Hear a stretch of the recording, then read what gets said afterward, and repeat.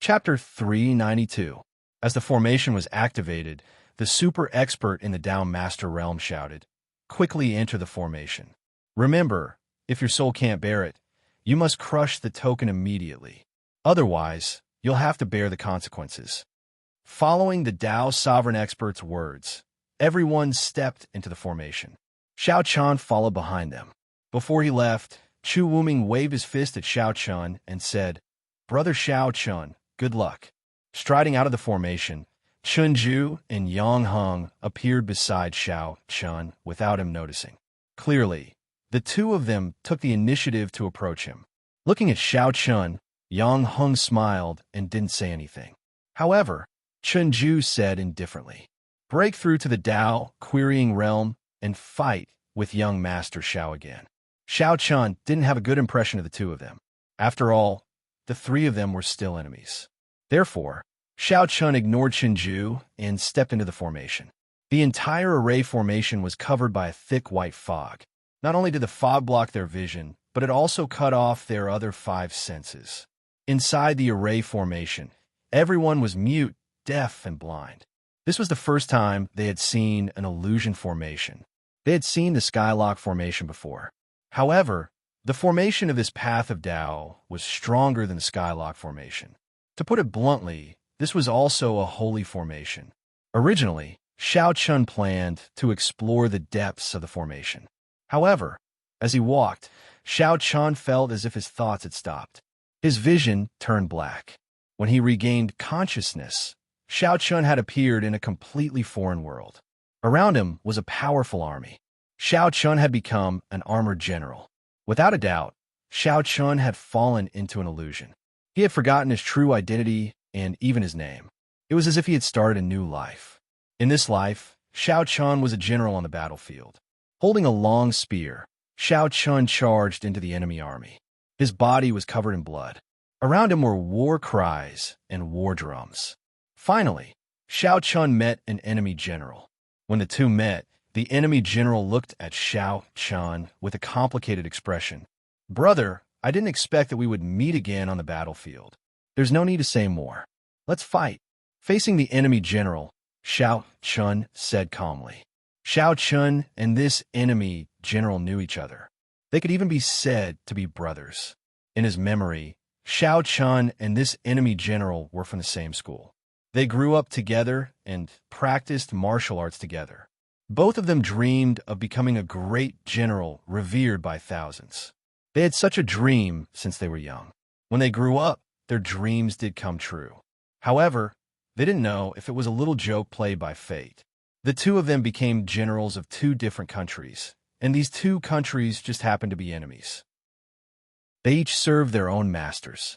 After so many years, they met again on the battlefield. Moreover, they had already become great generals of the enemy army. Hearing Xiao Chun's words, the general smiled bitterly. Then, the two of them fought fiercely. In this life, Xiao Chun was a general. He and his senior brother were generals who fought against each other all their lives. The two of them served their own masters. Once brothers, they became enemies on the battlefield. It wasn't until one day, when they grew old, that Xiao Chun and his senior brother reunited on the mountain where they learned martial arts when they were young. They didn't mention anything about the battlefield. It was as if they had returned to their childhood. The two of them grew old together and ended their lives. On the battlefield, the two of them were enemies. They could only bury their brotherly feelings deep in their hearts. After a lifetime, Xiao Chun's vision darkened again. After an unknown period of time, Xiao Chun ushered in his second life. In this life, Xiao Chun was a servant in the marketplace. Although he was an orphan, Xiao Chun also had the dream of becoming a general. He was adopted by a restaurant shopkeeper when he was young. He worked as an odd-job worker in the restaurant. He did some hard work to fill his stomach. His status was very low. However, the restaurant shopkeeper had an only daughter. She liked to follow Xiao Chun around since she was young. Xiao Chun also constantly told her about his dreams. In the future, I must become a great general whose name can shake the world. In his spare time, Xiao Chun constantly repeated this sentence to the young girl. Every time she heard this, the young girl would smile and nod. The days were tough, but peaceful. When Xiao Chan was 15 years old, the time finally came. That year, the world was in chaos. The country began to expand the army. The young man also seized this opportunity and successfully signed up for the army, becoming a small soldier. The night before she left, the young girl took the initiative to find Xiao Chan. She only asked softly, "You said that you will come back and marry me. Is that true?" When he was young, he had promised the young girl. Hearing this, Xiao Chan nodded solemnly and said, "When I become a general, I will definitely come back and marry you." After giving the young girl a simple promise that could not be any simpler, Xiao Chan left and set foot on the cruel battlefield. After a full 10 years, Xiao Chan, who had experienced countless life and death situations and walked back and forth in front of the gates of hell countless times, finally relied on his outstanding military achievements. He went from a small soldier to a powerful general who could shake the world. Before he was 30 years old, he had already experienced hundreds of battles.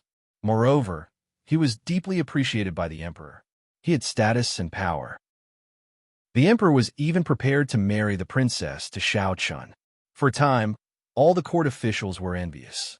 This could be said to be a carp that had leaped over the dragon's gate. However, what no one expected was that Xiao Chan would reject the princess of the empire. Regarding this, the emperor was furious. He believed that Xiao Chan was arrogant because of his achievements. He even dared to reject the princess of the imperial family.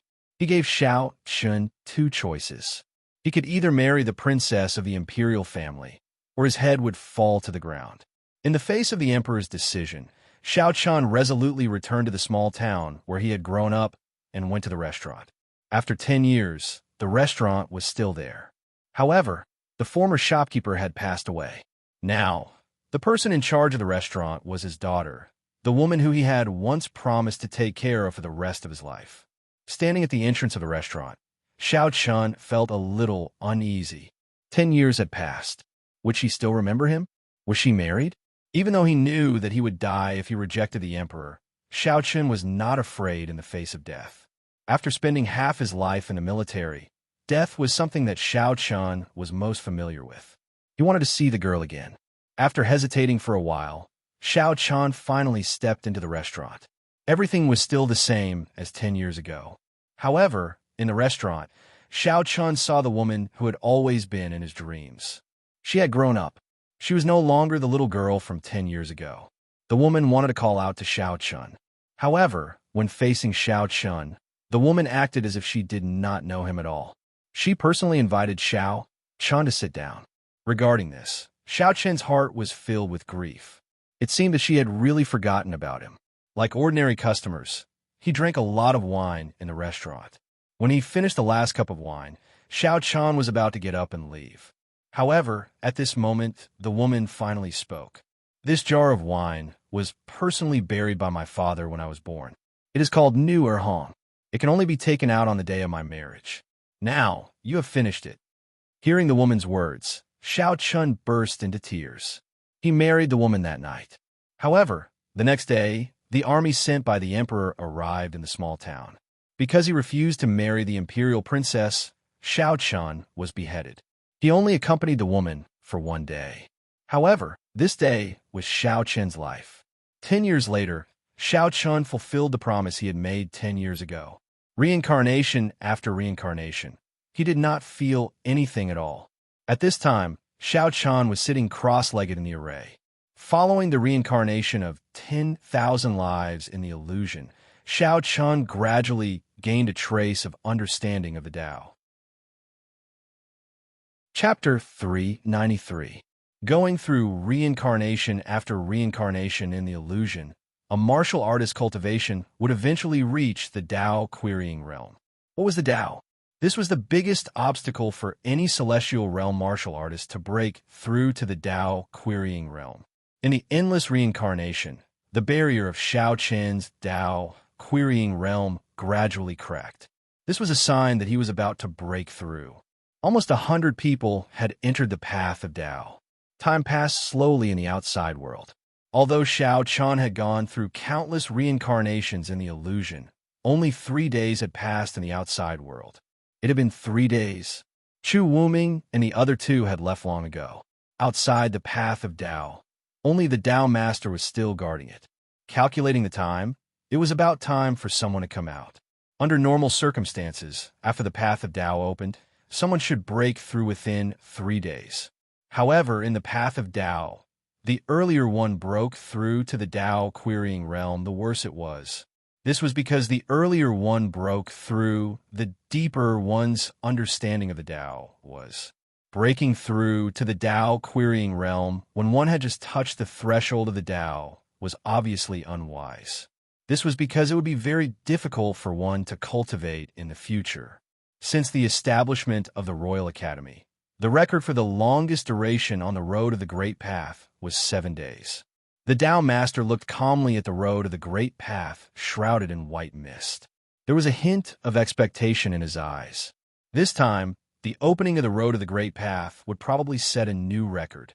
After all, Chen Ju, Yang Heng, and Xiao Chun were not ordinary people. They should be able to last longer on the road of the Great Path. Just as the Tao Master was thinking to himself, the first person to break through to the Tao querying realm appeared. From the path of Tao, a light spot lit up. This light spot represented that someone had successfully broken through to the Tao querying realm. The path of Tao naturally had its own rules. Once one broke through to the Tao querying realm, one would be forcefully teleported out. Therefore, every time someone broke through to the Tao querying realm, they would be teleported out of the path of Tao. Someone had successfully broken through. Soon, this person was sent out of the path of Tao and sat cross-legged outside the formation. His aura was constantly rising. Clearly, he had broken through from the complete celestial realm to the beginner Tao querying realm. The super expert in the Tao Master realm, who was in charge of guarding the road of Tao, quietly observed the changes on the road of Tao. Time passed slowly as one student after another was sent out of the Tao seeking realm. Among these people, some had successfully broken through to the Tao seeking realm, while others were sent out by crushing their tokens, as they could not withstand the things that happened in the illusion. As for those who had crushed their tokens and been sent to the path of Tao, they had clearly failed. They could only wait for the next path of Tao to open before attempting to break through to the Tao querying realm. For days, 5 days, 6 days. Soon, it was the 7th day. At this time, only Xiao Chun, Chen Ju, and Yang Heng remained on the path of Tao. For the 3 of them to be able to persist until now, they had already tied the record of the path of Tao. As long as they could get past today, there would be existences that would break the record. No one knew when it started, but more inner yard students gathered around the path of Tao. The leaders were naturally Chu Wuming and the other 2 princes. Now, only Xiao Chun and the other 2 were left on the path of Tao. Everyone wanted to see who among the 3 of them would be able to persist until the end. One should not underestimate the path of Tao. Although everything that happened on the path of Tao was just an illusion, it had already been 7 days. The longer one stayed on the path of Tao, the higher the requirement on one's state of mind. Otherwise, it would be easy to get lost in the illusion. It was not that no one had ever tried to persist on the path of Tao without breaking through. However, in the end, their state of mind was unable to withstand the damage caused by the illusion, causing them to fail at the last moment. They could have successfully broken through, but it ended in failure in the end. Because of such precedents, most people would try their best to break through to the Tao querying realm after entering the path of Tao. Otherwise, if they stayed for too long, their state of mind would not be able to withstand the damage caused by the illusion. A day passed in the blink of an eye. On the 8th day, a dot of light finally lit up on the path of Tao. Seeing this dot of light, everyone was shocked. Someone had broken through, but they did not know who it was. Who among Xiao Chun and the other 2 wanted to break through to the Tao querying realm the most? Many students guessed. They did not have to wait for too long. Soon, a figure was forcefully sent out from the path of Tao. Looking closely, it was Yang Heng. Among Xiao Chun and the other 2, Yang Heng was the first to break through. He had persisted for 8 days. Seeing that the person who was sent out was actually Yang Heng, the second prince, Chu Wushuang's face darkened slightly. being the first to be sent out, made Chu Wushuang feel a little embarrassed. Among the three of them, Yang Heng had persisted for 8 days. On the 9th day, Chunju had also successfully broken through. At this point, only Xiao Chun was left on the path of Tao. Only Xiao Chun was still persisting. In response, Chu Wushuang snorted unhappily and said, "Humph, don't tell me he's already dead in there." His words were filled with jealousy. At the same time, because of the talent that Xiao Chun had displayed, Chu Wushuang's heart was filled with killing intent. This person was too extraordinary. Moreover, he was the third prince, Chu Wuming's subordinate. Leaving him alive was too dangerous. He had to be eliminated. In his heart, he was already thinking of how to get rid of Xiao Chun. Feeling the faint killing intent from Chu Wushuang, who was not far away, smiled slightly. Just as Chu Wushuang was about to make his move, why not borrow his hand to get rid of Xiao Chun? At the very least, he could test him out. Unaware that even Chu Wushuang had the intention to kill him, Xiao Chun was currently on the path of Tao with his eyes tightly shut. 10 days. After 10 whole days, it was finally time for him to break through to the Tao querying realm. In these short 10 days, Xiao Chun had experienced countless reincarnations in the illusion. During these reincarnations, Xiao Chun was also constantly improving. A muffled sound came from within his body. At this moment, the barrier to the Tao querying realm was finally successfully broken through. His aura rose rapidly. At the same time, Xiao Chun's body emitted a faint glow. Another light spot appeared on the path of Tao. This meant that Xiao Chun had also broken through. Seeing the appearance of the last light spot, many of the surrounding students could not help but exclaim softly, "Breakthrough!" He actually persisted for 10 days. The longer one perseveres on the path of Tao, the deeper their understanding of the Tao. Xiao Chun persisted for 10 days. I really don't know how deep his understanding of the Tao has reached. No matter what, Xiao Chun will definitely have an easier time breaking through to the Tao validation realm in the future. In fact, Xiao Chun's understanding of the Tao might even be able to break through to the Tao validation realm directly. Many students discussed softly. Just as everyone was discussing, Xiao Chun's figure was sent out of the path of Tao and appeared before everyone, begging for collection, begging for monthly votes, begging for recommendations. Chapter 394. With the appearance of Xiao Chun, everyone's eyes were fixed on him. At the same time, a murderous intent flashed in the eyes of the second prince, Chu Wushuang. Xiao Chun was at the critical moment of breaking through to the Tao querying realm. He had no ability to resist at all. If you were to kill him now, he would most likely succeed. This was a once-in-a-lifetime opportunity.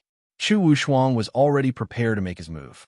Although it was clearly inappropriate to kill Xiao Chun in front of everyone, Chu Wushuang hardened his heart when he thought of the great threat Xiao Chun could pose to him in the future.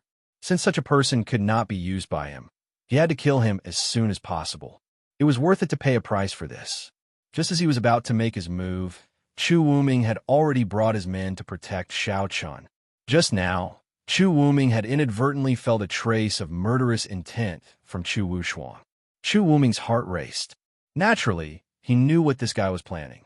Therefore, without any hesitation, Chu Wuming brought his men to protect Xiao Chun. Seeing Chu Wuming's actions, Chu Wushuang's face darkened. At the same time, Chu Wuming sneered and said, "Second brother, what are you trying to do? Don't tell me you want to kill someone in broad daylight." Having already guessed Chu Wushuang's dirty thoughts, Chu Wuming naturally would not let him succeed. Chu Wuming would not agree to anyone who wanted to kill Xiao Chun. In Chu Wuming's eyes, Xiao Chun was irreplaceable. Personally bringing his men to protect Xiao Chun, Chu Wushuang clearly lost the opportunity to make his move. Although Chu Wushuang could kill Xiao Chun in front of everyone, he could not kill Chu Wuming in front of everyone. These were two completely different concepts. Coldly glancing at Chu Wuming, Chu Wushuang coldly snorted and didn't say anything. 2 hours later, under the protection of Chu Wuming, Xiao Chun finally completed his breakthrough. His cultivation base had broken through from the full circle of the sky being realm to the entry level of the Tao querying realm. Xiao Qian's strength had also improved significantly. Unlike the heaven tier, Tao querying realm martial artists were existences that had already touched upon the Tao. Not only could they fly in the air, but they could also manipulate the surrounding spirit qi for their own use. They were already able to mobilize the spiritual qi around them. As such, the attack power of a Tao querying realm expert was naturally much stronger than a celestial realm martial artist. This was a qualitative leap. Slowly opening his eyes, Xiao Chun looked at Chu Wuming, who had been guarding him, and smiled. "Thank you, Your Highness. Brother Xiao, you're too courteous. Some rascals wanted to do some improper things, so I naturally wouldn't agree." Hearing Xiao Chen's words, Chu Wuming also smiled and nodded. Then, he looked at Chu Wushuang and sneered. These words were clearly meant for Chu Wushuang to hear. Hearing this, Chu Wushuang's face completely darkened. However, now that Xiao Chan had completed his breakthrough, it wouldn't be so easy to kill him anymore. He had to find another opportunity. Therefore, Chu Wushuang didn't say anything else and left with the people behind him. With Chu Wushuang's departure and Xiao Chen's breakthrough, the path of Tao could be considered to have come to a successful end. Xiao Chen returned to the Human Academy Island with Chu Wuming. After 10 days on the path of Tao, Chu Wuming also told Xiao Chen that the dozen or so young martial artists from the Heavenly Stellar Residence had already entered the Royal Academy and were now cultivating in the outer courtyard. After returning to the Immaculate Residence, Xiao Chen immediately chose to go into seclusion. Having just broken through to the Tao querying realm, Xiao Chen was also anxious to stabilize his realm. It just so happened that he had many good things on him that could completely stabilize his cultivation realm in the shortest time possible. He went into seclusion for 3 days. During these 3 days, Chu Wuming also came to look for Xiao Chen several times.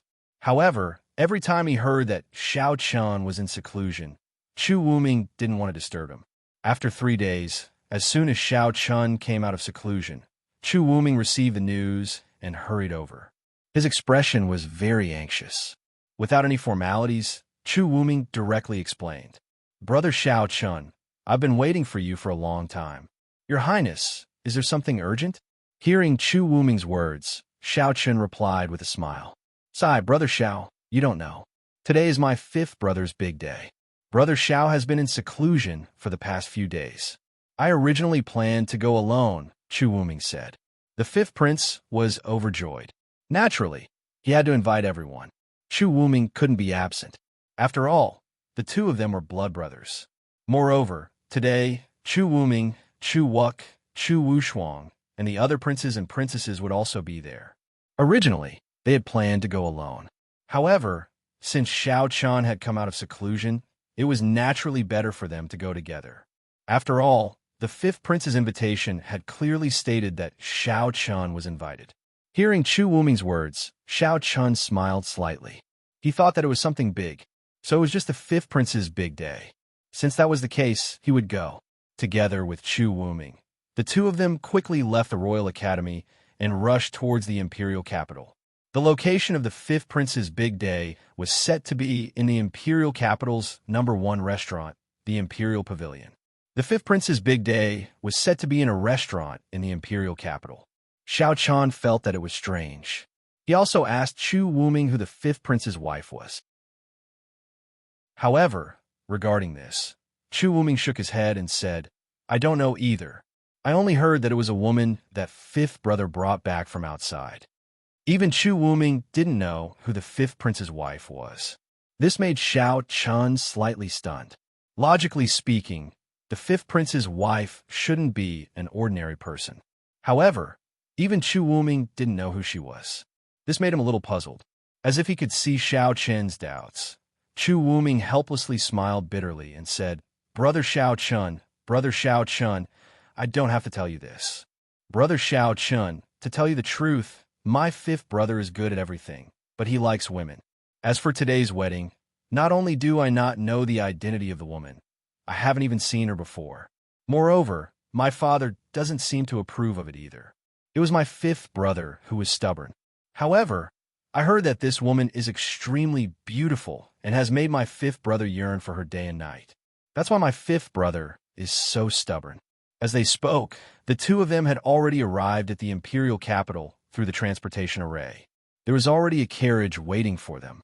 The two of them boarded the carriage together and headed towards the imperial palace. The imperial capital was still bustling with noise and excitement. Sitting in the carriage, Xiao Chun actually didn't care about the fifth prince's big day. According to Chu Wuming, even Chu Mu didn't agree to the fifth prince's big day. It was completely the result of his stubbornness. However, an unknown woman was actually able to make the fifth prince fall head over heels for her. Xiao Chun felt somewhat helpless.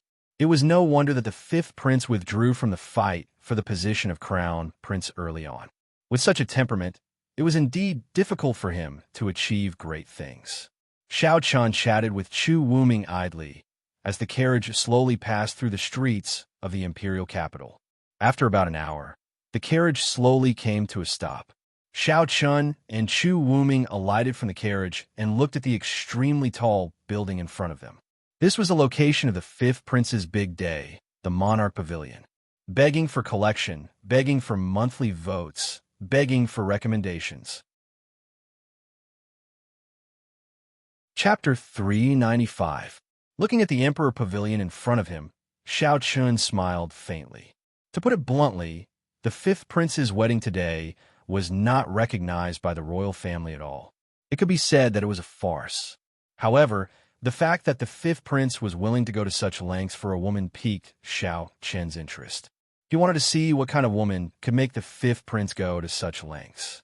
"Brother Xiao, please." Just as Xiao Chun was sizing up the Monarch Pavilion, Chu Wuming called out softly. Chu Wuming was obviously very familiar with the Imperial Pavilion. He had been here many times, but it was Xiao Chun's first time here.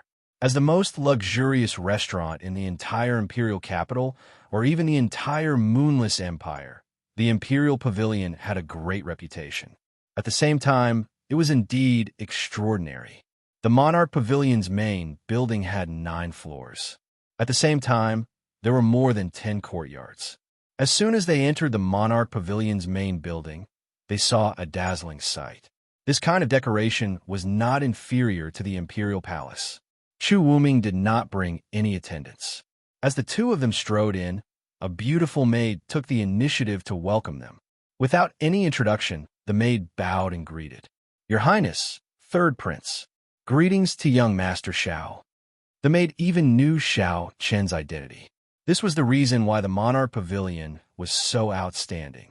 As a restaurant, the Monarch Pavilion had a perfect intelligence system. As long as one had a status in the Moonless Empire, the Monarch Pavilion would have a portrait of them. In addition, the Monarch Pavilion's fee was very high. Ordinary people could not afford it. Therefore, every guest who came to the Monarch Pavilion did not need to report their identity. The maid already knew who they were. She respectfully bowed to the two of them. In response, Chu Wuming nodded slightly. Then, the two of them walked to the main courtyard at the back under the guidance of the maid. Today was the fifth prince's big day, so the entire Monarch Pavilion was reserved by him. However, in order to reserve the Monarch Pavilion, the fifth prince had obviously spent a lot. Without 100 or 200,000 mid-grade spirit stones, it was absolutely impossible to reserve the entire Monarch Pavilion, and this was only the price of one night. Along the way, Xiao Chun secretly admired the environment of the Emperor Pavilion. The main hall was splendid and magnificent. After entering the backyard, there was a small bridge overflowing water. It was extremely beautiful.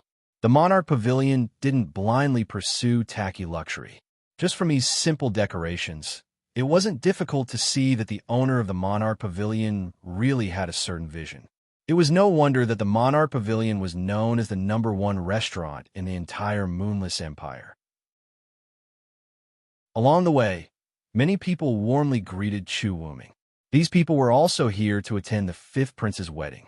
They were all descendants of various noble clans. Because this wedding wasn't recognized by the imperial family, the older generation of the various noble clans weren't present. However, many of the younger generation were present. Almost all of them were from the younger generation. Not a single one of the powerful ministers of the imperial court or the patriarchs of the various noble clans were present. In the huge bamboo courtyard, there were artificial mountains and lakes surrounding it. However, at this moment, it was already filled with tables and chairs. Moreover, in the middle of the courtyard, there was a red carpet that stretched directly from the entrance to the center of the courtyard. The decorations were very good. Following beside Chu Wuming, Xiao Chun and Chu Wuming quickly arrived in front of the main table. At this moment, Chu Wushuang, Chu Wuk, and the other princes and princesses had already arrived. Seeing Chu Wuming arrive, Chu Wushuang snappily said, "Third brother is really arrogant. I thought you weren't coming." Hearing Chu Wushuang's words, Chu Wuming refused to be outdone and replied, "Second brother, you came quite early today. Why? Are you planning to pull fifth brother under your wing?" The moment the two of them met, the smell of gunpowder filled the air.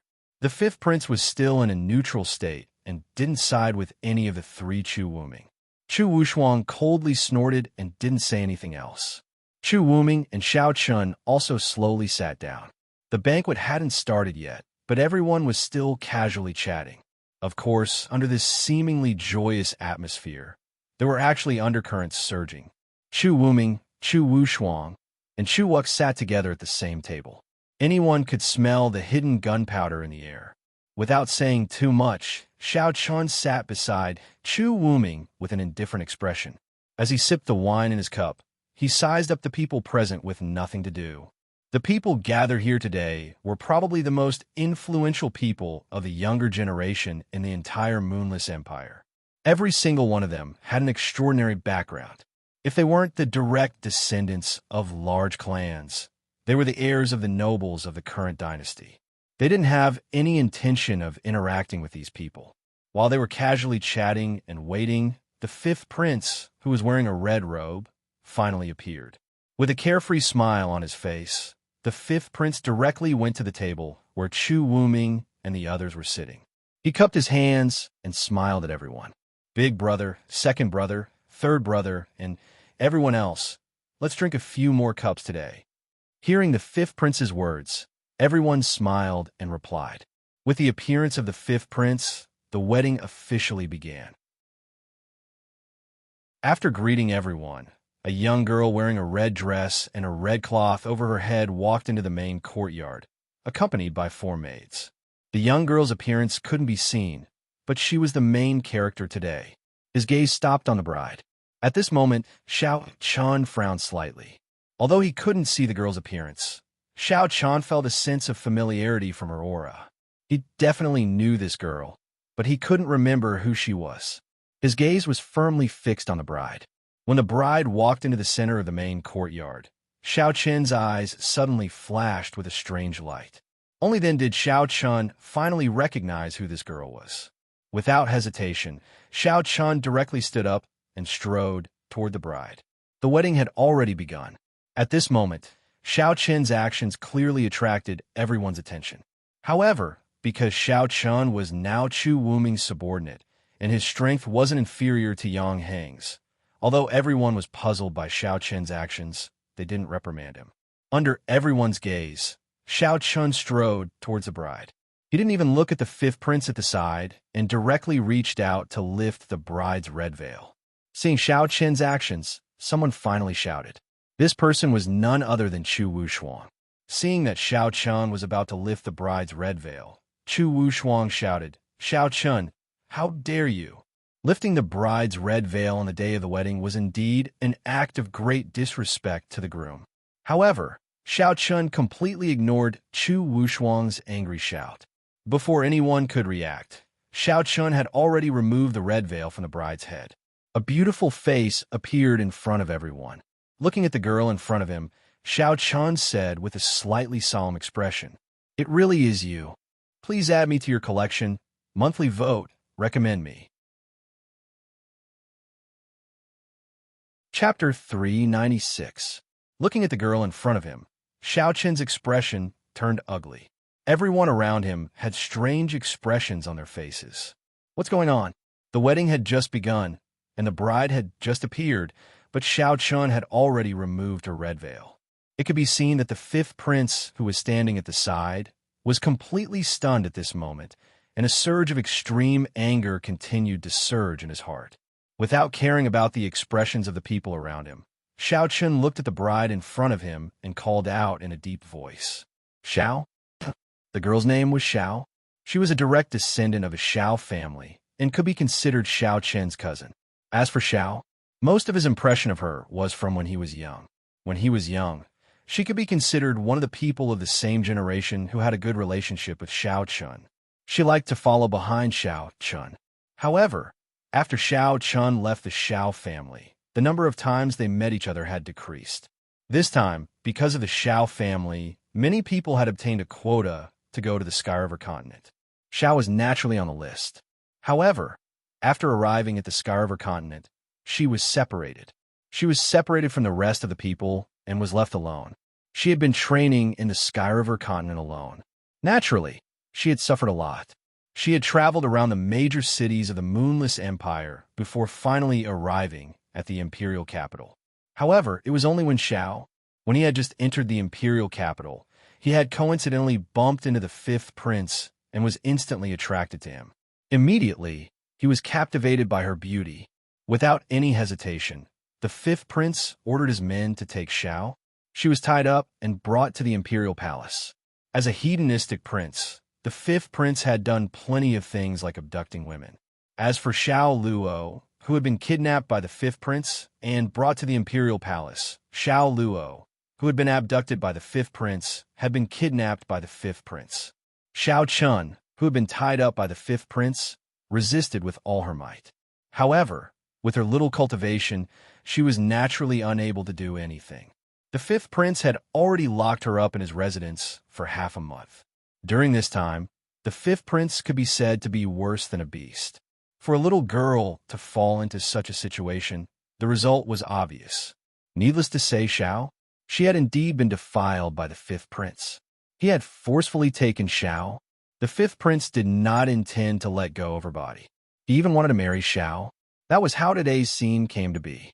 Regarding the marriage that the fifth prince had mentioned, Xiao had no idea what to do. He also knew that this was just a farce because the imperial family did not acknowledge him, and the fifth prince would not give him any status. He had never imagined that he would encounter such a thing as soon as he arrived at the Tiana continent. He even had the thought of dying. However, in the hands of the fifth prince, even death had become an extravagant hope. According to the fifth prince, how could he bear to let Xiao have such a beauty? He died just like that. He was in complete despair. However, just as his heart was about to turn to ash, Xiao Chun appeared. Looking at Xiao Chun in front of him, he was stunned. He stood rooted to the ground in a daze. After a long while, Xiao Luo's expression changed.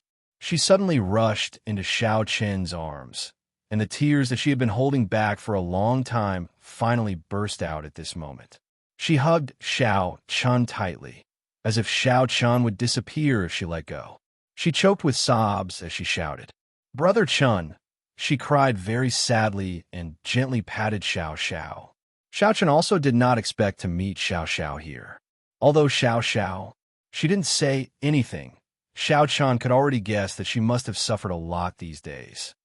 All right, don't cry. Big brother is here." Yi Zichen gently patted Xiao. Xiao Chun said softly as he patted the thin back of Xiao.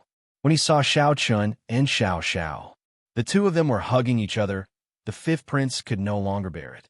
He didn't know that Xiao Chun and Xiao were siblings. They were brother and sister. There were so many people present, and it was his wedding, but his bride was hugging another man. How could the fifth prince tolerate this? The aura of a great success, celestial realm expert, soared up to the sky from his body. He looked at Xiao Chun with fury in his eyes and shouted coldly, "Xiao Chun, let go of her." The fifth prince's shout brought everyone back to their senses. They looked at each other in dismay.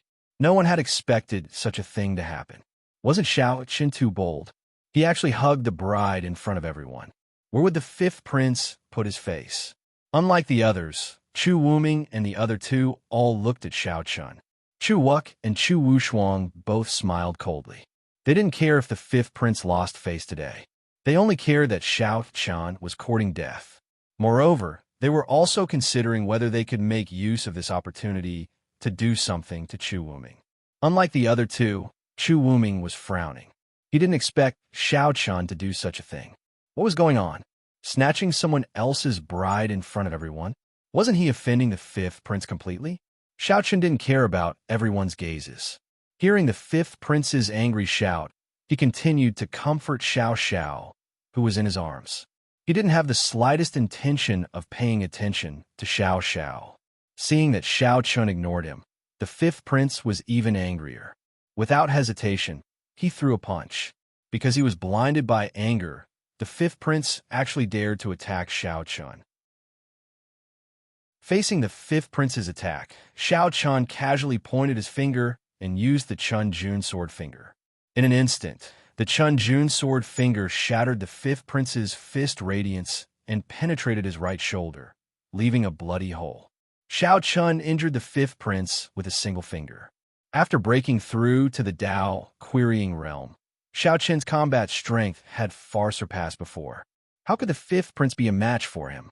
From the beginning to the end, he didn't even look at the fifth prince. Under Xiao Chun's gentle comfort, Xiao Xiao stopped crying. She gradually stopped crying, but her big eyes were still red.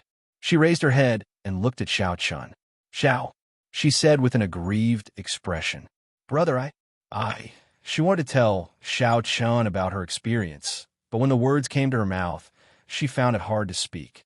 After all, a woman had been defiled. This kind of thing, if it was anyone else, they wouldn't be able to say it. I don't know who Xiao is. She had already been forcefully defiled by the fifth prince." Xiao Chan said softly when she saw that he was stuttering for a long time without saying a complete sentence. "Don't worry, I'm here. If you don't want to get married today, then don't. With me here, no one can force you." Hearing Xiao Chen's words, Xiao Chen's expression changed drastically. Her tears, which had stopped flowing, flowed down again. She bit her lips and nodded at Xiao Chun. Just as Xiao Chen finished speaking, the fifth prince, who had been injured earlier, held his shoulder and struggled to stand up. The fury in his eyes had already turned into killing intent. He glared at Xiao Chun and shouted angrily, men, kill him for me. I'm going to kill him today. Men." Following the fifth prince's furious roar, a group of close to 100 imperial guards charged into the courtyard. They all looked at Xiao Chun as if they were facing a great enemy. The weapons in their hands were also pointed at Xiao Chun, begging for collection, begging for monthly votes, begging for recommendation. Chapter 397. Xiao Chen's expression did not change in the slightest in the face of nearly 100 imperial guards. Xiao Chun pulled them behind him and said with a calm expression, "If I leave first, who here can stop me?" His tone was very calm, but it was filled with confidence. It could even be said to be a little arrogant. Hearing this, the fifth prince, who had already arrived in front of Xiao Chun, shouted coldly, "Xiao Chun, don't be so arrogant. I know you are strong, but how many imperial guards can you stop? 100, 1,000, or 10,000? If you don't give me an explanation today, don't even think about walking out of this door." Xiao Chen's actions today had completely humiliated the fifth prince. Thus, even if he knew that Xiao Chun was Chu Wuming's man, the fifth prince did not care. He shouted angrily. However, just as the fifth prince finished speaking, before Xiao Chun could say anything, Chu Wuming had already walked over with large strides. He stood beside Xiao Chun and said in a low voice, "Fifth brother, there must be some misunderstanding." Chu Wuming was clearly unable to sit by and do nothing now that the matter had escalated to such a state.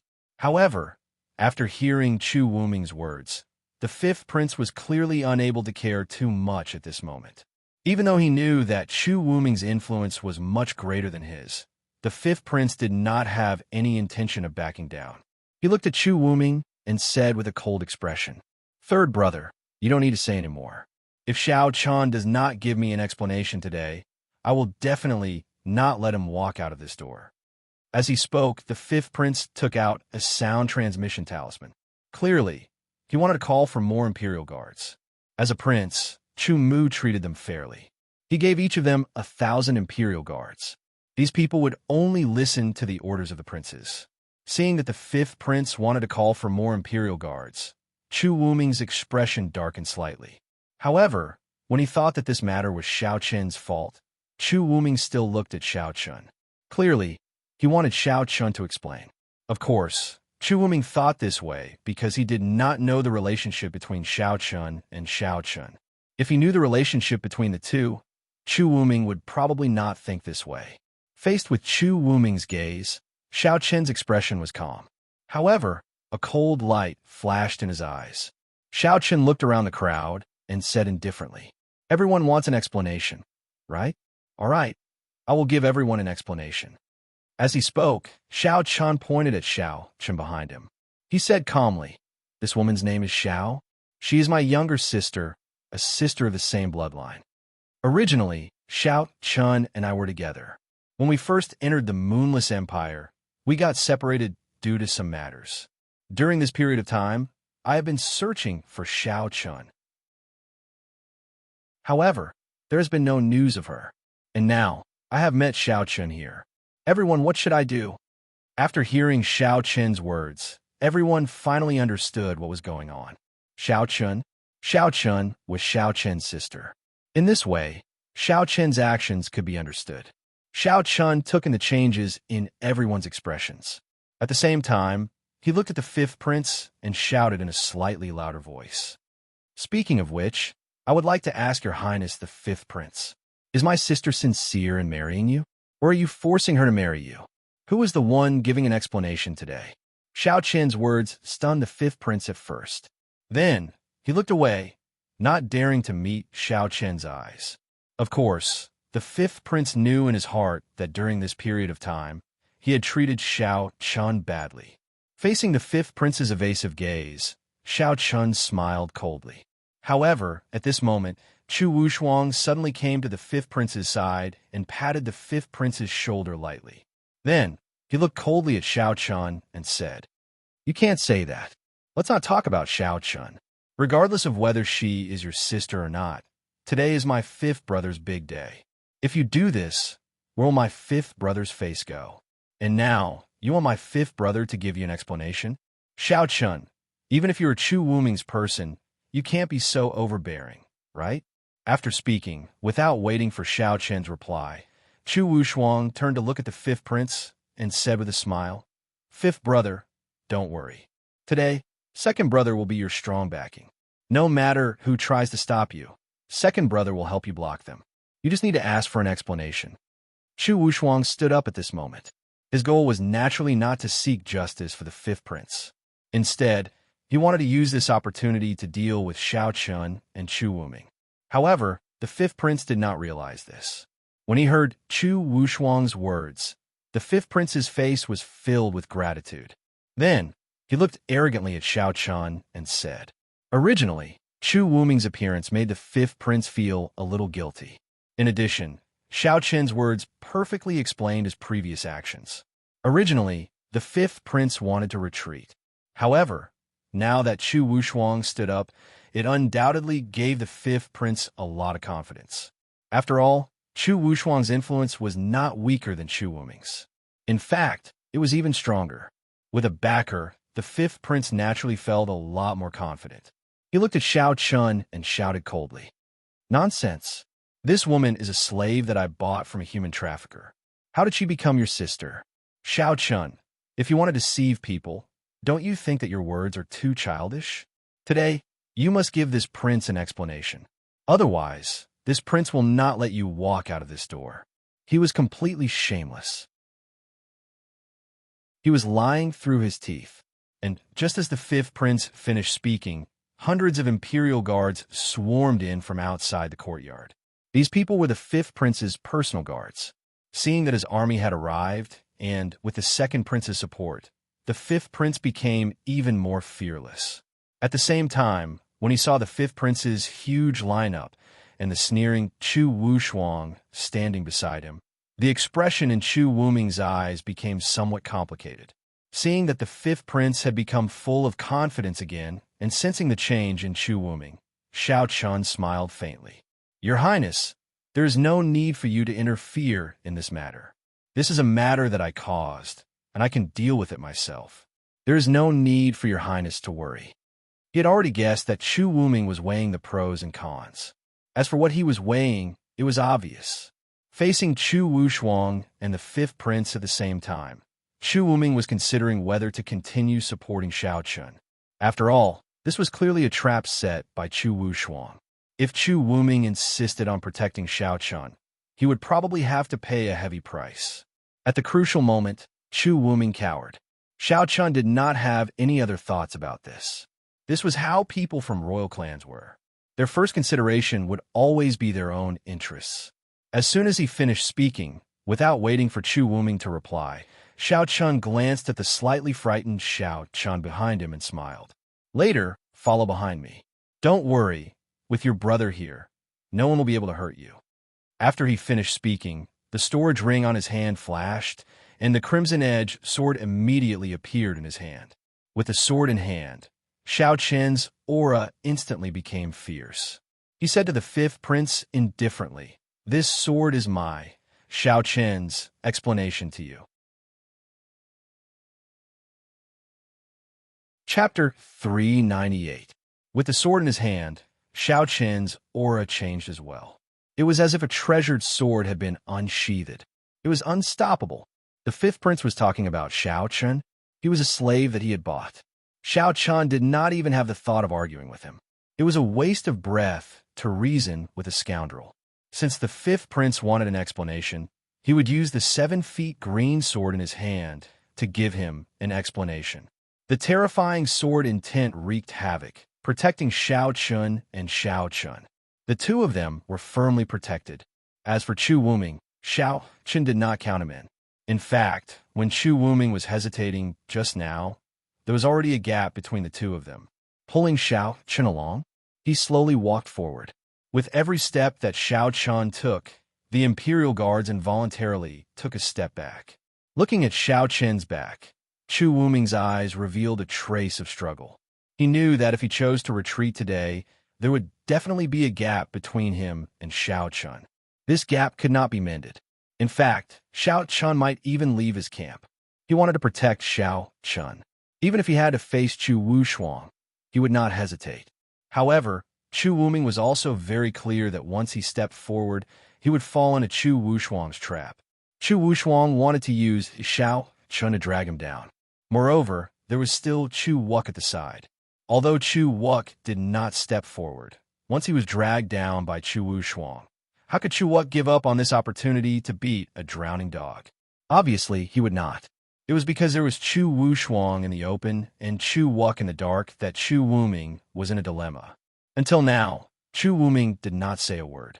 Seeing that Chu Wuming had chosen to retreat, Chu Wushuang curled his lips and smiled noncommittally. Then he looked at Xiao Chun. Since Chu Wuming didn't fall for his trap, he might as well take this opportunity to kill Xiao Chun. A cold glint flashed in Chu Wuk's eyes, and he immediately shouted coldly, "Xiao Chun, you really don't know the immensity of heaven and earth. Putting aside the fact that you ruined fifth brother's wedding, now you want to publicly murder a prince?" The moment he opened his mouth, he pinned a huge accusation on Xiao Chen's head. Murdering a prince was not a small crime. The royal family would definitely fly into a rage. Hearing Chu Wuk's words, Xiao Chun smiled coldly without commenting. He ignored Chu Wuk and continued walking forward. Hundreds of Imperial Guards were forced back by Xiao Chen's sword. Seeing this, the murderous intent in Chu Wushuang's eyes intensified. He gritted his teeth and shouted angrily, "Xiao Chun is implying that he wants to murder a prince. Take him down. If he resists, kill him without mercy." Chu Wushuang shouted. Hearing this, the hundreds of Imperial Guards did not obey. They were the fifth prince's personal guards, so they naturally wouldn't listen to Chu Wushuang. Therefore, many people looked at the fifth prince, waiting for his orders. Faced with the gazes of the many personal guards, the fifth prince made up his mind and said, "What are you waiting for? Take this person down. If he resists, kill him without mercy." In the end, the fifth prince still chose to stand on Chu Wushuang's side. There was no other way. At this point, it could be said that he had already formed a grudge with Xiao Chun. Moreover, Xiao Chun was Chu Wuming's subordinate. Facing Chu Wuming alone, the fifth prince was obviously not a match for him. Even though they were all princes, among the 9 princes, only Chu Wuming and the other 2 had real power. Therefore, for his own sake, the fifth prince could only choose one backer, and this backer was undoubtedly Chu Wushuang. With the fifth prince's order, the hundreds of imperial guards gritted their teeth and shouted angrily. They charged toward Xiao Chun. Seeing the hundreds of imperial guards charging toward Xiao Chun, who was following closely behind Xiao Chun, was shocked. Her expression changed drastically. But before she could say anything, Xiao Chun was already engaged in a fierce battle with the first group of imperial guards who rushed up first. When the battle broke out, no one thought that things would develop to this point. However, no one present was a fool. In the face of such a muddy water, no one would be foolish enough to get involved. Everyone retreated far away to the edge of the courtyard and coldly watched the development of the situation. Chu Wuming, who had retreated a distance away like everyone else, looked at Xiao Chun, who was wielding the scarlet-edged sword. His eyes were filled with hesitation. He wanted to make a move, but he did not dare to. The price was too high, so high that even Chu Wuming could not bear it. Xiao Chun did not seem to care about the expressions of the people around him. Holding the crimson-edged sword, he faced the first imperial guard who had rushed up to him. Without hesitation, he raised his sword and swept it across. The crowd only saw a flash of sword light, and then the head of the imperial guard flew into the air. He killed one person with a single strike. He did not care about the status of these imperial guards, nor did he care about the consequences of killing them. In Xiao Chen's view, since these people had attacked him, there was no need to show them any mercy. Blood splattered everywhere as the headless corpse fell backward. Following the death of the first imperial guard, a massacre that shocked everyone had officially begun. Most of the imperial guards were only at the celestial realm, so they were no match for Xiao Chun at all. He held Xiao Chen's hand with one hand. With one hand holding the scarlet edge sword tightly, Xiao Chun slowly walked forward, reaping the lives of the imperial guards. How could he dare to massacre the imperial guards like this? Seeing the imperial guards dying one by one under Xiao Chen's sword, a disciple of a big family in the distance said with a pale face, "In the Moonless Empire, regardless of whether you were guilty or not, massacring the imperial guards was already a capital offense. It should be known that the imperial guards represented the imperial family. They were the imperial family's private army, and their job was to protect the safety of the imperial family. Massacring the imperial guards was the same as looking down on the imperial family. Such an outcome would definitely incur the wrath of the imperial family. Damn it! How dare he do this?" Like the others, seeing Xiao Chun continuously reaping the lives of the imperial guards, the fifth prince was completely stunned. Obviously, the fifth prince did not know that Xiao Chun was a person who did not care about anything. Xiao Chun did not care whether you were from the imperial family or not. If you did not cross his bottom line, there was still room for negotiation. Xiao Chun might still hold back a little. However, today, Xiao Chun had to bring Xiao Chun along with him. So, even if they were the imperial guards, so what? If they dared to stop him, he would still kill them with a single strike. The number of imperial guards who died under Xiao Chen's sword grew more and more. Soon, there were dozens of them. The ground was filled with corpses and blood. Once again, Xiao Chun beheaded another imperial guard. At this point, the hundreds of imperial guards were somewhat terrified. Although they firmly surrounded Xiao Chun, no one dared to step forward. Lightly flicking the blood on his sword, Xiao Chun glanced at the imperial guards in front of him and said expressionlessly, "If anyone dares to stop me tonight, no matter who it is, I will kill them with a single strike." When these words came out, the surrounding people were completely stunned. Xiao Chen's words were simply too arrogant. According to his words, not to mention these imperial guards, even if the fifth prince personally tried to stop him, Xiao Chun would still dare to kill him with a single strike. Chapter 399. one man and one sword, Xiao Chun killed hundreds of Imperial guards until they were terrified. No one dared to step forward. With every step Xiao Chun took, the Imperial guards would take a step back. Seeing that the Imperial guards were terrified, the fifth prince's face was full of shock. He unconsciously looked at Chu Wushuang. Now that he was on the same side as Chu Wushuang, he naturally had to follow Chu Wushuang's lead. Facing the fifth prince's gaze, Chu Wushuang's expression became more serious. He couldn't help but turn to look at Yang Heng. With Xiao Qin's strength, Yang Heng would have to take action. However, facing Chu Wushuang's gaze, Yang Heng understood what he meant. Before he could speak, Yang Heng directly refused. "I won't take advantage of others." Chu Wushuang wanted Yang Heng to cooperate with the Imperial Guards to kill Xiao Chun. However, Yang Heng directly refused. As a core disciple of Tianfeng Xingzong, Yang Heng naturally had his own pride. He wouldn't take advantage of others. Although he had been defeated by Xiao Chun, Yang Heng still had no intention of taking advantage of others. Seeing Yang Heng's decisive refusal, Chu Wushuang's face became even more gloomy. However, he didn't say anything. Since Yang Heng was unwilling, he couldn't force him. After all, Yang Heng's status was there. He didn't say anything else. However, since Yang Heng refused to take action, Chu Wushuang had other methods. Looking at the Imperial Guards surrounding Xiao Chun, Chu Wushuang shouted, "Whoever kills Xiao Chun tonight will be promoted by 3 ranks and rewarded with 10,000 mid-grade spirit stones." These Imperial Guards were already scared of Xiao Chun. However, when they heard Chu Wushuang's words, a hint of excitement appeared in their eyes. The reward of 10,000 mid-grade spirit stones was definitely a huge sum of money. Moreover, in addition to the spirit stones, they would also be promoted by 3 ranks. This made it even harder for them to refuse. As the saying goes, when there is a great reward, there will be brave men. Following Chu Wushuang's words, many of the timid Imperial Guards decided to go all out.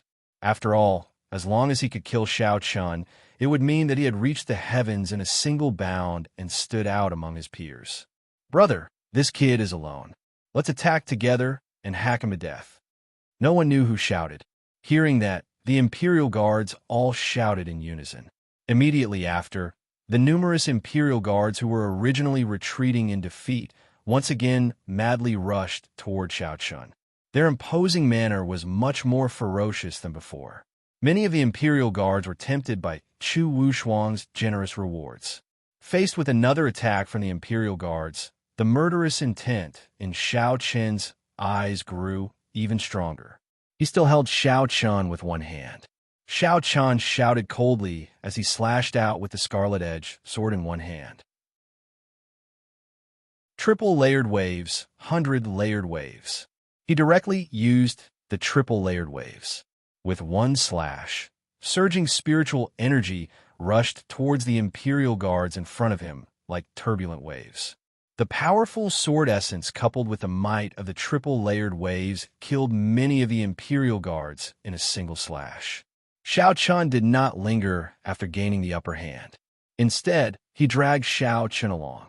He immediately rushed into the crowd like a tiger entering a flock of sheep.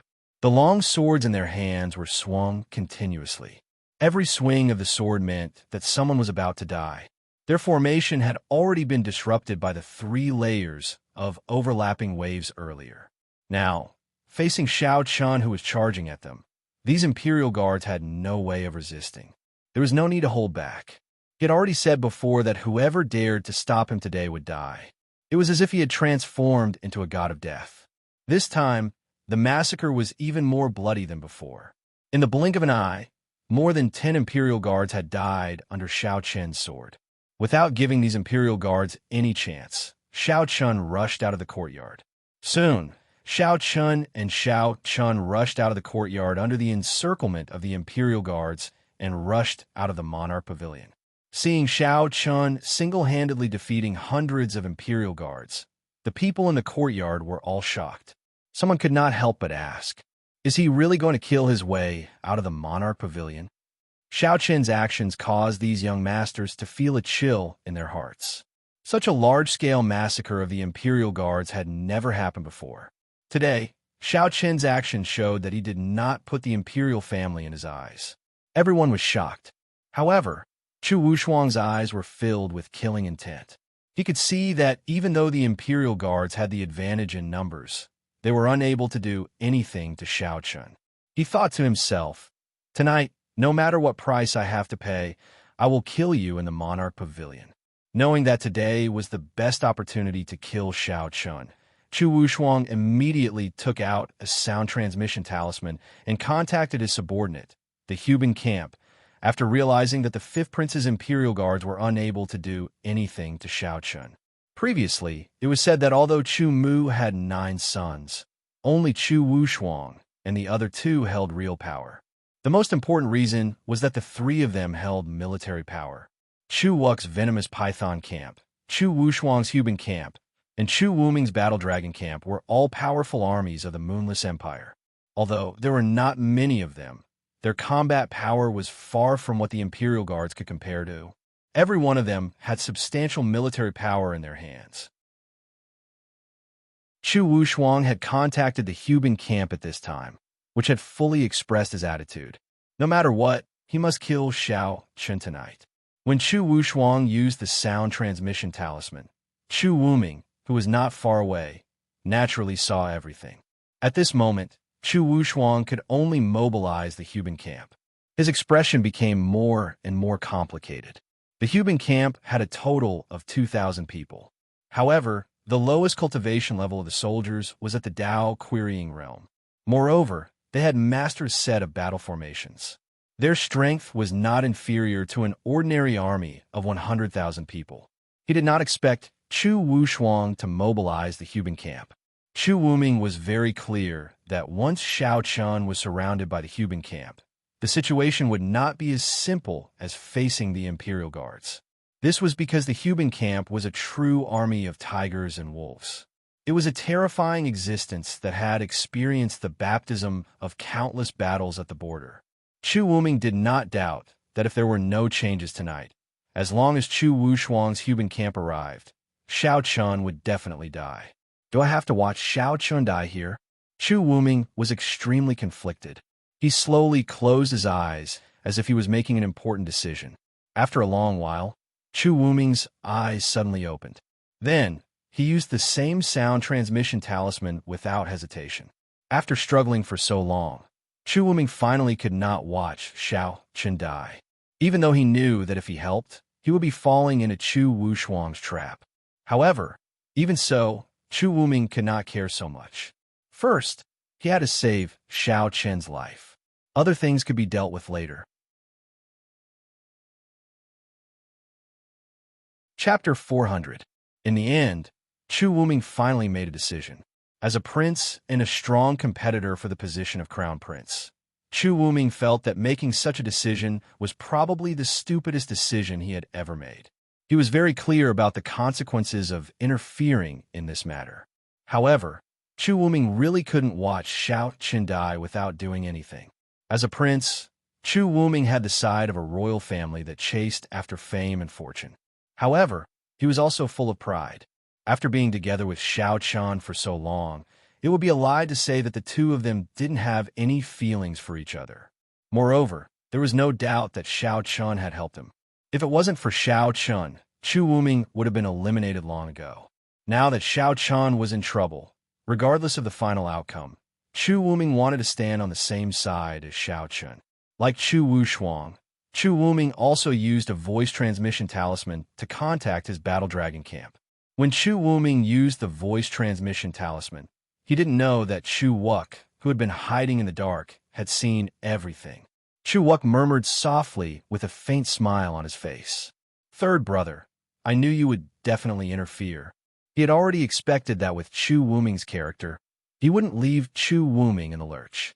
With a faint smile, Chu Wuck also contacted his venomous python camp.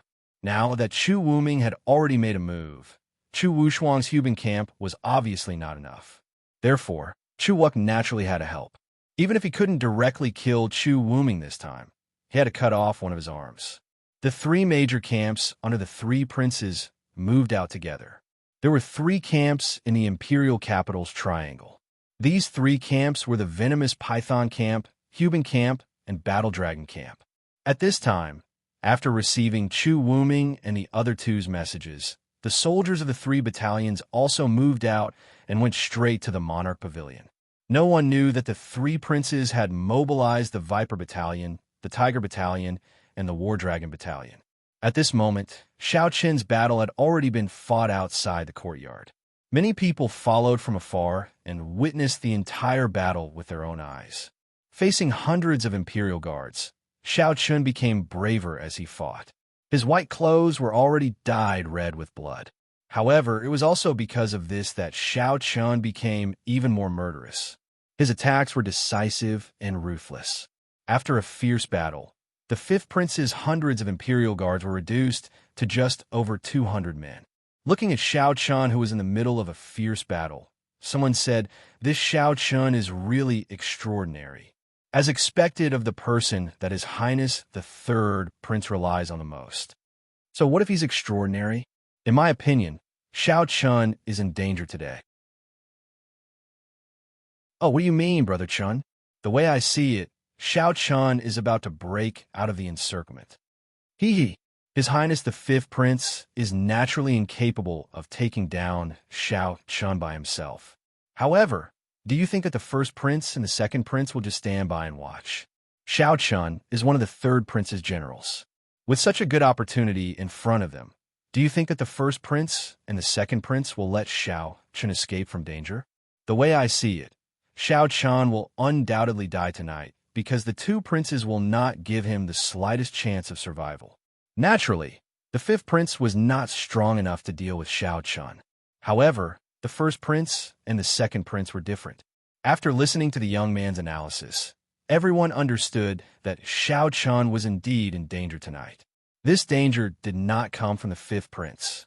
Rather, it came from the first prince and the second prince. As they watched the development of the battle, they discussed in low voices. While they were talking, the fifth prince's Imperial guards were almost completely slaughtered by Xiao Qin. He killed hundreds of Imperial guards alone with his sword. From the beginning of the battle until now, the people from the Monarch Pavilion did not intervene. Thinking about it, the people from the Monarch Pavilion were not fools. They knew that today's matter involved the royal family, and even the battle for the position of Crown Prince. Although the Monarch Pavilion was the largest restaurant in the Moonless Empire and had considerable influence, it was obviously not enough compared to the royal family. Therefore, the smartest thing to do was to pretend that they did not see anything and let them do whatever they wanted. After all, the royal family would definitely intervene in the end. In just half an hour, the hundreds of Imperial guards of the fifth prince were slaughtered. However, Xiao Qin was also cut a few times, but it was not serious. It was just a superficial wound. He did not care about his injuries. However, when she saw the wounds on Xiao Qin's body, she became anxious. She looked at Xiao Qin with her big watery eyes and said with a worried face, "Brother, your wounds." From the beginning to the end, Xiao Qin was not worried at all. She was protected by Xiao Qin, so she was not hurt at all. Now that she heard Xiao Qin's name, Xiao Qin smiled at her and said, "Brother, I'm fine. Let's go. Let's go back." The fifth prince's Imperial guards were all slaughtered. Now, there was no one blocking their way. Xiao Qin killed all the way and arrived at the gate of the Monarch Pavilion. Seeing that Xiao Qin was about to leave, Chu Wushuang, who had chased after him from the courtyard, became serious.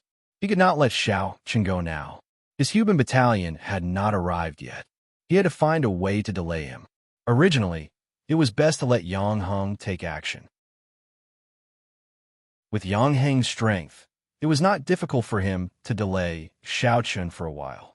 However, Chu Wushuang knew that Yang Heng would not agree at this time.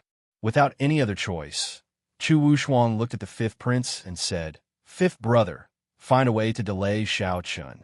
You can't let him leave like this. My human camp will arrive soon. When the time comes, we will kill him in one fell swoop." Hearing Chu Wushuang's words, the fifth prince's face changed. However, after hearing that Chu Wushuang had mobilized the human camp, the fifth prince quickly calmed down. He looked at Xiao Qin. After a while, the fifth prince gritted his teeth and stepped forward. Xiao Chun, what's wrong? Do you want to leave like this? His imperial guards had been slaughtered by Xiao Chun, but the fifth prince still dared to come out and berate him. Hearing the fifth prince's words, Xiao Chun stared at him coldly. Seeing this, the fifth prince forced himself to calm down and said, Xiao Chun, this Xiao Chun, is she your sister? I might as well tell you a secret. Your sister is really beautiful. Until now, I still can't forget the taste of her. TSK, TSK. That feeling was really good. Chu Wushuang asked him to stop Xiao Chun.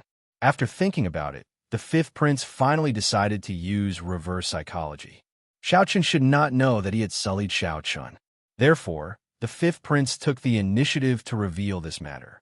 In this way, with Xiao Chun's character, he would definitely not leave. Instead, he would come to kill him. It had to be said that the fifth prince was indeed a very scheming person. By saying this, not only could he delay Xiao Chun, but he could also confirm the fact that Xiao Chun intended to murder the fifth prince. In this way, Chu Wushuang could act even more unscrupulously. It could be said to be killing two birds with one stone. Begging for collection, begging for monthly votes, begging for recommendation. Chapter 401. Now that things had developed to this stage, the fifth prince clearly had no way out. Furthermore, he was going to force himself on Xiao. The fifth prince knew that he would not be able to hide the matter for long. Although Xiao Zhangkong had just said that Xiao Zhangkong was not the only one. Although Xiao did not say anything, once Xiao Chun brought her back, Xiao would definitely tell him. Sooner or later, she would tell Xiao Chun about this matter. Because of this, instead of letting Xiao Chun seek revenge on him in the future, it was better to directly eliminate Xiao Chun here and now to prevent future troubles.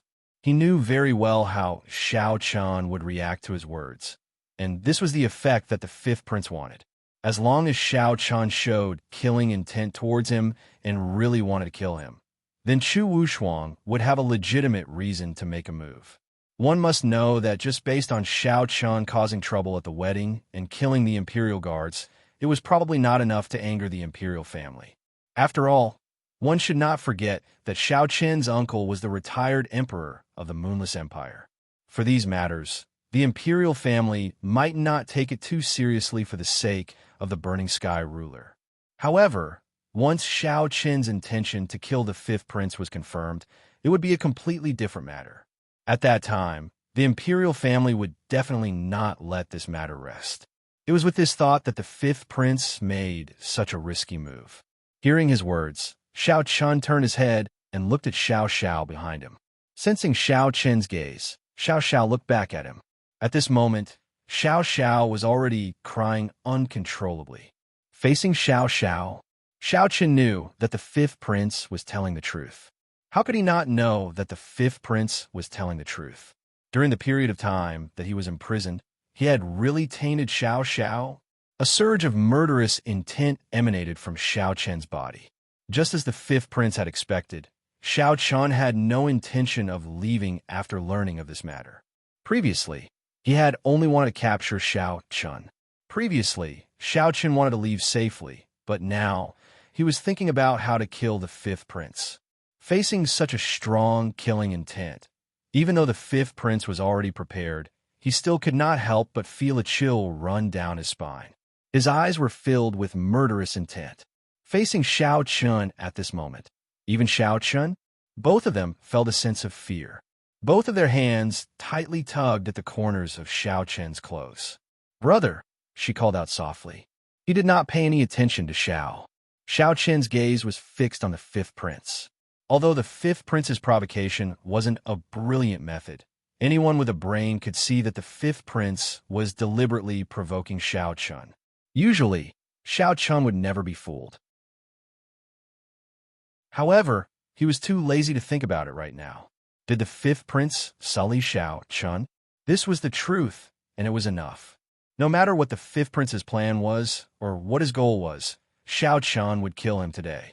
In life, there were times when people could scheme against each other and endure for the sake of their ultimate goal. However, when one's bottom line was touched, there was no need to continue to endure. If one had to constantly endure for the sake of the big picture, wouldn't one's life be very sullen? In terms of scheming against each other, Xiao Chun was not inferior to anyone. However, when one's bottom line was touched, Xiao Chun was definitely a person who did not hold back. He knew that killing the fifth prince would cause a lot of trouble, but so what? He must kill the fifth prince today. Sensing that Xiao Chen's killing intent was getting stronger and stronger, Chu Wuming's expression changed drastically.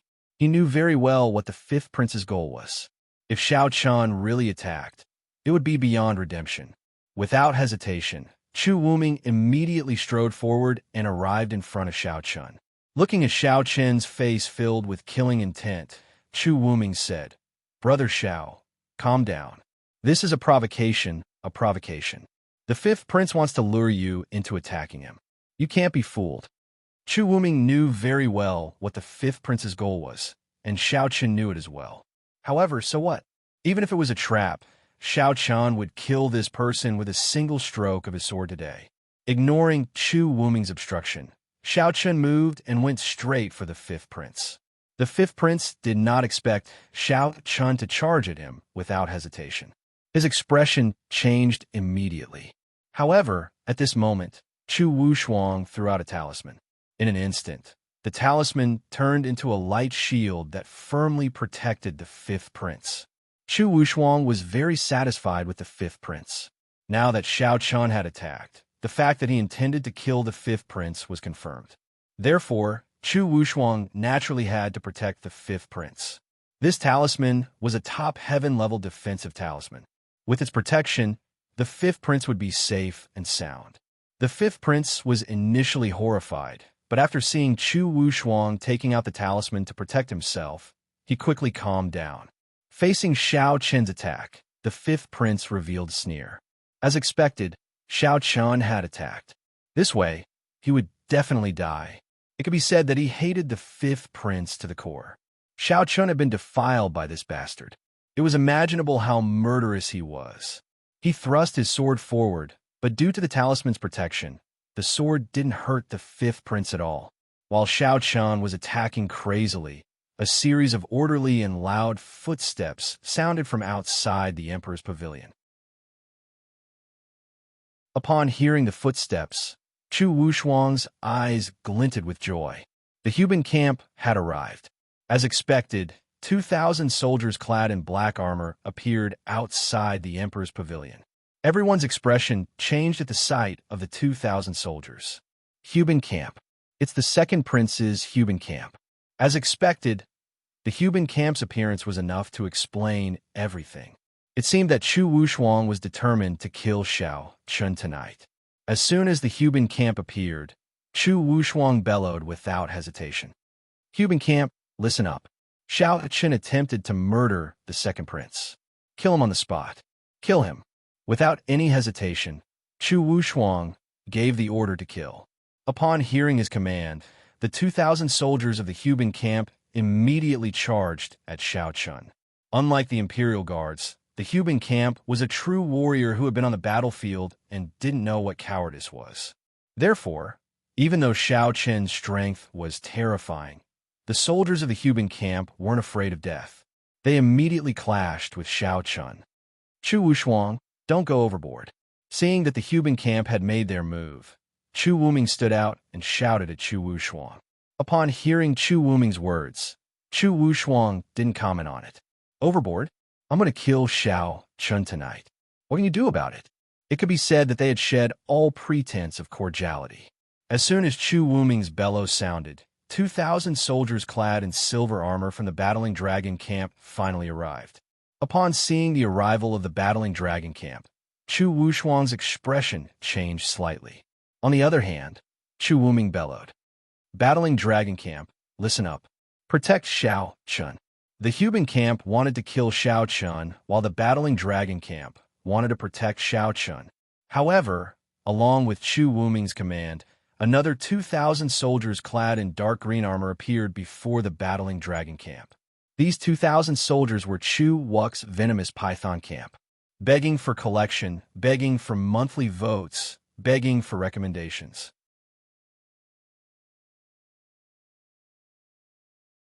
Chapter 402. Chu Wuming, Chu Wuk, and Chu Wushuang. The three battalions under the three princes had gathered outside the monarch pavilion. Seeing the appearance of the venomous python battalion, everyone present had a solemn expression. At the same time, Chu Wuk, who hadn't appeared all this while, strode out and came to Chu Wuming with a smile. "Third brother, although we are competitors now, we brothers are still of the same blood. Blood is thicker than water. Now that Xiao Chan is trying to kill fifth brother, not only are you not going to help, but you are also going to protect Xiao Chun. If that's the case, then I, as the big brother, can't agree to it." Chu Wuk's words were filled with righteousness, but his purpose was obvious. He was telling Chu Wuming to give up. Today he was here. Chu Wuming and his Fighting Dragon Battalion should just watch the show and let Chu Wushuang's Tiger Battalion kill Xiao Chun. Hearing Chu Wuk's words, Chu Wuming's expression turned ugly. However, there was no time to hesitate. He gritted his teeth and shouted coldly, "Fighting Dragon Battalion, listen to my order. Protect Xiao Chun with all your strength. Kill whoever dares to stop you." Chu Wuming knew that Chu Wuk would definitely stop him. However, since he had already made his decision, Chu Wuming no longer hesitated and coldly shouted. Hearing that, Chu Wuk also coldly shouted, "Venomous Python Battalion, listen to my order. Stop the Fighting Dragon Battalion." The two of them gave their orders one after another. For a moment, the Fighting Dragon Battalion and the Venomous Python Battalion were engaged in a fierce battle. With the Venomous Python Battalion blocking them, the Fighting Dragon Battalion couldn't get close to Xiao Chun at all. At the same time, Xiao Chun was also surrounded by the Tiger Battalion. The Imperial Guards couldn't compare at all. The Tiger Battalion, Venomous Python Battalion, and Fighting Dragon Battalion each had 2,000 people. Although the number was small, they were all elites. The ordinary soldiers in the three battle camps were all at the Dao querying realm. Moreover, they were not ordinary Dao querying realm martial artists, but Dao querying realm martial artists who had been through countless battles. On the other hand, above the 2,000 ordinary soldiers were a group of 100, and they were led by the captains. The captains' cultivations were at the Dao confirmation realm. At the same time, there were two vice battalion commanders above the captains, and they were at the Dao transformation realm. The battalion commanders were above the vice battalion commanders, and they were at the Dao King realm. Xiao Chun naturally couldn't withstand such a battle force. It wasn't as easy as when he killed the Imperial Guards. At this moment, Xiao Chun was being pushed back by the human camp. Seeing that Xiao Chun's injuries were increasing, Xiao Chun's expression changed drastically. The tears in his eyes could not be stopped, and he did not care about his own cultivation. He immediately prepared to charge into the battlefield and fight alongside Xiao Chun. Look at Xiao. Xiao Chun, who was about to join the battle, immediately shouted angrily, "Xiao! Xiao!" Her cultivation was too low. She was clearly not qualified to participate in such a battle. She stopped Xiao Zhan. Xiao Chun unconsciously glanced at Chu Wuming. Previously, Chu Wuming's hesitation had disappointed Xiao Chun, but in the end, Chu Wuming still chose to join the battle. Although he didn't know what kind of struggle Chu Wuming had gone through, Chu Wuming's final decision made Xiao Chun truly approve of this person. He admitted that Chu Wuming was blinded by the benefits of the imperial family, but other than that, Chu Wuming was also a very loyal person. At least this time, he didn't give up on Xiao Chun for the sake of benefits. While fighting fiercely with the Huban camp soldiers, Xiao Chun shouted, "Your Highness, please protect Xiao for me." Hearing Xiao Chun's words, Chu Wuming's expression turned ugly, but he still obeyed and came to Zhao's side. Xiao Chun stood beside him to protect him. After dealing with Xiao, Xiao Chun secretly heaved a sigh of relief. Then, a trace of determination flashed in his eyes. Through the heavy encirclement of the Huban camp soldiers, Xiao Chun looked at the fifth prince, who was sneering. "Do you think I can't kill you with the Huban camp?" His storage ring flashed, and a voice transmission talisman appeared in Xiao Chun's hand. Without hesitation, Xiao Chun directly used the voice transmission talisman. It was impossible for Xiao Chun to deal with the Huban battalion by himself. Aside from the fact that the ordinary soldiers of the Huban battalion were all at the Dao querying realm, There were also 4 captains at the Tao Validation Realm, 2 deputy battalion commanders at the Tao Transformation Realm, and a battalion commander at the Tao King Realm. With such strength, Xiao Chun naturally couldn't deal with them alone. Therefore, Xiao Chun sent a message back to the heavenly stellar residents. The message was very simple. It only had one sentence. Monarch Pavilion, come quickly. Seeing Xiao Chun use the voice transmission talisman, Chu Wushuang naturally knew that Xiao Chun was asking for help from the heavenly stellar residents. Instantly, Chu Wushuang shouted coldly, kill him quickly. Chu Wushuang naturally knew a little about the heavenly stellar residents. He knew that there were many experts in the heavenly stellar residents. Therefore, Chu Wushuang wanted to kill Xiao Chun before the people of the heavenly stellar residents arrived. Hearing Chu Wushuang's words, the Huban Camp soldiers attacked even more ruthlessly. At the same time, the Huban Camp's battalion commander, the middle-aged Tao King Realm cultivator, also directly attacked. Xiao Chen's cultivation was only at the Tao Querying Realm, while he was a Tao King Realm expert. He was confident that he could kill Xiao Chen instantly.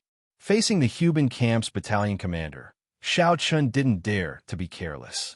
He directly used several talismans to protect himself. However, even so, he only managed to avoid being killed by the battalion commander in an instant. Blood kept spurting out of his mouth, and his injuries were getting worse. However, Xiao Chen's eyes were still resolute. He just had to wait. As long as the people of the heavenly stellar residents arrived, he would succeed.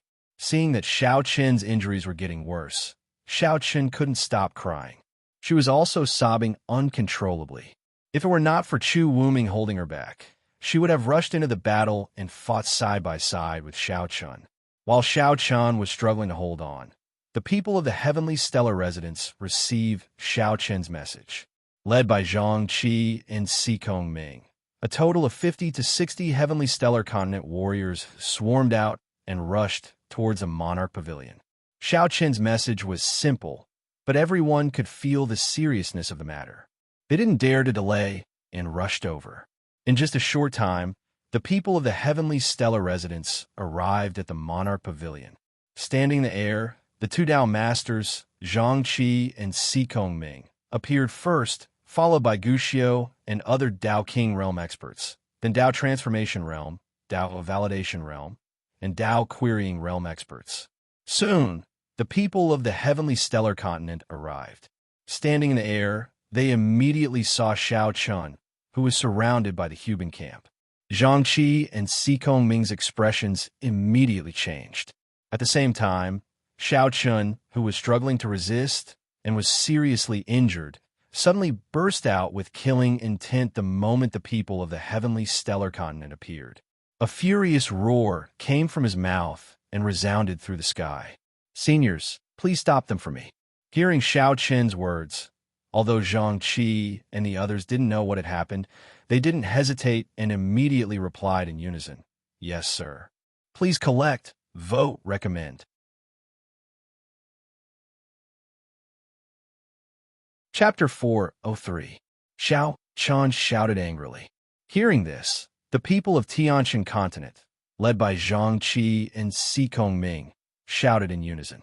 Along with the shouts of the people of Tianshan continent, Zhang Qi and Sikong Ming took the initiative to attack. The aura of Tao Master Realm soared into the sky. Feeling the aura of Zhang Qi and Sikong Ming, Chu Wushuang and the soldiers of Huban Camp were shocked. Chu Wushuang also had super experts of the Tao Master Realm around him, but they were not present now. In this way, the 2 super experts of the Tao Master Realm, Zhang Qi and Sikong Ming, were obviously unstoppable. Damn it! How can there be 2 Tao Master Realm experts in Tianshan residence? Chu Wushuang looked at the sky in disbelief and shouted coldly. For a long time, everyone thought that there was only one super expert in the Tao Master Realm in Heavenly Stellar Residence, and that was Zhang Qi.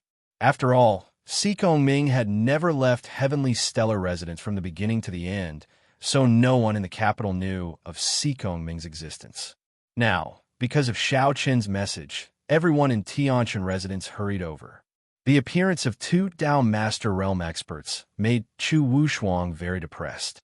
Not only that, behind Zhang Qi and Si Kongming, Gu Xiao and several other Dao King Realm experts also attacked. Dozens of warriors of Tianqian continent had the lowest cultivation of Dao Querying Realm. With everyone's help, especially Zhang Qi and Si Kongming, the situation of the battle was completely reversed in the blink of an eye. In terms of numbers, Hubin Camp had an absolute advantage. However, Zhang Qi and Si Kongming were Dao masters, so no one in Hubin Camp could stop them. Moreover, Hubin Camp only had one Dao King Realm expert, while Tianqian continent had 6 Dao King Realm experts. When Chu Wushuang saw that the Hubin Camp was stopped by a few dozen people, he could no longer remain calm. He shouted coldly, "Set up the formation." Hubin Camp had mastered a set of battle formations, which had great power. Facing the people of Tianqian continent, Chu Wushuang did not hesitate and ordered Hubin Camp to set up the formation. With Chu Wushuang's angry shout, the people of Hubin Camp immediately separated in an orderly manner.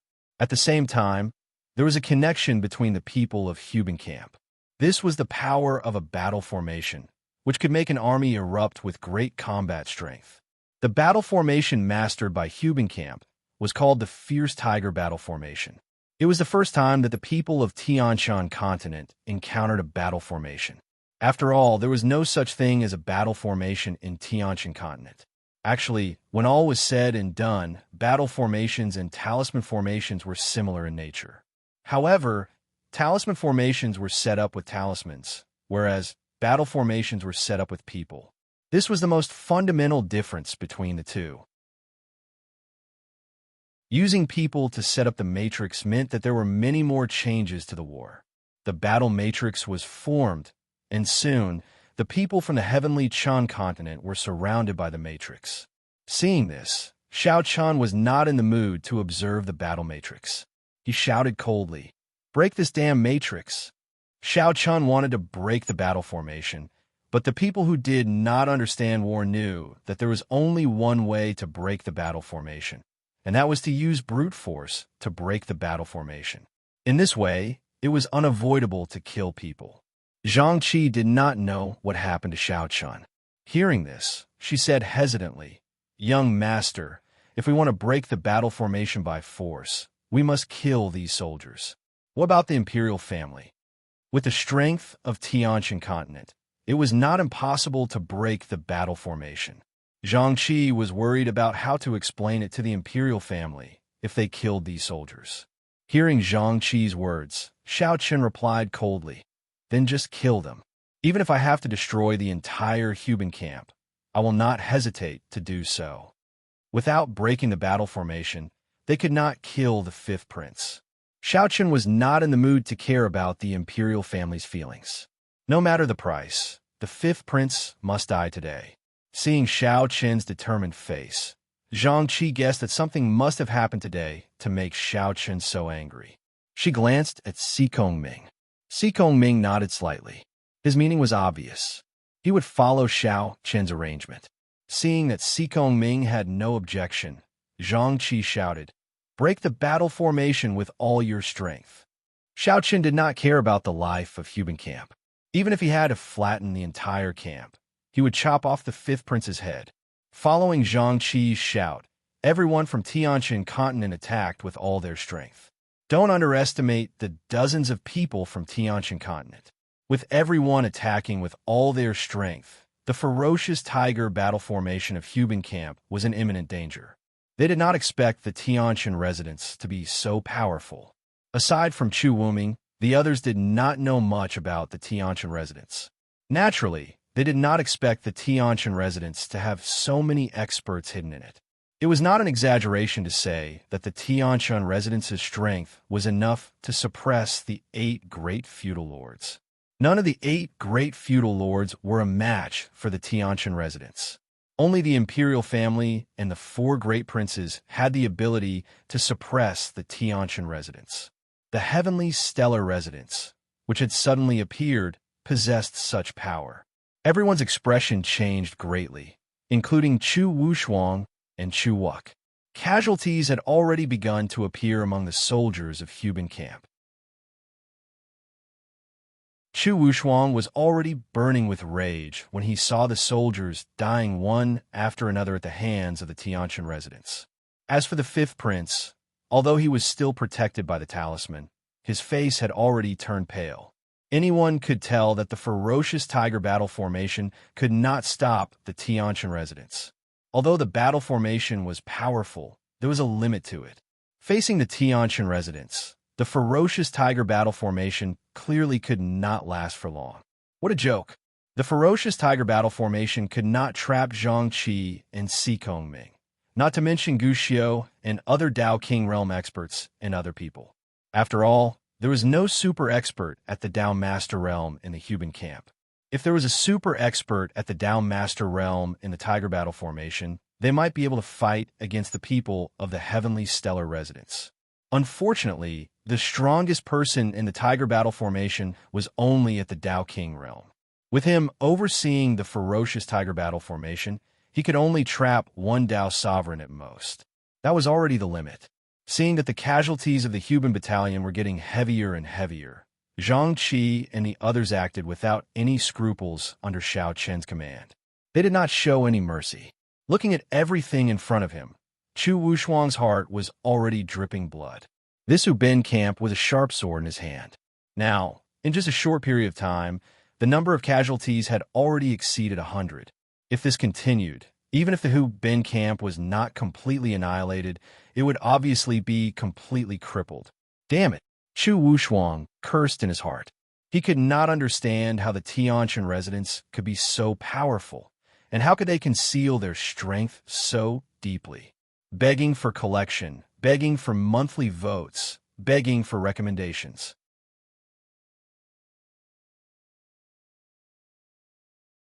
Chapter 404.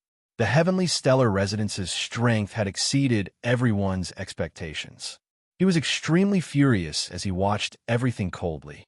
After that, Chu Wushuang had no choice but to seek help from the imperial family. Just the Camp alone was clearly unable to stop the heavenly stellar residents.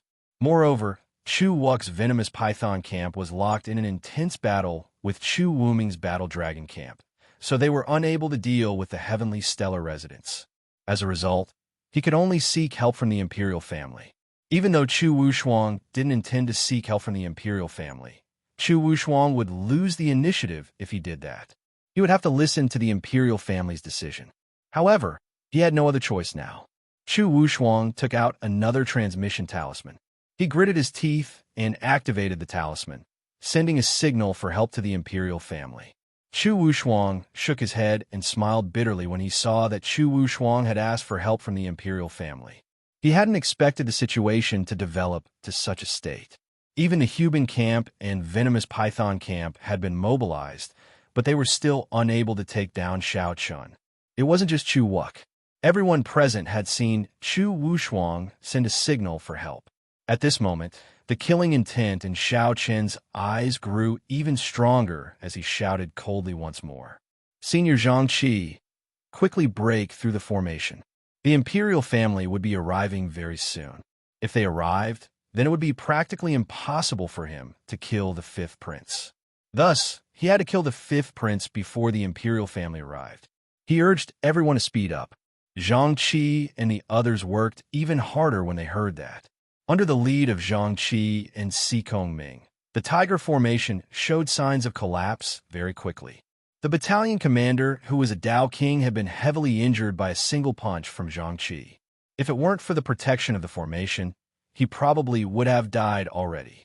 Even the Dao King realm battalion commander that was the core of the formation had been heavily injured, so a gap quickly appeared in the tiger formation. When he saw this gap appear, Xiao Chun didn't hesitate to charge out of the formation. He forcefully tore open a hole for Xiao Chun to break out of the formation.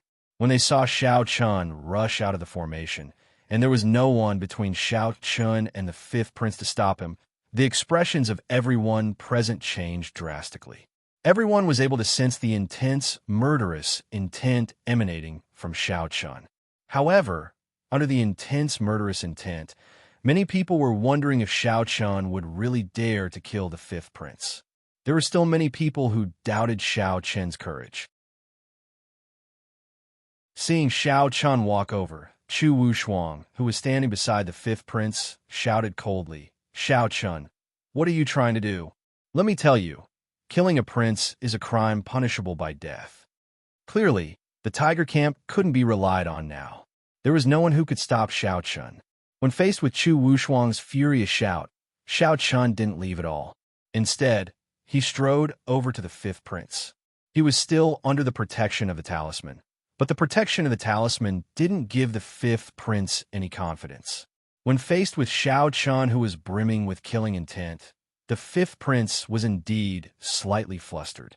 The development of the situation was very different from what he had expected. Firstly, he wanted to buy time by infuriating Shao Chun. He knew that Shao Chun would definitely arouse killing intent towards him. All of this had been predicted by the fifth prince. However, the biggest problem was that the fifth prince had never expected Shao Chun to be able to pass through the tiger camp's line of defense.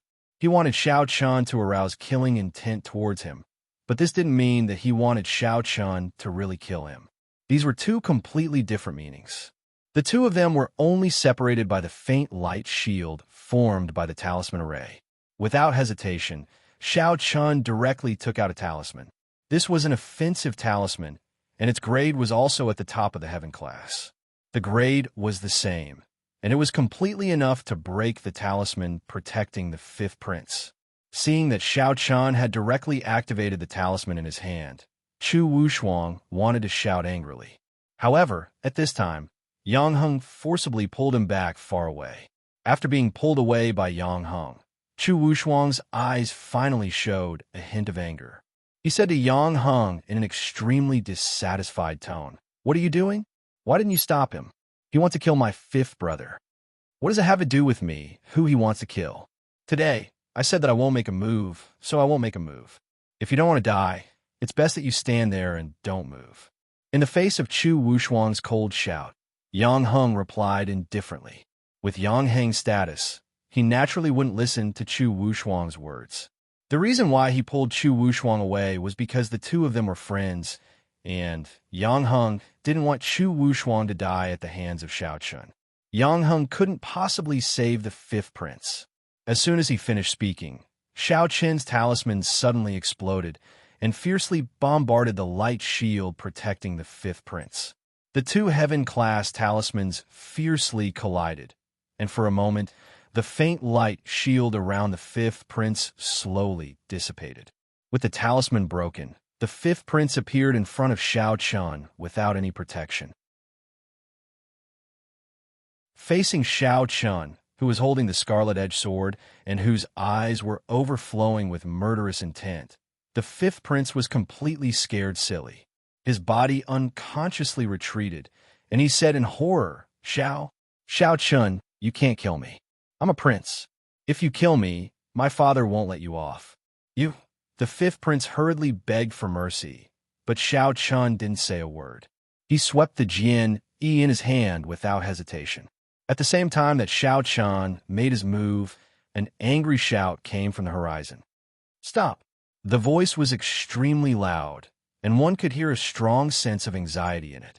Needless to say, it was a mighty one from the royal family. The mighty one from the royal family saw that Shao Chun was about to kill the fifth prince from afar. That mighty one from the royal family hurried over and shouted, wanting Shao Chun to stop. However, although the voice was heard by everyone, Shao Chun's sword didn't stop. It flashed through the fifth prince's neck, and then the fifth prince's head flew into the air. Until his death, the fifth prince's eyes were filled with disbelief. Perhaps he never thought that he would be killed by Shao Chun, and Shao Chun actually dared to kill him. The fifth prince's head flew into the air, and the headless corpse fell down with a loud crash. Everyone was stunned when they saw this scene. Dead. The fifth prince was really dead. He was killed by Shao Chun with a single strike. When the fifth prince died, the experts of the imperial family finally arrived. A total of 3 Dao masters stood in the air, looking at the headless corpse below in disbelief. They rushed over after receiving Chu Wushuang's request for help, but who would have thought that they were still a step too late? Moreover, Shao Chun actually dared to kill the fifth prince. Things had developed to this point, which was beyond everyone's expectations. The 3 battalions, as well as the warriors of the heavenly Chun continent, who were still fighting fiercely, all stopped what they were doing. Countless pairs of eyes were locked on Shao Chun, begging for collection, begging for monthly votes, begging for recommendation.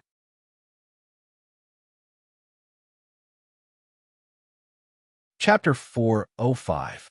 With the death of the fifth prince, the entire Monarch Pavilion fell into a strange silence. The people who were fighting fiercely just now all stood still with their eyes wide open. The 3 battalions stopped fighting, and so did the people of heavenly stellar residence. Even Zhang Qi and Sikong Ming were shocked when they saw Shao Chun, who was holding the red-edged sword and covered in blood. The people of heavenly stellar residence had no idea what had happened to Shao Chun. So when they saw Shao Chun kill the fifth prince with a single strike, they were unable to react for a while.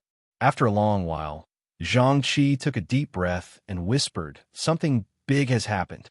Killing a prince was definitely a big deal. Unlike the others, Shao Chun was not as shocked as the others. After killing the fifth prince, he slowly withdrew his killing intent and looked calmly at the 3 super experts in the Tao Master realm in the sky. After a long time, the people slowly came back to their senses. At this time, the 3 experts from the imperial family who had rushed over quickly landed in front of Shao Chun. They first glanced at the fifth prince, whose head had been separated from his body, and then looked at Shao Chun. They said coldly, "Shao Chun, how dare you?" There was no need to ask for a reason to kill a prince. They could directly kill Shao Chun. Just as the 3 experts from the imperial family shouted coldly and angrily, Zhang Qi and Sikong Ming also led a group of heavenly stellar residence warriors to Shao Chun's side, in case the 3 experts from the imperial family suddenly attacked Shao Chun. Although Shao Chun had killed the fifth prince, the people of heavenly stellar residence did not care about the laws of the Moonless Empire. They only had one thought in their minds, and that was to protect Shao Chun no matter what. At worst, they would completely fall out with the imperial family. Faced with the actions of the heavenly stellar residence cultivator, the coldness in the eyes of the 3 imperial family experts grew even more intense. One of them even shouted coldly, "What? Is your heavenly stellar residence planning to rebel?" In the face of this person's cold yell, no one responded. However, Zhang Qi and Sikong Ming stepped forward and shielded Shao Chun behind them. Their meaning was self-evident. In their eyes, only Shao Chun existed. If the royal family dared to make a move on Shao Chun today, there was only one way to go. The 3 experts of the imperial family burned with rage as they watched the actions of Zhang Qi and Li Qie. They knew that once they attacked, they would definitely become enemies with the Heaven's Day Pavilion.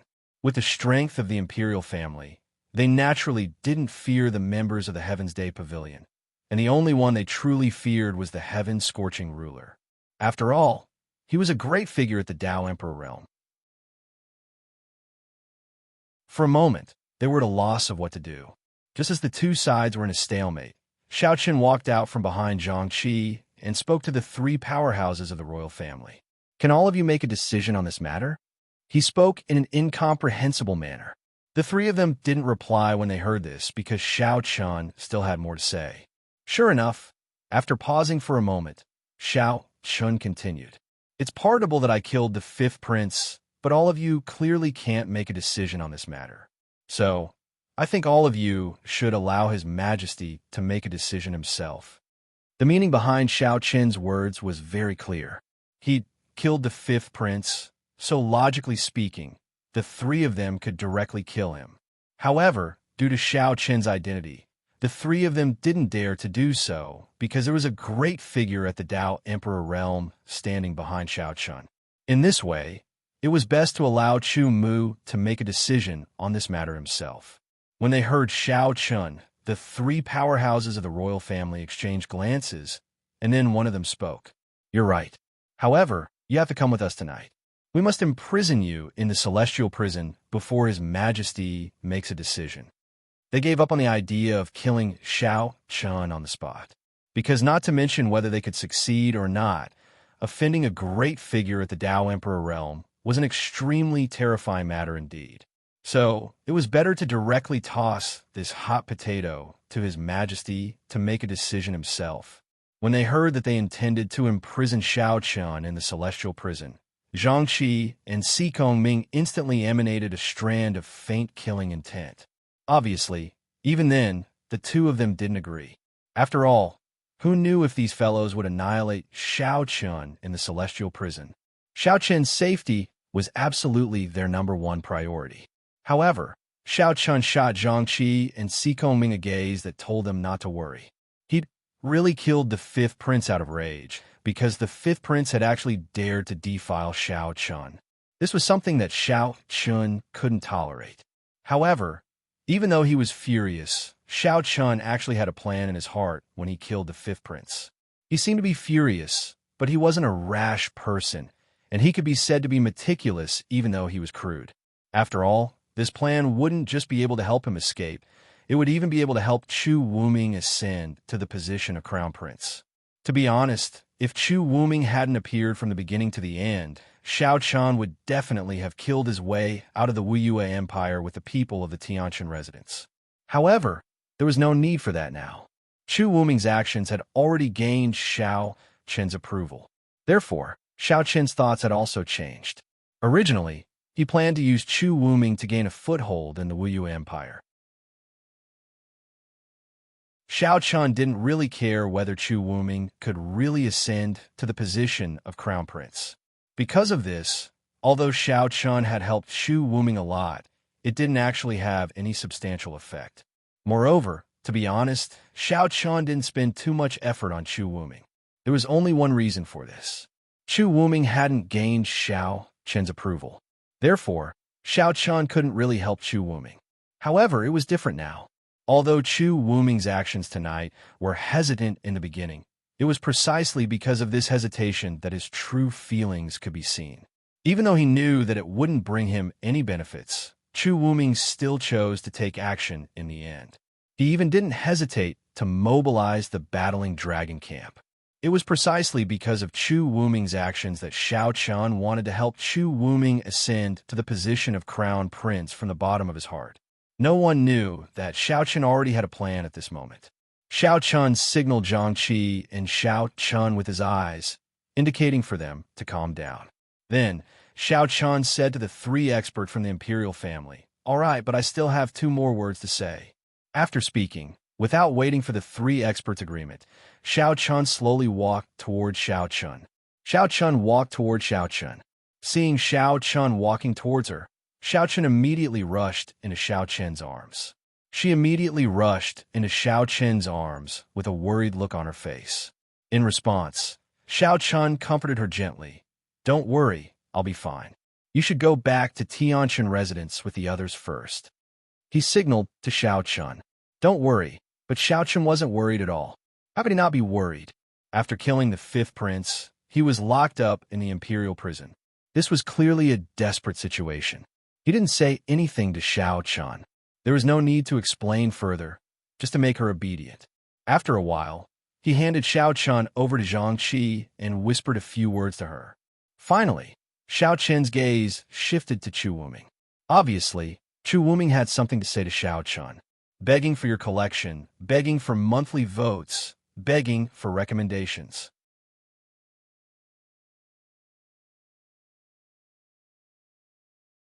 Chapter 406. Their eyes met, and Xiao Chun took the initiative to call out, "Your Highness." Upon hearing Xiao Chen's call, Chu Wuming smiled bitterly. His eyes were filled with complex emotions as he said, "Brother Xiao Chun, sigh, forget it. I will try my best to save you. Even if I have to give up my position as the Eastern Palace Prince, I will definitely save Brother Zhao's life." Chu Wuming felt that Xiao Chen's actions were too impulsive.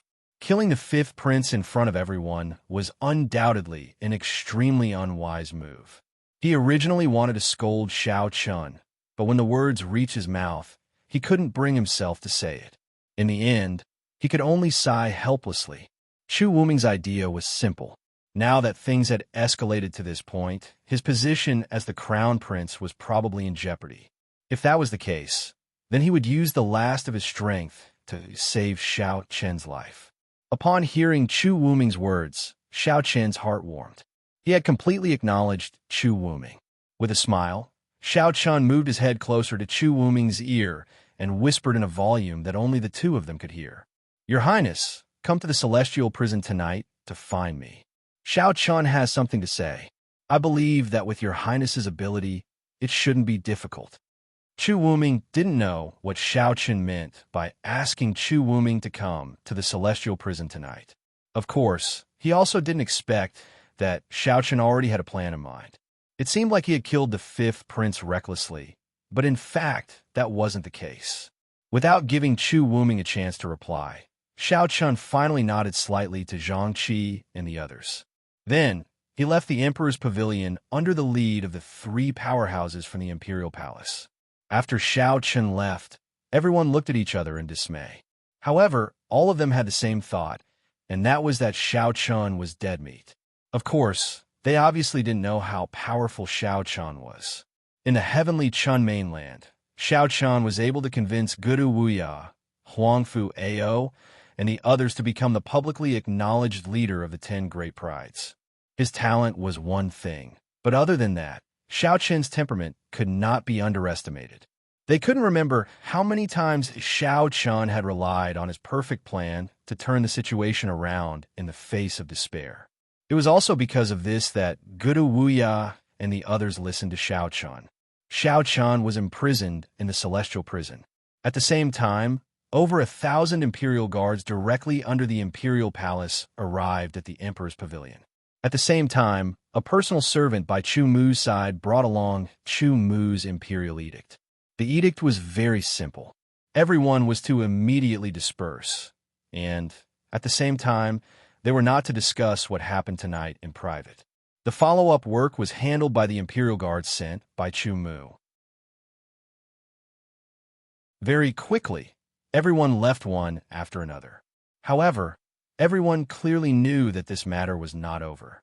Although the imperial family appeared to be relatively calm, this was only because of the burning sky ruler. If it was anyone else, they would have already been executed. Because of Xiao Chen's instructions, everyone in the Heavenly Stellar Residence returned to the Heavenly Stellar Residence. As for Chu Wuming, he secretly headed to the Celestial Prison. Indeed, as Xiao Chen said, secretly entering the Celestial Prison was not difficult for Chu Wuming. After Xiao Chen was imprisoned in the Celestial Prison, Chu Wuming arrived just 2 hours later. As the Celestial Prison, where the Imperial Palace imprisoned serious criminals, the environment was naturally incomparably gloomy and damp. Furthermore, all the criminals in the Celestial Prison were imprisoned individually. At the same time, every cell was filled with talismans. These talismans were called spirit-dispersing talismans.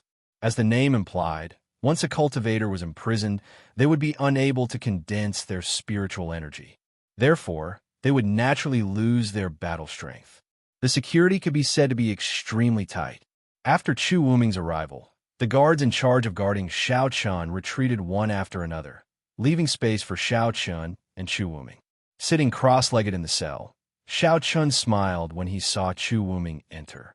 "Your Highness, please take a seat." Seeing Xiao Chen's calm expression, Chu Wuming sat opposite Xiao Chen and said unhappily, "Brother Xiao Chen, you're still so calm at this time. Do you know, Your Highness, there's no need to be impatient. Who said that I'm doomed? This time, not only will I be fine, but I can also guarantee that I will help Your Highness obtain the position of Crown Prince." Hearing Chu Wuming's words, Xiao Chen said with a smile. Hearing this, Chu Wuming was immediately stunned. What did this mean? Could it be that Xiao Chen already had a way to resolve this? It was somewhat unbelievable. How was this possible? The current situation, no matter how one looked at it, was a dead end. Even their lives were in danger, let alone the position of Crown Prince. Before coming here, Chu Wuming had already received news that his royal father, Chu Mu, had already gone to pay a visit to Chu Qingshan and Xiao Chen. As such, the meaning behind this was very clear. Chu Mu wanted Chu Qingshan and Xiao Chun to deal with the burning sky ruler. Not caring about Chu Wuming's expression, Xiao Chun said confidently, "Your Highness, there's no need to worry. Just do as I say and you'll be able to avert the danger." "All right, since Brother Xiao has said so, I'll do as Brother Xiao says." Hearing Xiao Chen's words, Chu Wuming helplessly nodded in response.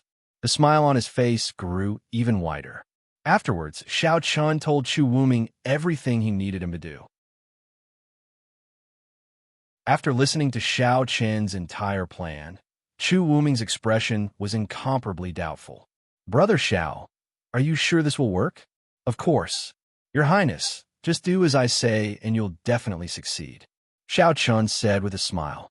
After staying at Xiao Chen's place for over 2 hours, Chu Wuming still hadn't come back to his senses even after he left the celestial prison. He didn't understand what Xiao Chen was thinking. He actually wanted him to convince Chu Wushuang and Chu Wuk. How was that possible? Those two couldn't wait for Xiao Chen to die. How could they possibly stand up and speak up for Xiao Chen at a time like this? Chu Wuming was incomparably puzzled. Regarding this, Xiao Chen also gave his own explanation. He told Chu Wuming that when he saw Chu Wushuang and Chu Wuk, he only needed to say that he, Chu Wuming, was willing to leave the imperial capital. However, the condition was that Chu Wushuang and Chu Wuk had to exonerate Xiao Chen, using his departure from the imperial capital as a condition in exchange for Chu Wushuang and Chu Wuk's help. To put it bluntly, this was Chu Wuming expressing that he would no longer fight for the position of crown prince as long as Chu Wushuang and Chu Wuk could help him save Xiao Chen's life. Although Chu Wuming was unwilling to give up the position of crown prince, he didn't have any other choice now. However, before he left, Xiao Chen said mysteriously that Chu Wuming would only have the opportunity to obtain the position of crown prince if he left the imperial capital. This made Chu Wuming even more puzzled. Leaving the imperial capital was equivalent to leaving the center of power of the Moonless Empire. Thus, how could he fight for the position of crown prince? Xiao Chen didn't explain this. Chu Wuming's heart was filled with doubts. However, due to his trust in Xiao Chen, Chu Wuming still chose to do as Xiao Chen said. Without hesitation, after leaving the celestial prison, Chu Wuming went straight to Chu Wushuang's residence.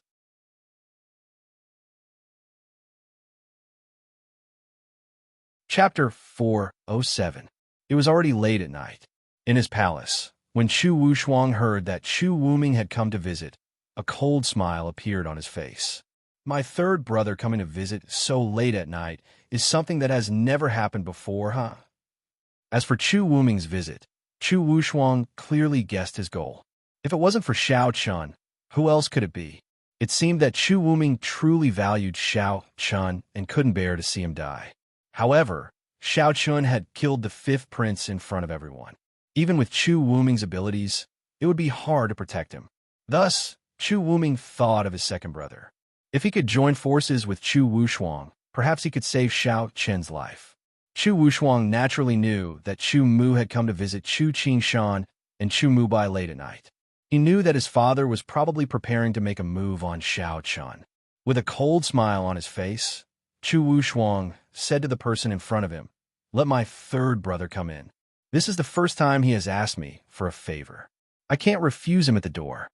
Chu Wushuang decided to meet this Chu Wuming, but he did not plan to lend a helping hand. The purpose of meeting Chu Wuming was only to ridicule him. If he wanted him to lend a hand to save Xiao Chen, it was simply a fool's dream. Hearing Chu Wushuang's words, the person respectfully replied and immediately retreated. Not long after, Chu Wuming walked in under the lead of the person from the temple.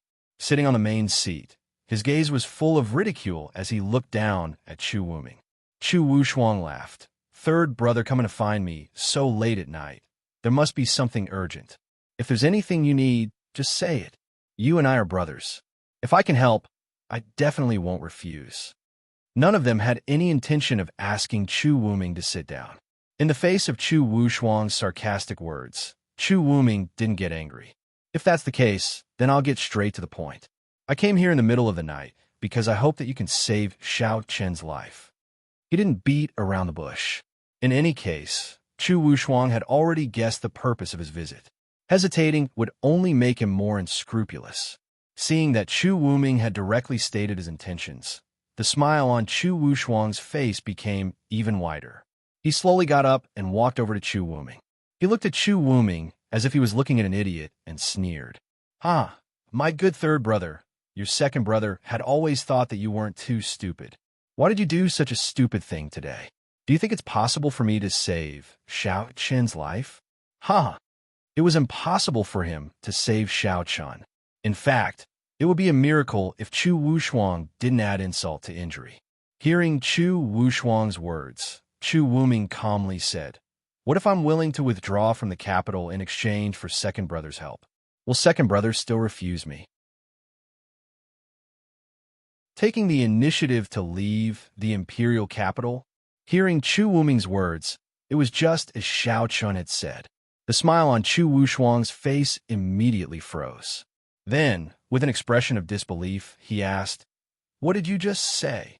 "I said, I'm willing to take the initiative to leave the imperial city and never step into the imperial city again in my life in exchange for second brother's help." Facing Chu Wushuang's question, Chu Wuming said with a powerful and resonating voice.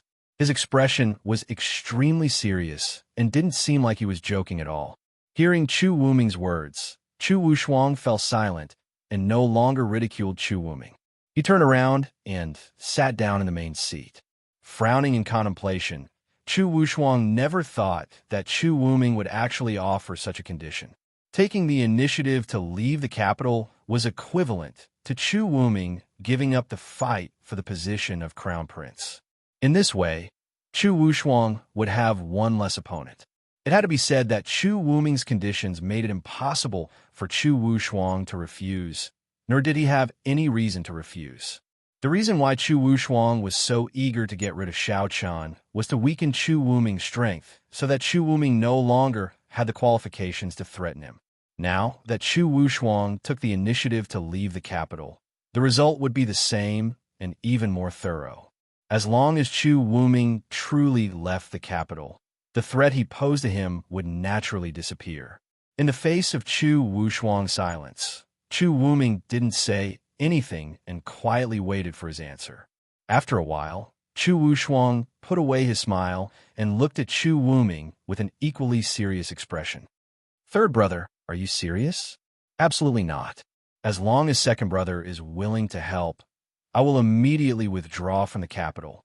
Chu Wushuang seriously replied Chu Wuming. He didn't have the slightest intention of joking.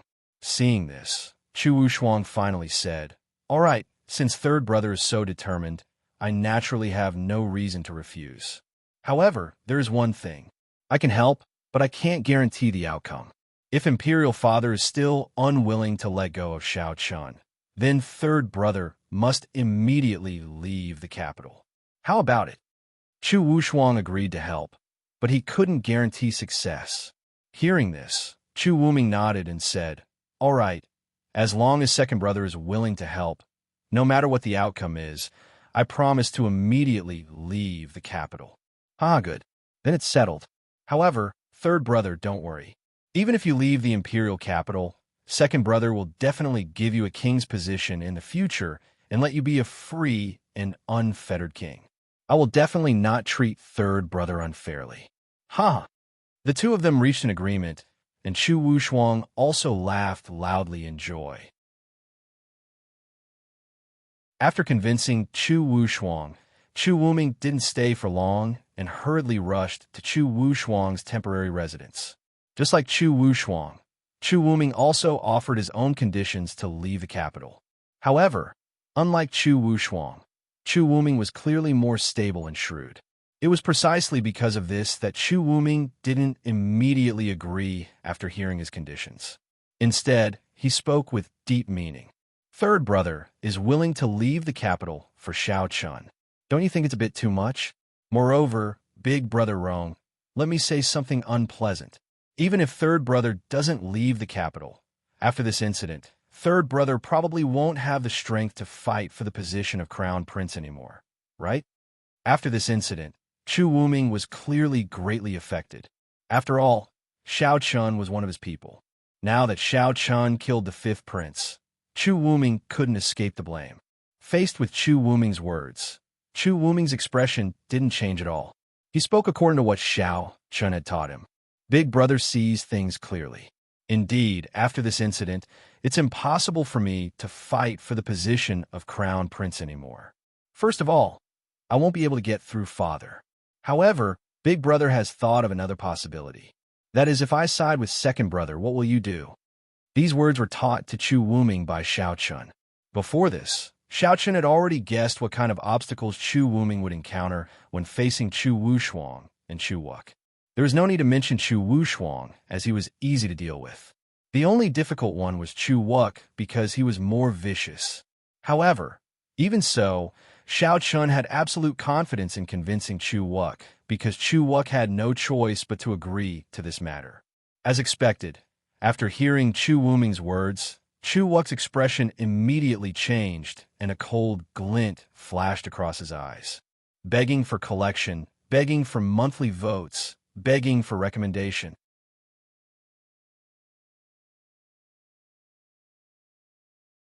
Chapter 408. These words were taught to Chu Wuming by Xiao Chun. Compared to Chu Wushuang, Chu Wuk was obviously harder to persuade. However, this was fine because Chu Wuming had a bargaining chip that forced Chu Wuk to lower his head. For a long time, the battle between Chu Wuk, Chu Wushuang, and Chu Wuming for the position of crown prince could be said to be abnormally intense. Although Chu Wuming was always the weaker party, the fact that he was able to persist for so long was enough to prove one thing. Whether it was Chu Wuk or Chu Wushuang, both of them were somewhat helpless against Chu Wuming. This was why Chu Wuming had been struggling at death's door until now. It was only when he met Xiao Chun that the situation changed. It was precisely because of this that Chu Wuming's power could not be underestimated. If Chu Wuming leaned towards either Chu Wuk or Chu Wushuang, then the other person could be said to have lost the ability to fight for the position of crown prince. Thus, it was not difficult to understand why Chu Wuk's expression suddenly changed when he heard Chu Wushuang's words. If Chu Wuming really leaned towards Chu Wushuang, as he said, then Chu Wushuang's power would instantly far surpass his own. His gaze was fixed on Chu Wuming as a faint chill flickered in his eyes. After a while, Chu Wuk slowly opened his mouth and said, "Third brother, are you joking? After so many years, third brother has never thought of relying on someone else's charity. Why are you saying this now? Big brother, you're asking the obvious. For brother Xiao Chun, I can even take the initiative to leave the imperial capital, let alone rely on second brother. To be honest, before I came here, I already went to look for second brother, and second brother has already agreed to my request. However, I'm afraid that second brother alone is not enough, so I came here. However, if big brother does not agree, then I will definitely lean towards second brother. If you don't believe me, big brother can try." Upon hearing Chu Wuming's words, Chu Wuming replied without backing down. Xiao Chun knew very well that it wouldn't be easy to get Chu Wuk to step forward and absolve him of his crime. He could only use this method to make Chu Wuk unable to refuse. As expected, after hearing Chu Wuming's firm reply, Chu Wuk hesitated. He knew very well that even if Chu Wuming didn't leave the imperial capital, after this incident, Chu Wuming would definitely suffer a huge blow. Therefore, whether Chu Wuming left the imperial capital or not wasn't important to Chu Wuk. It was precisely because of this that Chu Wuk obviously couldn't leave the imperial capital to exonerate Xiao Chun because of Chu Wuming. In Chu Wuk's opinion, it was safer to kill Xiao Chun than to let Chu Wuming leave the imperial capital. However, what Chu Wuk didn't expect was that Chu Wuming would actually use Chu Wushuang to threaten him. In the face of such a threat, Chu Wuk couldn't do anything. He couldn't be sure if Chu Wuming was telling the truth. After all, with Chu Wuming's character, he shouldn't have relied on someone else's charity. Otherwise, he wouldn't have bitterly endured for so many years. He couldn't be sure, but Chu Wuk couldn't gamble. If Chu Wuming really sided with Chu Wushuang in a fit of anger, wouldn't he be forcing himself into a dead end? He looked at Chu Wuming with a calm expression. At the same time, Chu Wuming also didn't avoid Chu Wuk's gaze. There wasn't the slightest flicker in his eyes. He wanted to see something from Chu Wuming's eyes, but Chu Wuk was destined to be disappointed. The two brothers stared at each other for a long time. In the end, Chu Wuk laughed loudly. Huh? Third brother, you're exaggerating. Since you've personally come, I, as your big brother, will definitely stand on your side. Don't worry, big brother knows what to do. Chu Wuk didn't have a choice, so he could only nod in agreement. Hearing Chu Wuk's words, Chu Wuming nodded slightly and said, Then I'll have to thank big brother. After this matter is over, I will immediately leave the imperial capital and will no longer participate in the matter of the crown prince's position. Chu Wuming promised again. After that, the two brothers pretended to be polite for a while before Chu Wuming left.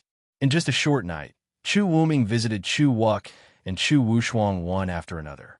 Furthermore, both of them insisted on it. In this way, Xiao Qin's plan could be considered to have succeeded by more than half. The next step would be up to Xiao Qin himself.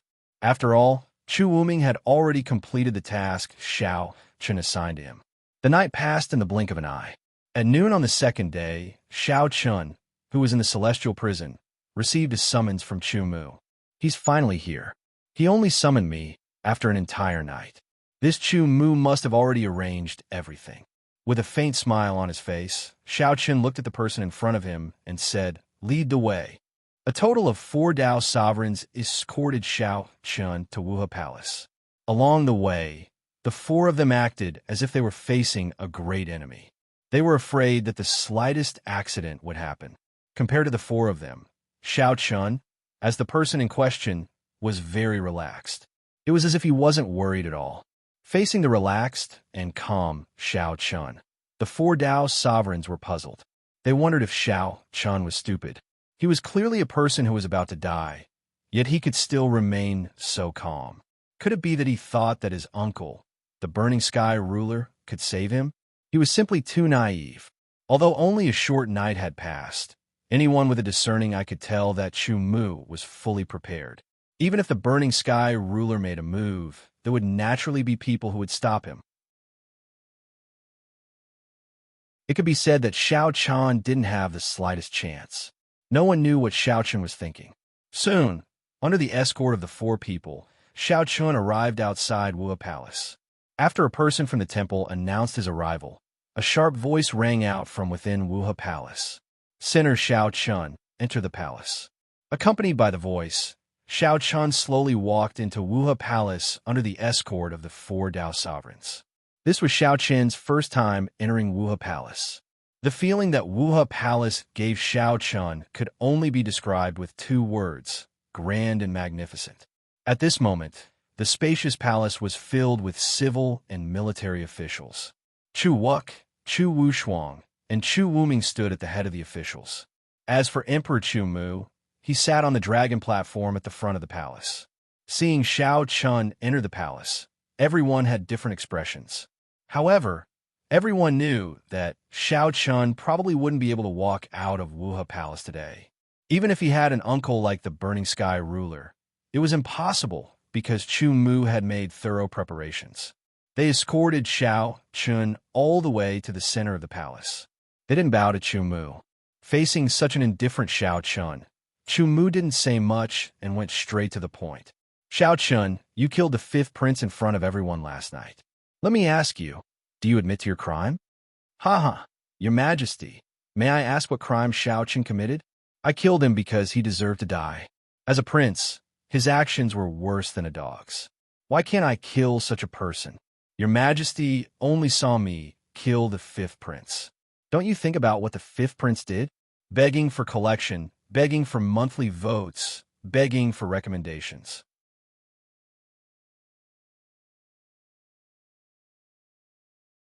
Chapter 409. Faced with Chu Mu's questioning, Xiao Qin's reply of what crime have I committed caused Chu Mu's face to instantly darken.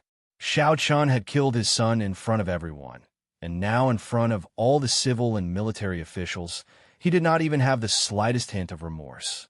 Of course, what Chu Mu didn't know was that Xiao Qin would still kill the 5th prince without any hesitation, let alone remorse. It was because the 5th prince deserved to die. His face darkened. At the same time, After hearing Xiao Chen's words, all the officials present shouted angrily. Stubborn! This person is simply stubborn. Your Majesty, I implore your Majesty to immediately issue a decree to execute this person in public to appease the fifth prince's soul. All the officials spoke out, as if even eating Xiao Chen's flesh and drinking Xiao Chen's blood wouldn't be enough to appease their hatred. A disdainful smile appeared on his face, and he did not care about the insults of these people. Xiao Chen knew these people very well. Each and every one of them was a fence-sitter. Now that they saw that he was in trouble, it was only natural that they would want to stomp on him. Among all the officials, only those who had sided with the third prince didn't scold him. For example, the Yang clan's patriarch, Yang Jian. As the patriarch of the Jiang, Shun, Han, and Yang clans, Yang Jian could be considered a powerful official in the imperial court. Seeing the crowd scolding Xiao Chen, Yang Jian's eyes were filled with complicated emotions. From Yang Jian's point of view, Xiao Chen had killed the fifth prince in front of everyone. This was already a huge disaster. Now, in front of all the officials and Chu Mu, Xiao Chen was still so unyielding. One had to know that in such a situation, the only way to survive was to get Chu Mu to nod his head and show mercy. According to Yang Jian's original plan, Xiao Chen should have admitted his guilt and sincerely repented after entering the palace of Wuha. That, coupled with the pleading of the third prince and himself, might have been able to save Xiao Chen's life. However, who would have thought that Xiao Chen would show no signs of remorse in front of Chu Mu? On the contrary, he was still so unyielding. This made Yang Jian feel helpless. The palace of Wuha was in a state of chaos. Shouts and curses could be heard everywhere. Of course, these voices were all directed at Xiao Chen. Xiao Chen ignored the curses of the officials. After a while, Chu Mu raised his hand slightly, and the officials quieted down, stopping the curses of the officials. Chu Mu looked at Xiao Chen and said coldly, Xiao Chen, I know what you're thinking. Do you think that you can be unrestrained with the heaven-burning, retired emperor? Today, let me tell you, even the emperor is punished the same as the common people. You killed the fifth prince in front of everyone, which is a capital offense. Guards, drag Xiao Chen out and execute him. Xiao Chen said bluntly. Even the heaven-burning sovereign could not save him. Hearing Chu Mu's words, Xiao Chen laughed loudly. Ah, what a good, the heaven-burning sovereign is guilty of the same crime as the commoners. Xiao Chen laughed loudly. Hearing his words, Chu Mu's face darkened. At the same time, the four Dao sovereigns stepped forward and prepared to take Xiao Chen away. But at this moment, Chu Wuming suddenly stepped forward. Father, please wait. Seeing Chu Wuming step forward at this time, Chu Mu's face darkened. He glared fiercely at Chu Wuming. However, Chu Wuming acted as if he did not see it and continued to speak. Father, Xiao Chen had his reasons for killing fifth brother.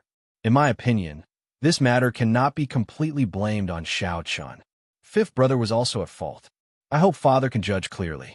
Chu Wuming took the initiative to plead for mercy for Xiao Chen. Seeing this, the ministers who followed Chu Wuming also spoke out. Your Majesty, the third prince's words are reasonable. That fifth prince is usually domineering, and the commoners of the imperial city are complaining about him. Today, the fifth prince even took Xiao Chen's younger sister, Xiao Chen. Because of this, Xiao Chen killed the fifth prince. Your Majesty has always ruled the country with benevolence and righteousness. If you kill Xiao Chen now, I'm afraid it will damage your Majesty's benevolence and virtue. I hope your Majesty can agree. Your subject agrees. Your subject also agrees. I implore your Majesty to reconsider. There were more than 10 ministers who followed Chu Wuming. At this moment, all of them stood out to plead for mercy for Xiao Chen. Seeing this, although Chu Mu had already expected this, when he truly faced it, his face was still filled with anger. I've already decided. Everyone, there's no need to say anything. Men, drag Xiao Chen away and behead him.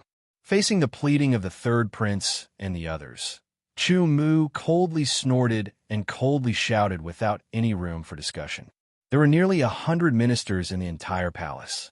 However, the third prince and the others who stood out to plead for mercy for Xiao Qian were only a dozen or so people. This was not enough to sway Chu Mu's decision. He was determined to kill Xiao Qian.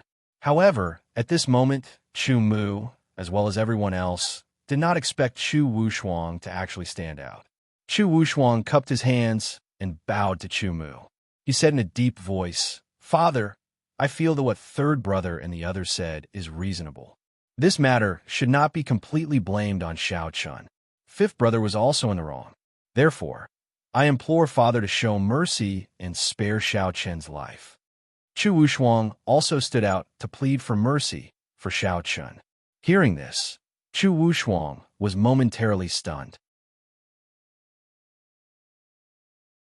The expressions of the ministers who followed Chu Wushuang also changed slightly. What was this situation? With the relationship between Chu Wushuang and Chu Wuming, how could the second prince, Chu Wushuang, stand out to plead for mercy for Xiao Qian? One had to know that the person who wanted Xiao Qian to die the most was probably Chu Wushuang. Chu Wuming's pleading was still within reason. However, Chu Wushuang's pleading caused everyone to be incomparably puzzled.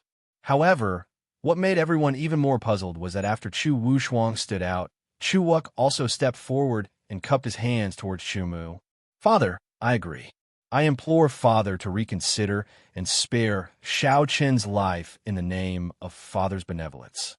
Chu Wuk also stood out. Seeing this, the ministers and generals present were unable to remain calm. What was this situation? The three princes who were usually at loggerheads with each other. Why did they suddenly become united against a common enemy? They were actually pleading for mercy for Xiao Qian. This shouldn't be. Chu Wushuang and Chu Wuk were pleading for mercy for Xiao Qian. There is no reason for this, right? Their gazes coldly looked towards Chu Wuk and Chu Wushuang. At the same time, the two of them also secretly gave a look to the ministers who followed them. Their intentions were clear. They wanted them to plead for mercy for Xiao Qian as well. Noticing the looks from Chu Wuk and Chu Wuk, the expressions of the ministers immediately became somewhat strange. Previously, they were still full of righteous indignation as they scolded Xiao Qian. Now, they actually stood out to plead for mercy for Xiao Qian. Wasn't this the same as slapping themselves in the face? Begging for collection, begging for monthly votes, begging for recommendations.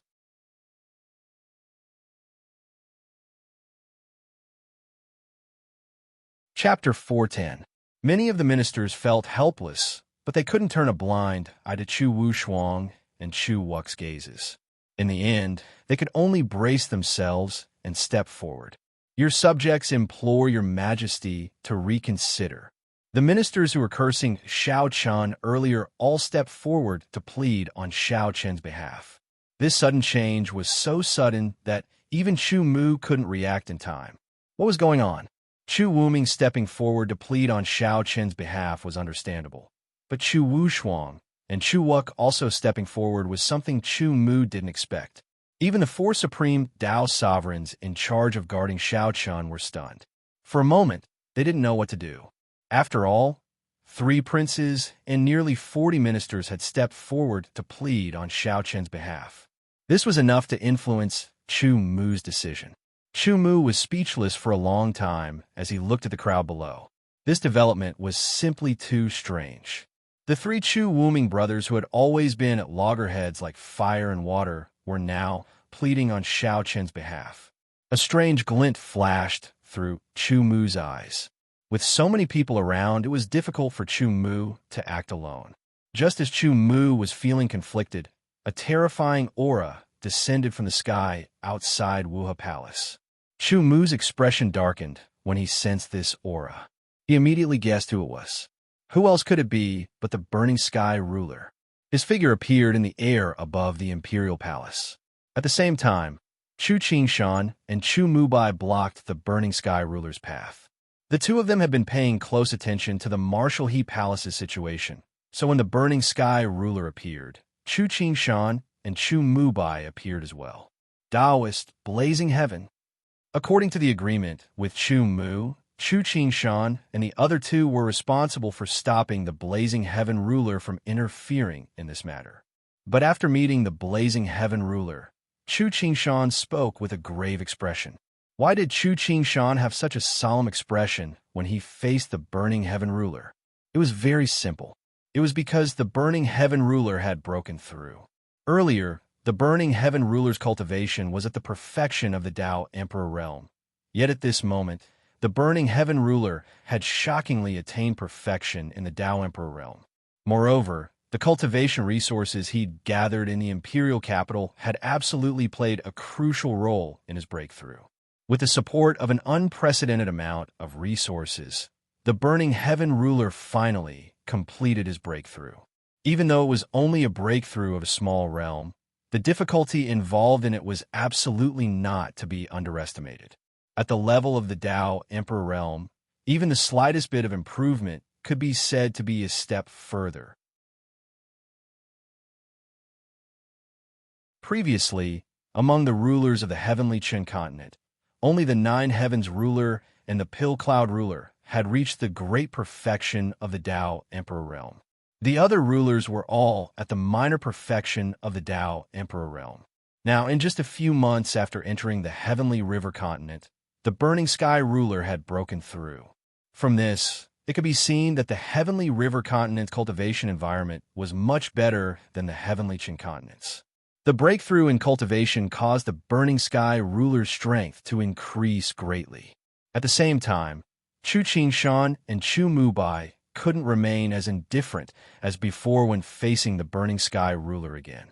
Chu Shan was at the great perfection of the Tao Emperor realm, while Chu Mubai was at the minor perfection of the Tao Emperor realm.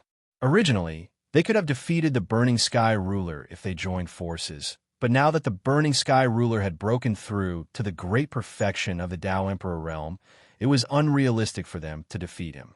Of course, this didn't mean that Chu Shan and Chu Mubai weren't a match for the Burning Sky ruler if they joined forces. Without a doubt, they could definitely suppress the Burning Sky ruler if they joined forces. However, it was too difficult to kill or suppress him. The Burning Sky ruler could escape unscathed. Facing Chu Shan and Chu Mubai's obstruction, the Burning Sky ruler said with a slightly gloomy expression, "What? You want to stop me?" Fellow Burning Sky, as the saying goes, every country has its laws and every family has its rules. Xiao Chun killed the fifth prince in public. This is a fact. Chu Shan said calmly when he knew that the Burning Sky ruler had come to save Xiao Chun. Following the Burning Sky ruler's breakthrough in cultivation, Chu Shan and Chu Mubai's fear towards him rose sharply. So, if they could avoid fighting, they obviously didn't want to fight the Burning Sky ruler. The Burning Sky ruler snorted coldly when he heard Chu Shan's words. "I'll only say it once. Get out of my way. If Chun loses a single hair today, I'll definitely wipe out the entire Moonless Empire." He didn't have the slightest intention of wasting words with Chu Shan and Chu Mubai. Chu Shan and Chu Mubai's faces sank slightly when they heard the Burning Sky ruler's words. However, they knew in their hearts that the Burning Sky ruler wasn't exaggerating in the slightest. With his current strength, even if he wasn't a match for Chu Shan and Chu Mubai, dealing with the others in the Moonless Empire would be an easy task. Chu Shan and Chu Mubai couldn't possibly protect the entire Moonless Empire. Thus, who could stop the Burning Sky ruler from taking revenge? They didn't expect the Burning Sky ruler to break through at this time. The three stood facing each other. It was also at this moment that Chu Mu, who was in the Marshal He Palace, finally made his decision. Internally, there were civil and military officials pleading for leniency. Externally, there was the Burning Sky ruler, an existence that couldn't be ignored. Thus, Chu Mu could only declare Xiao Chun innocent in the end. After declaring Xiao Chun innocent on the spot, Chu Mu didn't stay for long. Instead, he got up and left. What happened today was completely out of Chu Mu's expectations. It could be said that he was caught unprepared. Arriving in front of the innocent Xiao Chun, Chu Wuming smiled and said, "Congratulations, brother Xiao Chun. I still have to thank your highness for this. However, this is only the beginning. I'm afraid your highness will be busy for a period of time. Xiao Chen replied with a smile when he heard Chu Wuming's words. His innocent escape was indeed only the beginning. After all, in order to convince Chu Wuk and Chu Wushuang, Chu Wuming had promised to leave the imperial capital. Hearing Xiao Chen's words, Chu Wuming silently nodded. Then, under Xiao Chen's invitation, the two left the Marshal He Palace together and walked towards the heavenly stellar residence. There were some things that could be planned now. Just as Xiao Chen and Chu Wushuang strode out of the Marshal He Palace, they immediately saw the burning sky ruler, who was facing Chu Qingshan and Chu Wushuang. The three retired emperors stood in the air. Everyone bowed. At the same time, seeing that Xiao Chen was fine, the burning sky ruler slowly landed in front of him. A rare smile appeared on his face. Everything's fine? Everything's fine. Uncle Tian, let's go back first. Xiao Chen smiled when he heard the burning sky ruler's words. Since Xiao Chen was fine, the burning sky ruler naturally wouldn't continue to pester him. He nodded at Chu Qingshan and Chu Wushuang. Then, the three left the imperial palace together and rushed towards the heavenly stellar residence. Begging for collection, begging for monthly votes, begging for recommendations.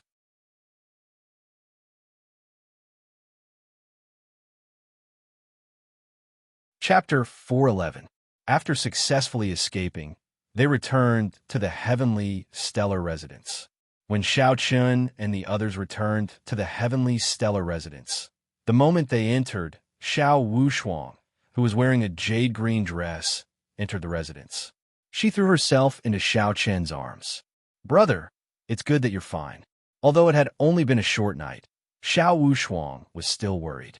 She had been worried sick. Now that Xiao Chen had returned safely, the little girl was finally able to put her heart at ease. He gently patted Xiao Wushuang's back. Xiao Chen smiled and said, You're already so old, yet you're still crying. I'm fine. He gently comforted Xiao Wushuang. After a few words, Xiao Chen cupped his hands and thanked everyone in the heavenly stellar residence. If not for everyone working together last night, it would have been impossible for him to kill the fifth prince. After expressing his gratitude, Xiao Chen brought Chu Wuming to the courtyard where he was staying, which was his study. Xiao Wushuang obediently brewed tea for the two and then took the initiative to leave. Xiao Wushuang? She was not stupid. On the contrary, she was very intelligent. She knew that Xiao Chen and Chu Wuming had something to discuss. Hence, she consciously chose to leave. Wait for Xiao Wushuang. After Xiao Wushuang left, only Xiao Chen and Chu Wuming remained in the study. Chu Wuming looked at Xiao Chen and said, Brother Xiao Chen, can you tell me where you want me to go after I leave the imperial capital?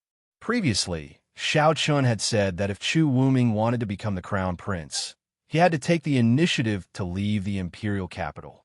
When faced with Chu Wuming's question, Xiao Chen did not hide anything. First, Xiao Chen told Chu Wuming where he should go after leaving the imperial capital. Hulao Pass, Xiao Chen said indifferently as he looked at Chu Wuming. When Chu Wuming heard the words Hulao Pass, he was stunned at first. Then, he said with a puzzled expression, Brother Xiao wants me to go to Hulao Pass? That's the border, and it borders the Heavenly Wolf Empire. Why would Brother Xiao want me to go there? He couldn't figure out why Xiao Chen wanted him to go to Hulao Pass. Everyone knew that there were 3 empires and 2 sects in Danyang County where the Moonless Empire was located. There were 5 great powers. The Moonless Empire, the Heavenly Wolf Empire, and the Gale Empire were known as the 3 empires. The Celestial Equal Sect and the Qingyang Sect were known as the 2 sects. These 5 factions completely controlled the lifeline of the entire Danyang County. Among them, the 3 great empires had been at war for many years due to various reasons. This was especially so for places like Hulao Pass. As it was located at the border between 2 great empires, it was the battlefield between the 2 empires. One could say that Hulao Pass was a place where there was no profit at all, only war. War was definitely the main theme in Hulao Pass. However, When Xiao Chen asked him to go to Hulao Pass, Chu Wuming could not understand Xiao Chen's intentions. Xiao Chen was full of doubts. Seeing this, Xiao Chen smiled. Your Highness only saw endless war in Hulao Pass.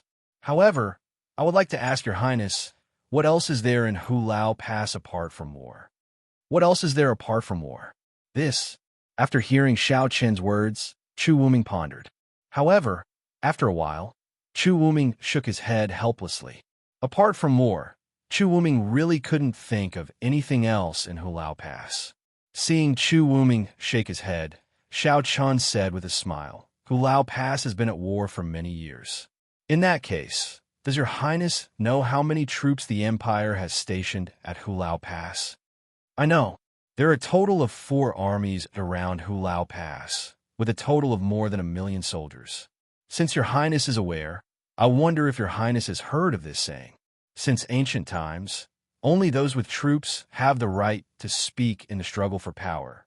Right now, Your Highness and your 2 brothers only have the military authority of the Battle Dragon camp and the other 2 camps, with a total of only 2,000 soldiers. If Your Highness has the military authority of more than 1 million soldiers, what do you think will happen? After hearing Xiao Chen's words, Chu Wuming was taken aback. Chu Wuming naturally understood what Xiao Chen meant.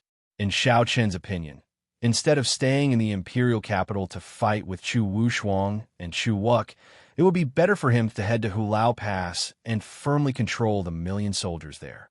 With the military authority in his hands, his words would naturally have more weight. Thinking about it, with the support of 1 million soldiers, who would be able to compete with Chu Wuming for the position of Crown Prince? After understanding Xiao Chen's meaning, Chu Wuming sank into silence.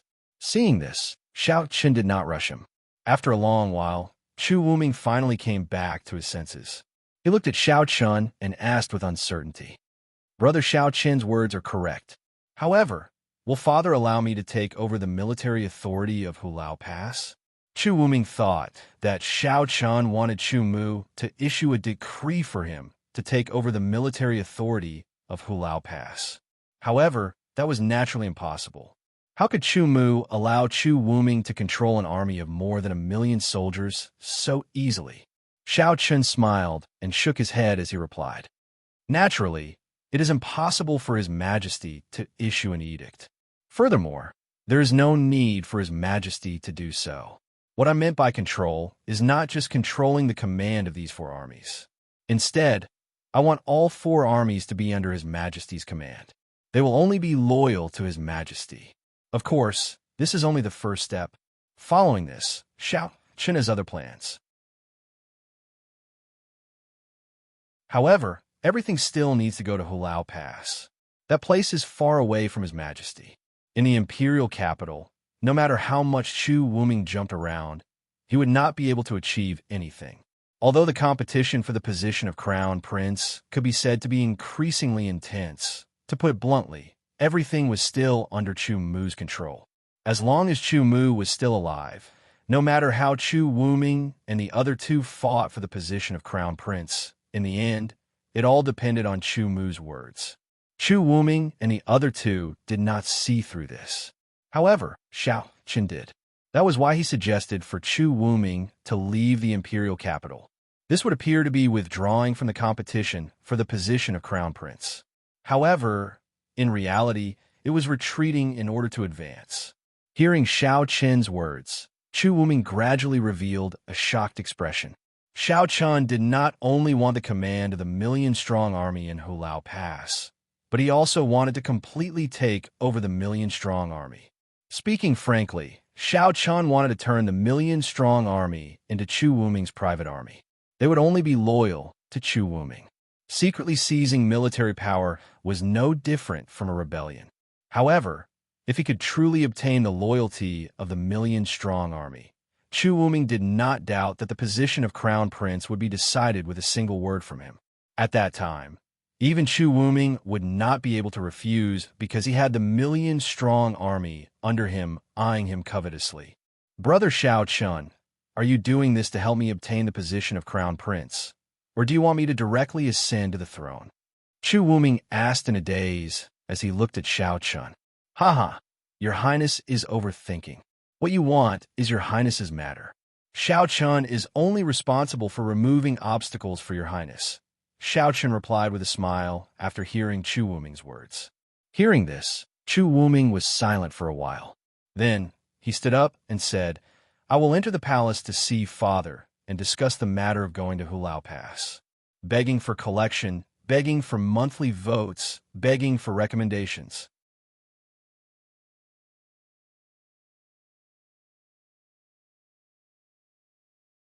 Chapter 412.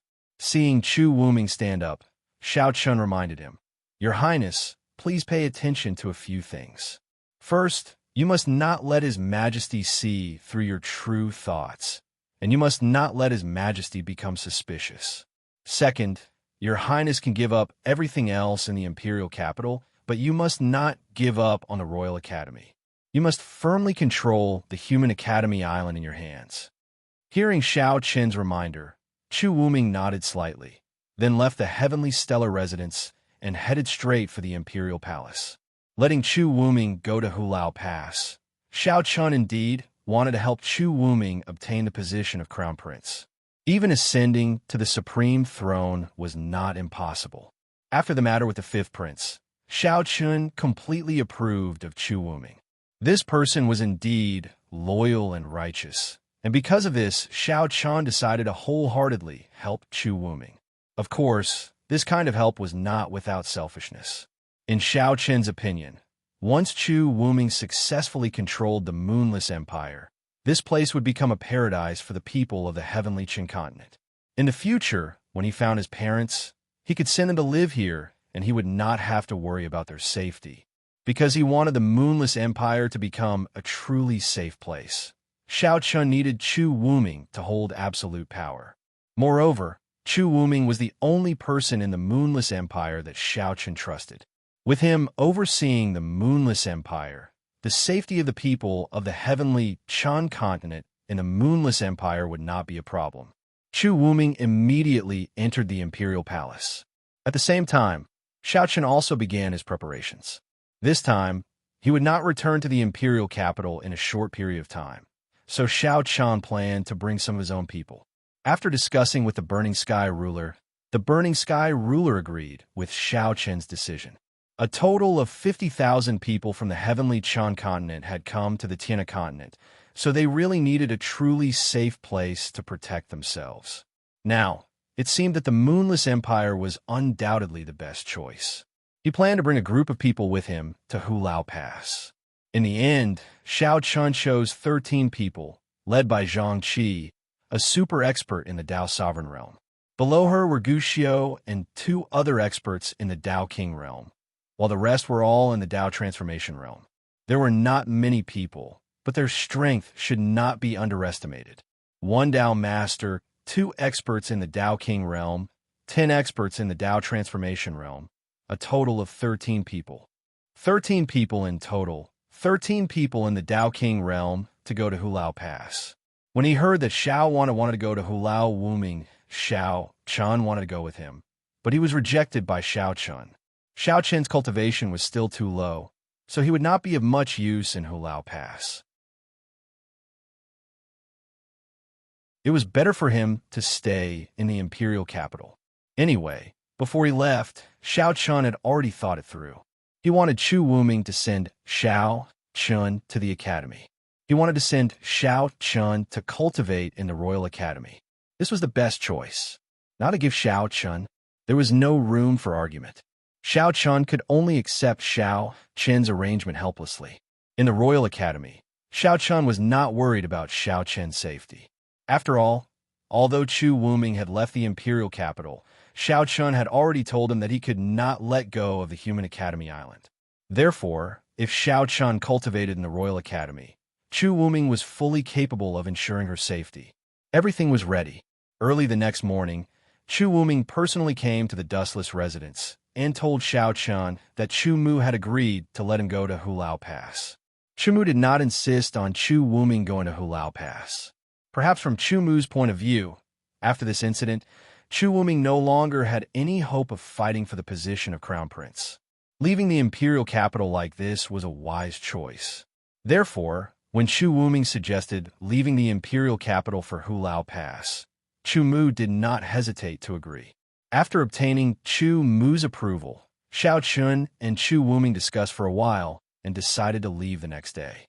Among them, Du Chengfeng, Elder Du, who was beside Chu Wuming, did not follow Chu Wuming this time.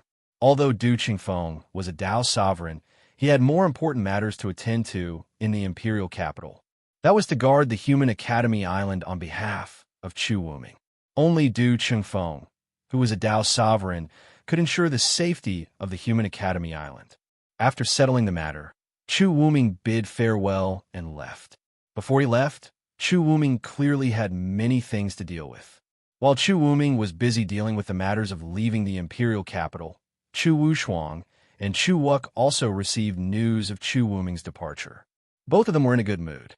From their point of view, Chu Wuming's departure meant that he had voluntarily given up the position of crown prince. In this way, they would have one less competitor in the future. After a day of preparation, Chu Wuming, Xiao Chun, Zhang Qi, and the 2,000 battling dragon camp soldiers outside the imperial capital's teleportation formation early in the morning. They were all ready. Chu Wuming naturally had to bring along his battling dragon camp on this trip to Hulao Pass. It was unknown whether they were really too happy or just putting on an act. Early in the morning, Chu Wushuang and Chu Wuk actually personally came to send him off. The three brothers stood together and faced Chu Wuming, who was about to leave the imperial capital. Chu Wushuang said seriously, "Third brother, you have to be careful when you're alone outside." "That's right, third brother. Hulao Pass isn't like the imperial capital. It's constantly at war. You have to be careful." Chu Wushuang and Chu Wuk both put on an act and warned him. Chu Wuming also smiled in response. After exchanging a few words of farewell, Chu Wuming, Xiao Chun, and the others finally stepped into the teleportation formation. They could directly reach Hulao Pass through the imperial capital's teleportation formation. This way, they could save a lot of time on the road. After watching Chu Wuming leave, Chu Wuk and Chu Wushuang also left one after another.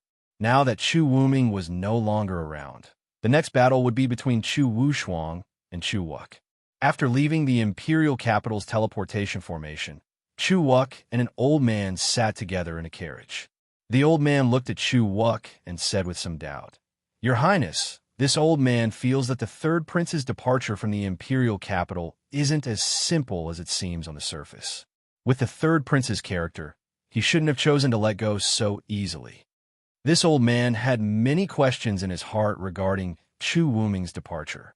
However, after hearing his words, Chu Wuk said indifferently, "I don't care what he's thinking. However, since he has already left the imperial capital, do you think I will let him return so easily? Don't bother about him for now. Right now, there is only one obstacle in front of me.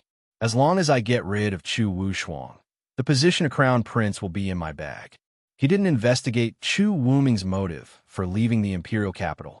In Chu Wuk's opinion, since Chu Wuming had already left, he wouldn't be able to return to the imperial capital so easily. Compared to Chu Wuming, Chu Wuk was more concerned about Chu Wushuang. This was because, based on the current situation, the second Prince Chu Wushuang was his only remaining opponent. As long as he dealt with Chu Wushuang, no one would be able to compete with him for the position of crown prince. Begging for collection, begging for monthly votes, begging for recommendations.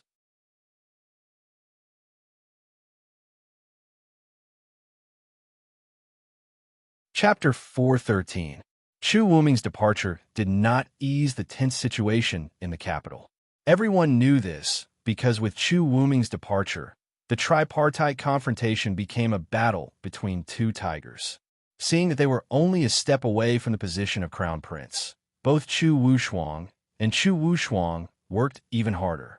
As long as they could eliminate the other party, the position of crown prince would be theirs. The competition for the position of crown prince became even more intense with Chu Wuming's departure. At the same time, the Burning Sky ruler did not leave the capital with Xiao Chun. Firstly, the The Burning Sky ruler was now a retired emperor of the Moonless Empire. He could be said to be the protector of the empire. If he left with Xiao Chun, it would inevitably arouse Xiao Chen's suspicions. This would not benefit Xiao Chun in the future. Secondly, although Chu Wuming had left the capital, he would return sooner or later. The Burning Sky ruler's presence in the capital could serve as a deterrent. Not caring about the chaos in the capital after their departure, Xiao Chun and the others quickly arrived at Hulao Pass through the teleportation formation. As the border of the Moonless Empire, Hulao Pass was extremely far away from the imperial capital. Without the transmission formation, it would take at least 5 days to travel from the imperial capital to Hulao Pass, and this was calculated based on the speed of a super expert in the Town Master realm. However, in the blink of an eye, they appeared in Hulao Pass. Hulao Pass was actually a valley surrounded by mountains on both sides. However, the area of the valley was very large. At a glance, one could not see the end of it. It was like a barren plain. This plain was the only way for the Moonless Empire and the Heavenly Wolf Empire to communicate. After all, there were towering mountains on both sides of Hulao Pass. Not to mention whether humans could pass through. Even if they could, there were many monstrous beasts living in these two mountains. If humans entered, they would most likely die. It was also because of Hulao Pass' natural geographical location that it became a battleground for military strategists. Regardless of whether it was the Moonless Empire or the Celestial Wolf Empire, they all wanted to control the entire Hulao Pass. Once they controlled Hulao Pass, it would be equivalent to having absolute initiative. The other side would become fish on the pillow. They could eat it whenever they wanted.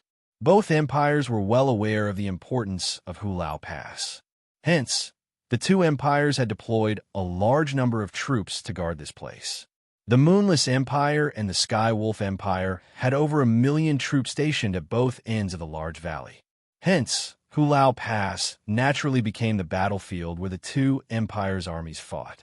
At the entrance of the Hulao Pass that belonged to the Moonless Empire, there were a total of 4 cities. These 4 cities were in the direction of the Hulao Pass of the Moonless Empire. The 4 border cities formed a triangle, firmly guarding Hulao Pass. At this moment, Xiao Chun and the others had arrived at one of the 4 border cities through the teleportation formation. It was called Jinshan City, and the army that controlled this city was the renowned Jinshan army of the Moonless Empire. They had already received news of Chu Wuming's arrival in advance. Just as everyone stepped out of the teleportation formation, the generals of the Jinshan army were already waiting there. Seeing Chu Wuming walk over, a tall and muscular middle-aged general with a rough appearance strode forward. Behind him were 7 or 8 other generals of the Jinshan army. General Zhao Feng greets Your Highness, the 3rd prince. This Zhao Feng was the general of the Jinshan army. He was in charge of managing the Jinshan army. Looking at the tall and muscular Zhao Feng with a rough appearance, Xiao Chen nodded in his heart. This person was indeed a valiant general. Furthermore, his cultivation had already reached the initial Dao sovereign realm. It was no wonder that the imperial family would let him guard Hulao Pass and control the Jinshan army alone. The military power of the 4 armies around Hulao Pass was naturally firmly controlled by the imperial family. Although the 4 great princes and the 8 great feudal lords in the imperial capital had great power, they actually did not have military power.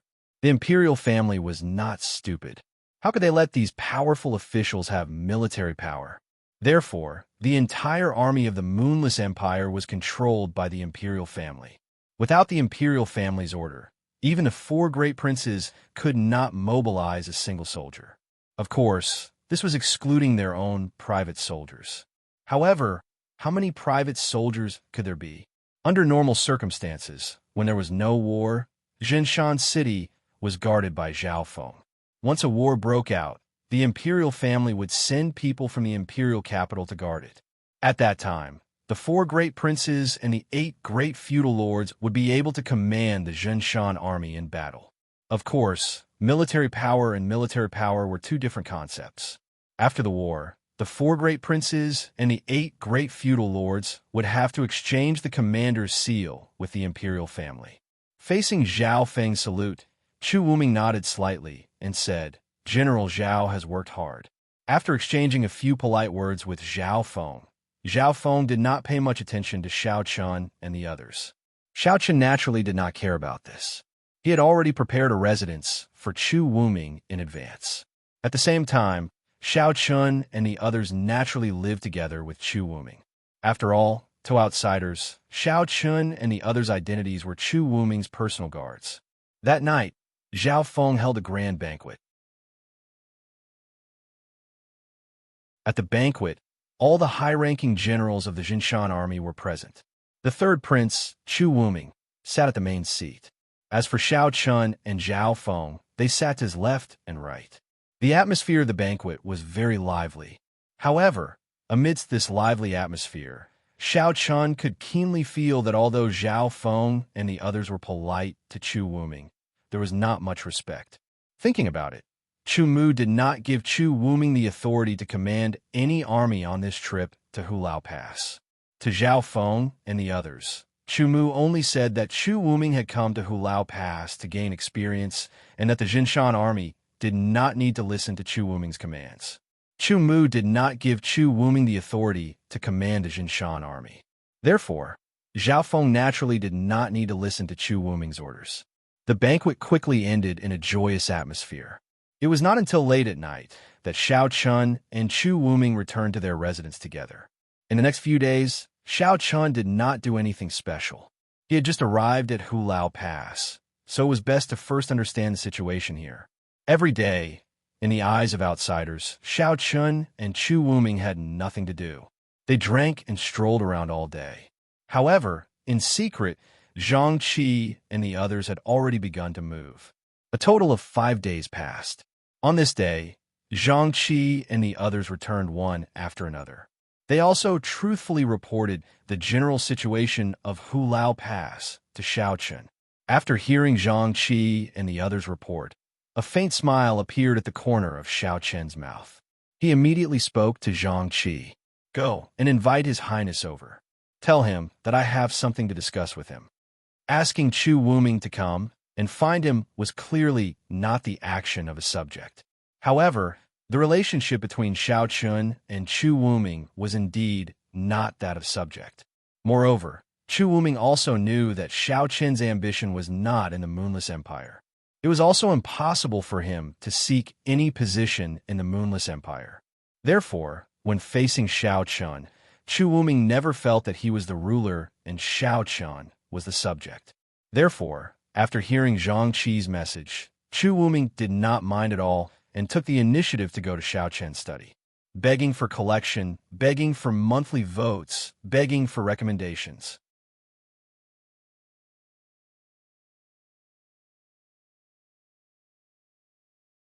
Chapter 414. Chu Wuming soon came to the study, and the two sat opposite each other. Xiao Chun first told Chu Wuming the truth about the situation that Zhang Qi and the others knew.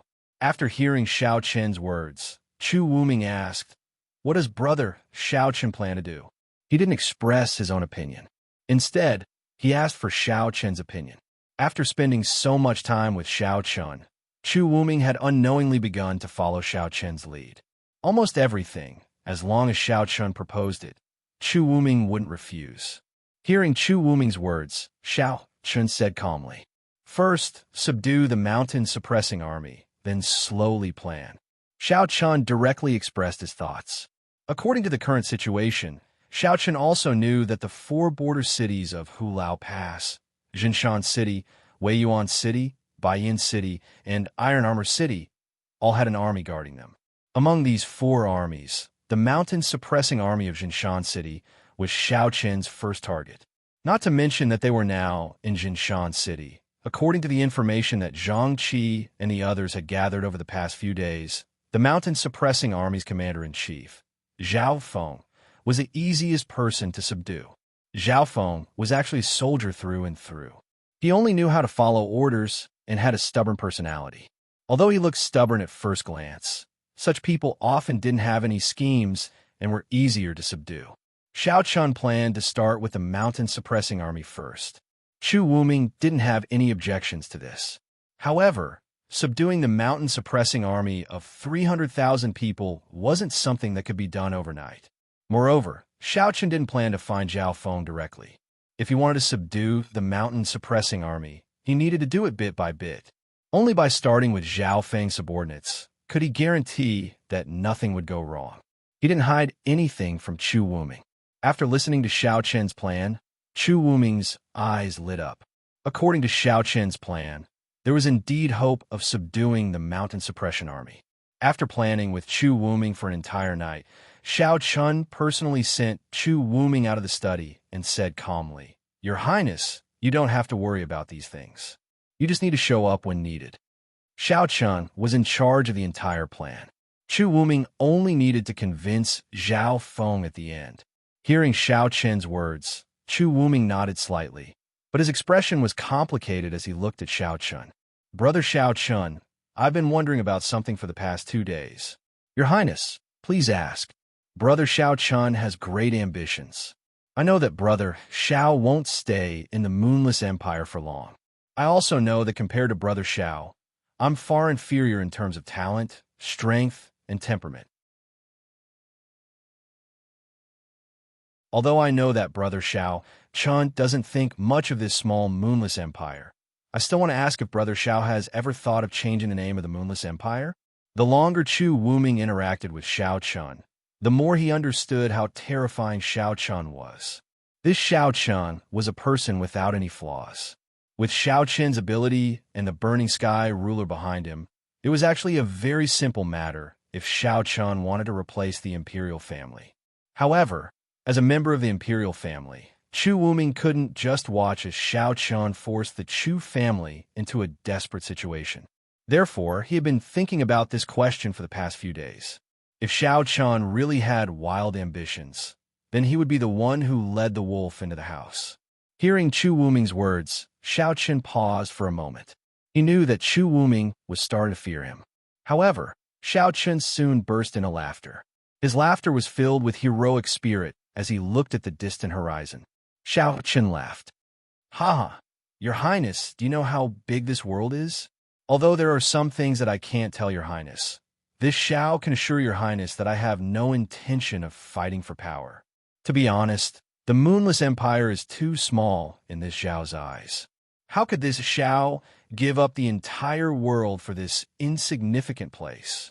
Therefore, your Highness can rest assured that this Xiao has no intention of fighting for anything. The reason why I'm doing my best to help your Highness is because your Highness has done me a favor. Regarding the matter of the fifth prince, your Highness didn't abandon this Xiao. This Xiao is very touched. Secondly, this Xiao really needs your Highness to be in power because this Xiao has some relatives who will need to stay in the Moonless Empire in the future. They need your Highness to take care of them." Chu Wuming was afraid that Xiao Chun would overthrow the imperial family. However, this was something that Xiao Chun had never thought about. The Moonless Empire, to be honest, Xiao Chun really didn't care about it. Xiao Chun came to the Tiana continent to pursue the pinnacle of martial arts. As such, how could a small moonless empire enter his eyes? From Xiao Chen's words, Chu Wuming heard a strong sense of contempt. This was the contempt of the Moonless Empire. However, it was precisely because of this contempt that Chu Wuming's heart was relieved. Since he looked down on the Moonless Empire from the bottom of his heart, Xiao Chun naturally wouldn't do anything to fight for power. With a relieved smile on his face, Chu Wuming cupped his hands and said to Xiao Chun, "This palace understands. I hope Brother Xiao Chun won't blame me. In the future, if Brother Xiao Chun wants to command me, this palace will do my best." It could be said that he had completely let down his guard against Xiao Chun. Hearing Chu Wuming's words, Xiao Chun also smiled and said, "This Xiao doesn't need your Highness to do anything for me. I only need your Highness to help me take care of some relatives and friends in the future." Xiao Chun didn't tell Chu Wuming that he came from the Tianqian continent. This was something that Xiao Chun wouldn't tell anyone. However, Xiao Chun did tell Chu Wuming that he needed him to take care of some of his relatives and friends in the future. It could be considered an open conversation.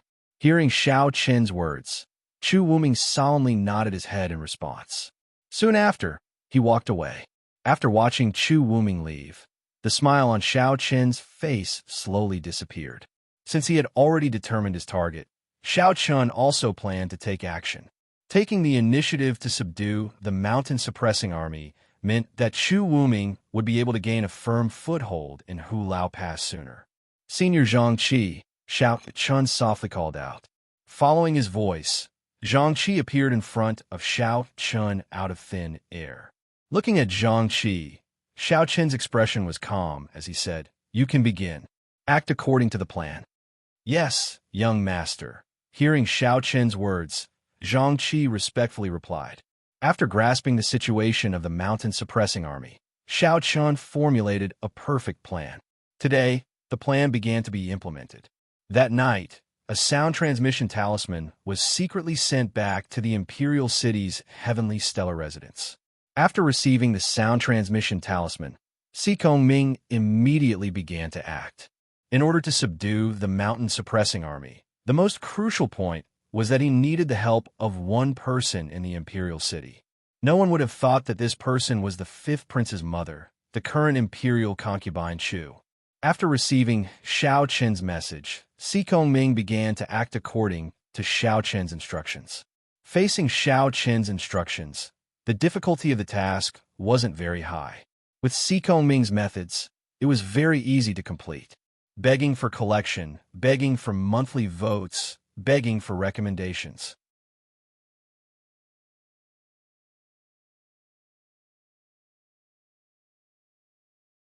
Chapter 4:15. After receiving Xiao Qin's message, Sikong Ming quickly contacted the seventh prince in secret. The seventh prince was one of Chu Wuming's people, so he naturally wouldn't reject Sikong Ming's request. Using the seventh prince's power, Sikong Ming bribed the fifth prince's mother, imperial concubine Chu's personal maid that night. This maid was called Chun Hua, and she was deeply loved and trusted by imperial concubine Chu. After being bribed by Sikong Ming, Chun Hua followed Xiao Qin's plan and told imperial concubine Chu that Xiao Chun was currently in Jinshan City in Hulao Pass, and the deputy general of the Jinshan army, Zhao Tuo, had some relationship with her. If imperial concubine Chu could fork out some money and was willing to personally write a letter to him, he would definitely assassinate Xiao Chun. Furthermore, Xiao Chun was currently in the Jinshan army's territory, so General Zhao Tuo's chances of success were very high. Hearing Chun Hua's words, imperial concubine Chu was indeed moved. After her son was killed, imperial concubine Chu's position in the palace instantly plummeted. After all, in the royal family, there were many times when a mother's status depended on her son. Now that imperial concubine Chu's son was dead, imperial concubine Chu naturally had no value. Furthermore, Chu Mu had already declared Xiao Qin innocent. As a result, the killing intent in imperial concubine Chu's heart had never dissipated. Even in her dreams, she wanted to kill Xiao Chun to avenge the fifth prince. She had always wanted to kill Xiao Chun, and now she finally had the chance to do so. Imperial concubine Chu agreed to Chuanhua's proposal without a hitch. She personally wrote a letter and had someone secretly deliver it to Jinshan City in Hulao Pass to General Zhao Tuo. Imperial concubine Chu was already moved. On the other side, General Zhao Tuo could be considered an absolute core figure in the Jinshan army. However, Zhao Tuo didn't rely on his own strength to be able to enter the upper echelons of the Jinshan army, but it was because of Zhao Feng. The two of them were blood brothers, and their parents had passed away when Zhao Tuo was just born. Therefore, Zhao Tuo could be said to be raised by Zhao Feng. Therefore, Zhao Feng could be said to be Zhao Tuo's elder brother and father. It was because of this that Zhao Feng spoiled Zhao Tuo a lot. Under Zhao Feng's care, Zhao Tuo had become a true upper echelon of the mountain-suppressing army. His position was only below Zhao Feng's. However, compared to Zhao Feng, Zhao Tuo was extremely greedy and arrogant. It was because of this that Xiao Chun chose him. For what they knew so far, Zhao Feng was an extremely stubborn person. Although he wasn't completely loyal to the Imperials, it was impossible to recruit Zhao Feng directly. Therefore, the only way to get Zhao Feng to join them was through Zhao Tuo. After waiting quietly in Hulao Pass for half a month, the person sent by Imperial concubine Chu finally met with Zhao Tuo in secret. Because this matter couldn't be discovered, the person sent by Imperial concubine Chu couldn't use the teleportation array. Every time the teleportation array was used, there would be a special official in charge of recording it. Therefore, the person sent by Imperial concubine Chu could only go all the way from the Imperial capital to Hulao Pass. In this way, half a month wasn't considered slow. After all, it was a long journey. Along the way, there were people from Tianqian residents secretly monitoring this person. Therefore, when the person sent by Imperial concubine Chu entered Jinshan City, Xiao Chun had already received the news. He's finally here? Very good. Hearing this news, Xiao Chun smiled faintly. Since the person had arrived, the plan could officially start. There was no need to worry that Zhao Tuo would refuse because this person was greedy. In order to kill Xiao Chun, Imperial concubine Chu had spent a lot of money. In the face of such a generous reward, Zhao Tuo agreed without thinking. After persuading Zhao Tuo, the person from the temple left Jinshan City.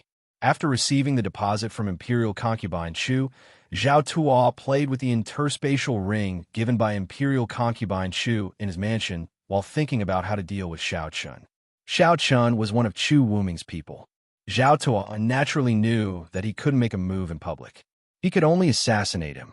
After thinking about it, Zhao Tuo finally decided to make a move tonight. Anyway, Xiao Chun was only at the Dao querying realm. Killing him was as easy as flipping his hand in Zhao Tuo's opinion. Zhao Tuo didn't know what happened to Xiao Chun in the imperial capital. Therefore, he didn't take Xiao Chun seriously at all. After making a decision, Zhao Tuo quickly gathered more than 10 of his trusted aides. The lowest cultivation was at the Dao querying realm. Together with Zhao Tuo himself, Zhao Tuo believed that it was foolproof to kill a small Dao querying realm cultivator with such strength. After making a decision, Zhao Tuo led the group to secretly sneak into Xiao Chen's courtyard that night. There were no accidents along the way. Zhao Tuo and the group arrived outside Xiao Chen's room smoothly. Things progressed more smoothly than expected. Of course, Zhao Tuo didn't know that this was all deliberately arranged by Xiao Chun. Otherwise, with the strength of the people from the heavenly stellar residence, Zhao Tuo and the others wouldn't even be able to enter the courtyard, let alone reach Xiao Chen's room. Zhao Tuo deliberately let Zhao Tuo and the others in. Looking at the tightly shut door in front of him, Zhao Tuo nodded slightly to the person beside him and whispered, "Do it. Remember, do it cleanly. Don't leave any evidence." Hearing Zhao Tuo's words, the person nodded slightly. Then, his figure moved, and he immediately rushed into the room. He had already inquired about Xiao Chen's residence. At this moment, the room was still lit with soft candlelight. The light illuminated the entire room very clearly. Just as the person rushed into the room, he looked around and found that there was no one in the room. Immediately, the person felt that something was wrong. He turned his head and shouted to Zhao Tuo, "General, there is no one in the room. Something is wrong." The room was lit by candlelight, but there was no one in sight. Hearing the person's words, Zhao Tuo frowned and strode into the room. After personally confirming, Zhao Tuo also felt that something was wrong. He immediately said in a deep voice, "Let's go." The situation was a little strange. Zhao Tuo immediately chose to retreat. However, just as Zhao Tuo was about to leave, several figures quickly flew out from outside the courtyard. The person in the lead was Xiao Chun. Besides Xiao Chun, Zhang Qi, Gu Xiao, and the others were already waiting for him. With his escape route blocked, Zhao Tuo's face darkened. At the same time, Xiao Chun also said with a cold smile, "General Zhao, you came in the middle of the night with a knife and a spear. What do you want? Do you want to assassinate me?" All of this was originally planned by Xiao Chun, so he naturally knew the purpose of Zhao Tuo's visit. However, Zhao Tuo didn't know. Hearing Xiao Qin's words, Zhao Tuo was stunned at first, but soon he said with a smile on his face, "Young Master Xiao, what are you talking about? How could this general come to assassinate you? It's just that I suddenly remembered something tonight, and specially came to ask for your advice. How could I know that you were not here? We were just about to leave. Please collect, please vote, please recommend."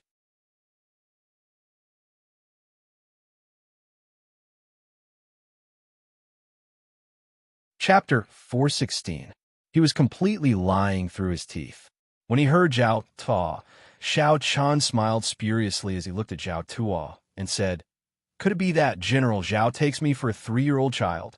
Do you think I'll believe such a far-fetched reason?" A strand of coldness flashed through Zhao Tuo's eyes when he saw Xiao Chun didn't believe him. Who would have imagined that he would actually be stopped here by Xiao Chun tonight? A cold light flickered in his eyes as he sneered and said, "Young Master Xiao, what's the meaning of this? Since young Master Xiao doesn't believe me, then I'll bid my farewells." The assassination had failed, and Zhao Tuo was very clearly aware that Xiao Chan didn't have any evidence at all. Even if Zhao Tuo and the others had weapons in their hands, so what? So long as he didn't admit it, what could Xiao Chen do? No matter what, he couldn't expose that he had come to assassinate Xiao Chen tonight. This was what Zhao Tuo was thinking at this moment. So long as he refused to admit it, what could Xiao Chen do? Needless to say, Zhao Tuo's idea was very good. However, he'd overlooked something, and it was that this entire matter had been planned by Xiao Chun. In that way, how could there be no evidence? Right when Zhao Tuo was about to leave, Gu Xiao and the others took a step forward and blocked Zhao Tuo's path. He was able to discern that Gu Xiao was a Dao King realm expert, so Zhao Tuo didn't dare act rashly. He could only turn around and glare angrily at Xiao Chun as he said, "Young Master Xiao, what's the meaning of this? Could it be that you intend to force me to stay?" A thief crying thief. He'd originally come to assassinate Xiao Chun, and after the matter was exposed, Zhao Tuo was the first to flare up because he wanted to rely on his rage to leave as soon as possible. Xiao Chen didn't care at all when facing Zhao Tuo's furious gaze. He withdrew a letter and waved it in his hand as he said, "General Zhao recognizes this letter, right?" Seeing the letter in Xiao Chen's hand, Zhao Tuo's face immediately changed. His original anger dissipated in an instant and was replaced by a look of horror. There was no doubt that the letter in Xiao Chen's hand was the letter that Imperial Consort Chu had personally written to Zhao Tuo. When Zhao Tuo had just left the mansion, Xiao Chun had asked Zhang Qi to bring it back. This was an important piece of evidence. Zhao Tuo never thought that the letter would fall into Xiao Chen's hands. Looking at Xiao Chen's faint smile, Zhao Tuo felt the world spinning. He originally intended to deny it, but now that the other party had the evidence, his face was completely pale. Seeing this, Xiao Chun immediately shouted, "Zhao Tuo, you sneaked into this place tonight with the intention of assassinating me. Why? Are you still not admitting to it?" The evidence was irrefutable. Faced with such a situation, Zhao Tuo could no longer deny it. His expression was ugly as he remained silent.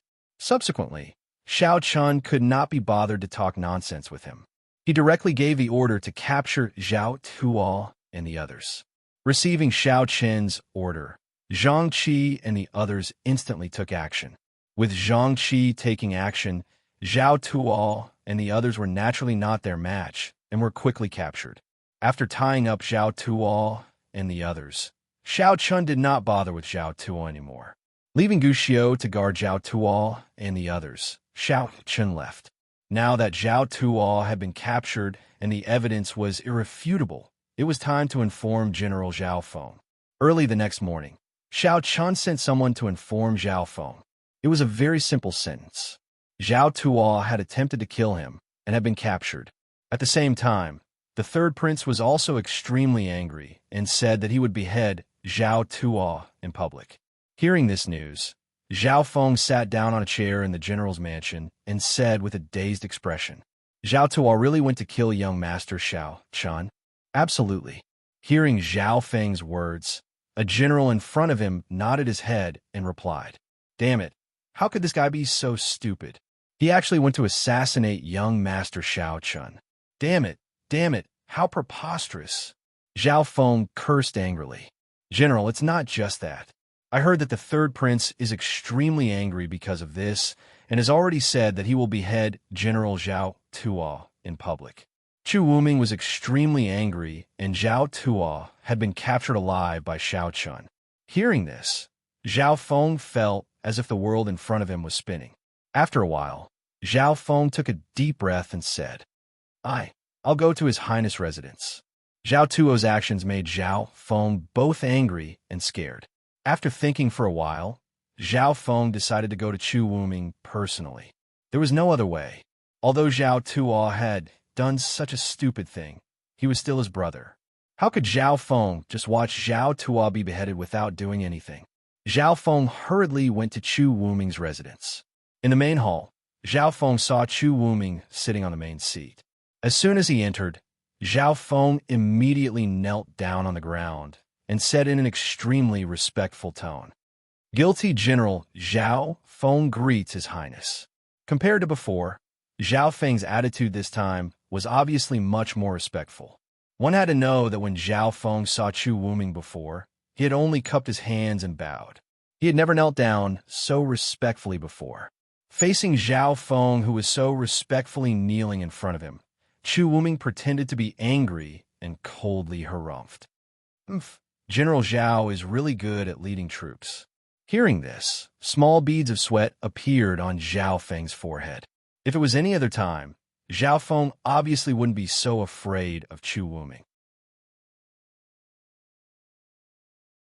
After all, although Chu Wuming was a prince, he didn't have any military power and couldn't control Zhao Feng. However, it was different now. Zhao Tuo's life was in Chu Wuming's hands. Once this matter was spread to the capital, Zhao Feng wouldn't be able to escape the blame. Zhao Feng lowered his head deeply and didn't dare to reply. Seeing this, Chu Wuming continued to shout, "General Zhao, as a general, you allowed your subordinates to do whatever they want. As a brother, you allowed your brother to assassinate my trusted aide. You tell me yourself, how should I handle this matter?" Hearing Chu Wuming's words, Zhao Feng could only kowtow and admit his wrongs. Seeing this, Chu Wuming lightly sighed, and his tone became gentler as he spoke. "General Zhao, the evidence of this matter is irrefutable. Zhao Tuo wanted to assassinate brother Xiao Chun. I can't help you with this matter, but I can tell you clearly that if brother Xiao Chun insists on killing Zhao Tuo, it's useless even if you go to the capital to beg for mercy. Do you know that brother Xiao Chen's uncle is the Burning Sky retired emperor who just ascended to the throne a few days ago?"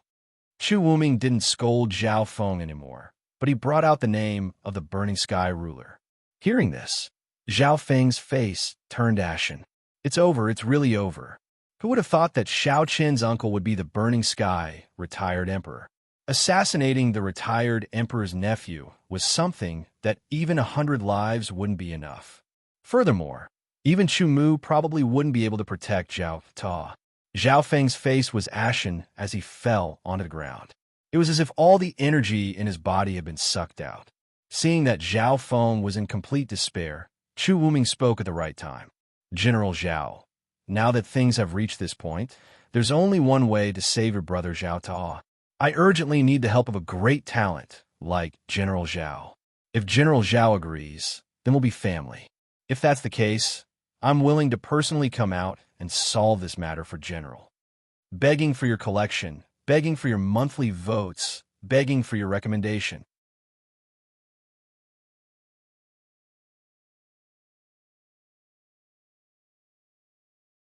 Chapter 417. Seeing that the time was right, Chu Wuming threw out an olive branch. Hearing Chu Wuming's words, Zhao Feng, who was originally ashen-faced, looked strangely at Chu Wuming, who was sitting on the main seat. Chu Wuming's words were very obvious. As long as Zhao Feng surrendered, Zhao Tuo would naturally be fine. Zhao Feng looked at Chu Wuming in a daze. It was only at this moment that Zhao Feng finally realized the crux of the matter. At first, Zhao Feng was too worried about Zhao Tuo's safety, so he didn't think too much about it. Now that he thought about it carefully, the entire matter was full of suspicious points. Furthermore, from the beginning to the end, Xiao Chun seemed to have been prepared. Otherwise, how could he have captured Zhao Tuo so easily? Also, how did Xiao Chun know about Imperial Consort Chu's letter? To be honest, Xiao Chun's plan wasn't very smart, so even a general like Zhao Feng could easily see through it. However, this was where Xiao Chun's plan was smart. Even if Zhao Feng saw through it, so what? He didn't have any other choice. He guessed that this entire matter was probably planned by Xiao Chun and Chu Wuming. They purposely lured Zhao Tuo, and their ultimate goal was to subdue Zhao Feng. Zhao Feng looked at Chu Wuming in disbelief. Although he guarded Hulao Pass all year round, Zhao Feng had heard a little about the battle for the position of Crown Prince. He didn't expect the third prince, Chu Wuming, to be so ambitious. Zhao Feng didn't believe that Chu Wuming was purely trying to recruit him. Chu Wuming's ultimate goal was obviously the 300,000 soldiers of the Mountain Suppressing Army. In other words, Chu Wuming wanted to recruit him to take control of the Mountain Suppressing Army. The other princes were still fighting to the death in the imperial capital. They only had the position of crown prince in their eyes, but Chu Wuming was already thinking about taking control of the army. In comparison, Chu Wuming's ambition. Of course, Zhao Feng didn't know that all of this was planned by Xiao Chun. As for Chu Wuming, he was just following orders. Chu Wuming didn't rush Zhao Feng and waited patiently. After a while, Zhao Feng took a deep breath and finally spoke. Zhao Feng slowly stood up and once again respectfully knelt down toward Chu Wuming and shouted, "Zhao and all the soldiers of the Mountain Suppressing Army are willing to die for the third prince." Just as Xiao Chun had thought, even if Zhao Feng had guessed everything in the end, what was done could not be undone. Zhao Feng had no choice but to rely on Chu Wuming. Hearing Zhao Feng's words, Chu Wuming faintly smiled. He quickly walked up to Zhao Feng and personally helped him up, a smile on his face. "General Zhao is too polite. We'll be on the same side from now on, huh?" Hearing Chu Wuming's words, Zhao Feng helplessly smiled bitterly. This was something that could not be helped. Otherwise, why would Zhao Feng rely on Chu Wuming? One had to know that if Chu Mu found out that Zhao Feng, who possessed a large number of troops, had secretly sided with Chu Wuming, he would undoubtedly die. After successfully subduing Zhao Feng, Zhao Tuo was soon released and personally sent the two brothers out of the courtyard. Before they left, Chu Wuming said faintly, "General Zhao, I would like to go to the barracks tomorrow to take a look." Hearing Chu Wuming's words, Zhao Feng paused for a moment, but he soon nodded his head respectfully and replied, "This general obeys." If it was before, Zhao Feng would definitely not agree to Chu Wuming going to the barracks. But now, Zhao Feng had no choice. The reason why Chu Wuming wanted to go to barracks was because he wanted to see Zhao Feng's attitude. Nodding his head in satisfaction, Chu Wuming sent Zhao Feng and his brother off with his eyes. On the way back to the mountain protecting general's palace, the two brothers sat facing each other in the garden. Zhao Tuo looked at his big brother and said with surprise, "Brother, you really sided with the third prince? If His Majesty knows about this, you—" From Zhao Feng's mouth, Zhao Tuo already knew that he had sided with Chu Wuming. Facing his brother's surprise, Zhao Feng said helplessly, "Do you think I want to?" Who would have thought? No one would have thought that the seemingly weak third prince would have such methods. His ambition has reached such a level that he has already begun to plot to seize the emperor's military power. Zhao Feng didn't have a choice in today's matter. If he didn't side with the third prince, he would die. As soon as he finished speaking, Zhao Feng looked at Zhao Tuo and said with determination, "Forget it. Remember, from today onwards, you and I are both the third prince's people. We can't be disrespectful to His Majesty anymore." As expected of someone who could become the general of an army. After the initial gloominess and helplessness, Zhao Feng quickly made up his mind. Since what was done couldn't be undone, Zhao Feng didn't have a second path to take. He could only wholeheartedly support the third prince. This way, when the third prince gained power in the future, Zhao Feng might be able to reach the heavens in one step. Zhao Feng made up his mind. At the same time, far away in the imperial capital, Si Ming and imperial concubine Chu were sitting together in a private room in a normal restaurant. This morning, Si Ming asked the seventh prince to invite imperial concubine Chu out of the palace. Imperial concubine Chu didn't refuse the seventh prince's invitation because she didn't have the right to refuse. This was because the seventh prince said to her, Hulao Pass, Zhongshan City, General Zhao Tuo's assassination failed. Because of this sentence, imperial concubine Chu couldn't refuse the seventh prince's request. Helplessly, imperial concubine Chu could only leave the palace and come to this restaurant at the agreed time. Looking at Si Ming, imperial concubine Chu's eyes were full of coldness. However, Si Ming acted as if he didn't see it and said with a faint smile on his face, "This old man is Si Ming, the manager of the Heavenly Stellar Residence. Young Master Xiao Chan sent me to greet imperial concubine Chu." Si Ming reported his identity. Hearing this, imperial concubine Chu's face sank. She was already full of anger. Now that she heard that Si Ming was Xiao Chen's man, she couldn't control herself anymore. Her face sank as she said, "Xiao Chen, what does he want? My son has already died in his hands. Does he now let me go?" Knowing that the matter between her and Zhao Tuo had been exposed, imperial concubine Chu naturally felt that Xiao Chen wanted to deal with her. Facing imperial concubine Chu's angry shout, Si Ming continued to speak with a smile. Imperial concubine Chu has misunderstood.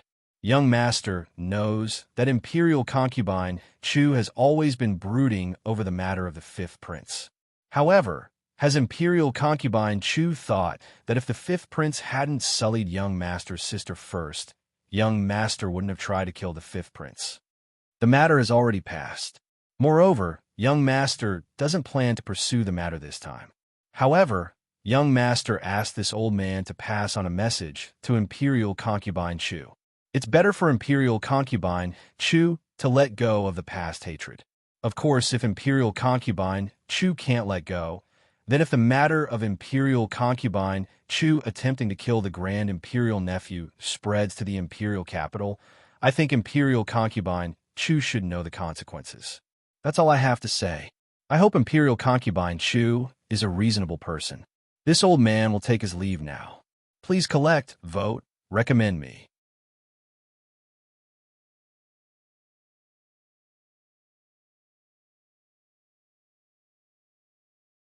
Chapter 418. After Zhao Feng surrendered, Xiao Chen also asked Si Ming to warn imperial concubine Chu. Although Xiao Chen was not afraid of her, as the saying goes, "Don't be afraid of thieves, but be afraid of thieves."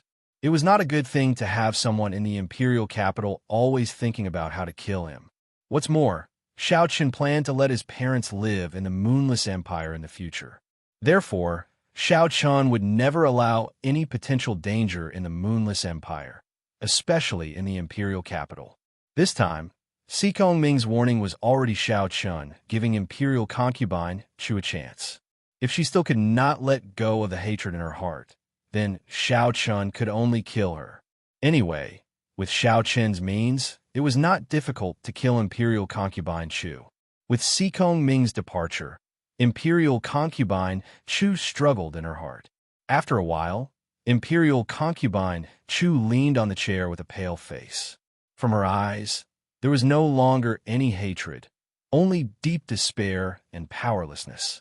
Although she only exchanged a few words with Si Ming, imperial concubine Chu also understood that she could no longer pose any threat to Xiao Chen. Today's conversation was also Xiao Chen's last warning to her. If she still did not let go, then Xiao Chen could only kill her. "Son, mother is useless." Leaning on the chair, imperial concubine Chu's eyes had 2 lines of tears as she muttered to herself. On the second day after Si Ming and imperial concubine Chu's conversation, imperial concubine Chu asked Chu Mu to guard her son's coffin. She would never step out of the fifth prince's mausoleum again.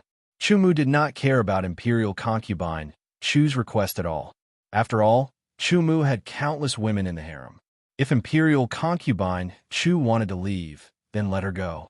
At the same time, Xiao Chun, who was in Jinshan City, also received the news. Xiao Chun was very satisfied with imperial concubine Chu's decision. This was equivalent to imperial concubine Chu's answer to Xiao Chun. He no longer cared about imperial concubine Chu and had complete control of the mountain-suppressing army. Zhao Feng was also very smart. Ever since he joined Chu Wuming, he had indeed listened to everything Chu Wuming said. For the time being, he had no plans to touch the other three armies. Now that he had subdued the mountain-subduing army, everything else could only be done slowly. In Jinshan City, Xiao Qin's life was peaceful and stable. At the same time, Xiao Qin's cultivation was also improving steadily. Xiao Qin didn't have to worry about cultivation resources at all. As long as he needed it, Chu Wuming would find it for Xiao Qin. With the support of so many cultivation resources, Xiao Qin's cultivation reached the peak of the Dao querying realm in just 1 month. He was not far from breaking through to the small success Dao querying realm. It had only been less than 2 months since Xiao Qin had broken through to the Dao querying realm, but he had already touched the threshold of the initial Dao querying realm. Such speed was not only because of Xiao Qin's heaven-defying talent, but also because of the cultivation resources provided by Chu Wuming. Such a fast cultivation speed was enough to make anyone gasp in amazement. Xiao Qin also deeply understood the importance of a cultivation environment and resources to a warrior.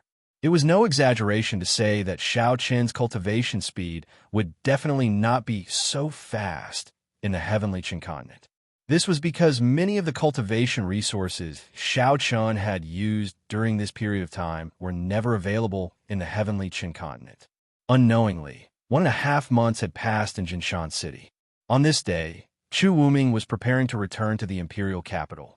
This was because he had reached the time to break through to the Dao querying realm. He was going to return to the imperial capital and enter the Dao path to break through to the Dao querying realm. The day before he left, Chu Wuming called Zhao Feng to his residence. At the same time, Xiao Qin was also present. Chu Wuming said with a smile as he looked at Zhao Feng, "Tomorrow, I will return to the imperial capital to break through to the Dao querying realm.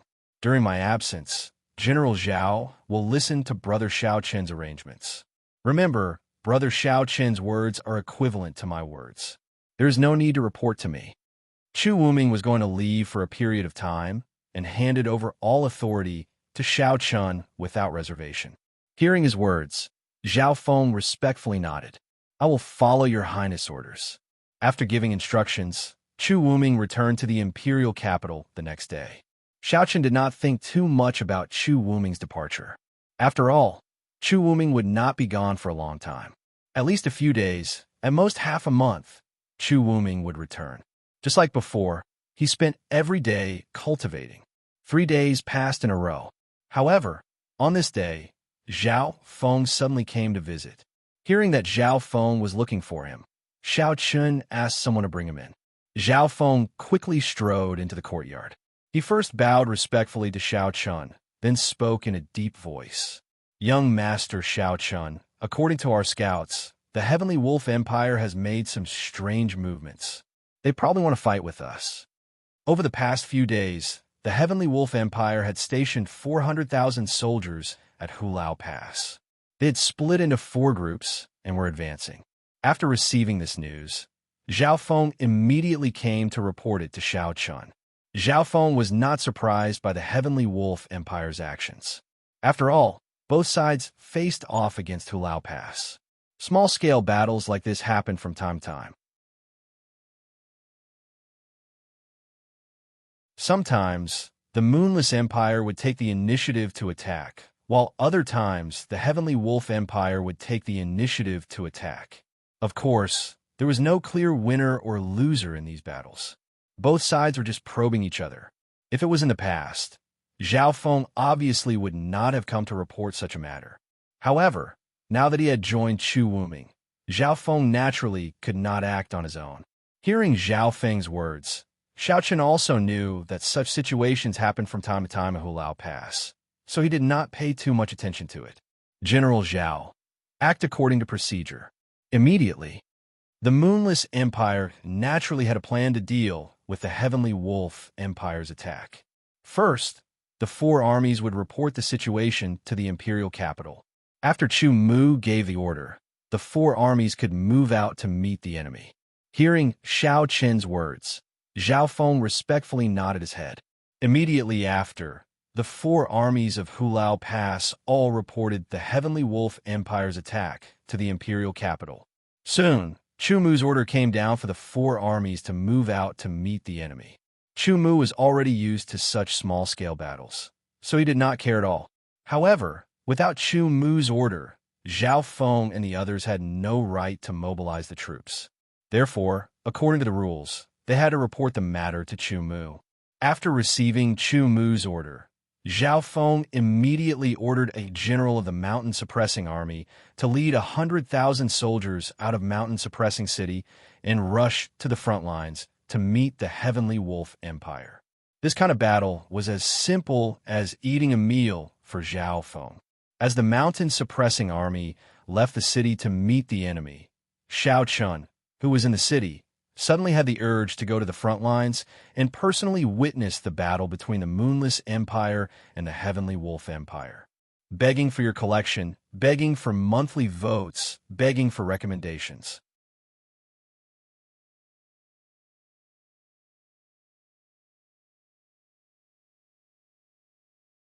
Chapter 419. Xiao Chan was very interested in the armies of the Moonless Empire and the Heavenly Wolf Empire. Although he had been to the Mountain Suppressing Army's camp a few times, he had no idea how strong the Mountain Suppressing Army was. Xiao Chen did not hesitate and left the Mountain Suppressing City on the same day. However, Xiao Chen was accompanied by Zhang Qi and Gu Xiao. Without telling Zhao Feng, the three of them rushed to the front line. The distance was not far. In just 15 minutes, Xiao Chen arrived at the Mountain Suppressing Army's frontline camp. This time, the Heavenly Wolf Empire's army of 400,000 was advancing in 4 different directions. It was obvious that they wanted to attack the 4 border cities of the Moonless Empire at the same time. The Mountain Suppressing Army was naturally one of the 4 armies of the Heavenly Wolf Empire. Facing such an army, Zhao Feng also sent out 100,000 Mountain Suppressing Army soldiers. When Xiao Chen arrived, the 2 armies had already been fighting for 2 days. Although there were casualties on both sides, the overall number was not too high. After all, they were not fighting to the death. They were just probing each other's strength. There was basically no winner or loser in this kind of battle. Facing Xiao Chen's sudden arrival, Zhao Tuo was in fear and trepidation. This time, Zhao Feng sent Zhao Tuo as the main general to fight the Heavenly Wolf Army. Zhao Tuo, who was originally in the commander's tent, heard that Xiao Chen had arrived at the front line and immediately ran out to greet him. Seeing Xiao Chen in the camp, Zhao Tuo hurried forward and bowed respectfully. General Zhao Tuo greets young master. General Zhao, you have worked hard. There is no need to pay attention to me. I'm only here to watch the show. When facing the enemy, General Zhao can command as you like, Xiao Chen said to Zhao Tuo with a faint smile. Xiao Chen had only come because he was curious. Therefore, he had no interest in commanding the enemy. Hearing Xiao Chen's words, Zhao Tuo secretly let out a sigh of relief. Perhaps it was because of the assassination last time. Facing Xiao Chen, Zhao Tuo felt a lot of pressure. It was even greater than facing Chu Wuming. After this period of interaction, Zhao Tuo and Zhao Feng completely understood that compared to Chu Wuming, Xiao Chen was the most terrifying. Therefore, Zhao Tuo did not dare to be careless in front of Xiao Chen. After chatting with Zhao Tuo, Xiao Chen, Zhang Qi, and Gu Xiao went to the tent prepared by Zhao Tuo to rest. While the 3 of them were chatting idly, Zhao Tuo had gathered all the generals in the commander's tent. Xiao Chen had clearly said that he was here to watch the show, so Zhao Tuo naturally had to show off his skills to Xiao Chen. Looking at the generals below, Zhao Tuo said in a deep voice, Young Master has come personally to see the strength of our mountain-suppressing army. I have decided to attack the Sky Wolf army immediately. Who is willing to be the vanguard? Zhao Tuo wanted to show off in front of Xiao Chun. Hearing this, the generals all expressed their willingness. After some discussion, Zhao Tuo finally chose the vanguard. He would lead 10,000 soldiers and attack the Sky Wolf army immediately. After choosing the vanguard general, the sound of war drums could be heard in the camp. Xiao Chun and the other two looked at each other when they heard the war drums. Then, Gu Xiu said with a smile, "Zhao Tuo is smart." This Zhao Tuo is really a smart person. Young Master has only been here for less than an hour, and he has already launched an attack. Obviously, he wants to show off in front of Young Master. Xiao Chun and the other two naturally knew what Zhao Tuo was thinking when he launched the attack so eagerly. Hearing Gu Xiu's words, Xiao Chun smiled and said, "If that's the case, let's go take a look too. We must not disappoint General Zhao Tuo." In order to show off in front of Xiao Chun, Zhao Tuo launched the attack first. Following the 10,000 mountain-suppressing army as the vanguard, the Sky Wolf army also responded. Both sides were only vanguards, and there were less than 20,000 soldiers in total. At the same time, the generals leading the vanguard were all in the Sky Realm. They went all the way to the place where the vanguard armies of both sides were facing each other. Xiao Chun and the other two stood in the air. At the same time, the vanguard armies of both sides were ready for battle. The two vanguard generals also rode out. The two generals were both mounted on dragon horses, and when they looked at the vanguard general of the Celestial Wolf Empire, Xiao Chun froze and blurted out involuntarily, "Mu Feng." He had only intended to watch the show, but who would have thought that he would meet Mu Feng here? Moreover, Mu Feng had become a general of the Heavenly Wolf Empire, although he was only a general of the lowest rank, but Mu Feng was shocked. However, he didn't notice Xiao Chun and the other two standing in the air. At this moment, Mu Feng, who was riding on a dragon horse and wearing a silver-white armor, looked at the mountain-suppressing army general in disdain and shouted coldly, "You mountain-suppressing army really don't know what's good for you. How dare you provoke me? Mu Feng, don't try to show off. If you have the ability, come and fight me for 300 rounds. Hearing Mu Feng's words, the mountain-suppressing army general didn't back down and shouted coldly, "Ha, 300 rounds? If you want to die, your grandpa Mu will fulfill your wish." Mu Feng laughed and took the initiative to attack. Ever since they arrived at the Heavenly River continent, Mu Feng and a group of cultivators from the Heavenly Chun continent were teleported to the Heavenly Wolf Empire. Because there was a Dao King Realm cultivator among them, they naturally formed a group to train in the Heavenly Wolf Empire. In the beginning, things went quite smoothly, and everyone made great progress. However, later on, because they accidentally offended one of the Heavenly Wolf Empire's powerful clans, they were hunted down and captured. A total of 23 Tianchun continent cultivators were captured by the powerful clan. In order to save everyone's lives, the Dao King expert had no choice but to join the Sky Wolf Empire's army. This way, the Heavenly Chun continent cultivators' lives were saved. Serving in the Sky Wolf Empire's army, Mu Feng relied on his outstanding combat strength to become a general of the lowest rank step by step. Looking at the two people fighting fiercely below, Xiao Chen's eyes flickered with a deep smile. He turned to Zhang Qi and said, "Uncle Zhang, how about we find an opportunity to take Mu Feng away later?" Since he had met Mu Feng here, Xiao Chen also intended to take him back to the Moonless Empire. After all, although Mu Feng was already a small general, he obviously did not have a good life in the Sky Wolf Empire. Therefore, Xiao Chen naturally could not leave him behind. The generals of the two sides fought for a long time. While Mu Feng and Xiao Chen were fighting fiercely, Zhang Qi, who had received Xiao Chen's order, decisively made her move. She moved and instantly appeared in front of Mu Feng. Before Mu Feng could react, Zhang Qi grabbed Mu Feng's armor and disappeared with him. As a super expert in the Dao Master Realm, it was naturally very easy for Zhang Qi to take away Mu Feng, a little celestial realm cultivator. From Zhang Qi's attack to her departure, the whole process happened in the blink of an eye. No one saw clearly that Mu Feng had disappeared, and no one knew who took him away. Please collect, monthly vote, recommend. You're tuning in to the Warrior Lore YouTube channel. Don't forget to subscribe and join us on this journey to catch the most captivating stories.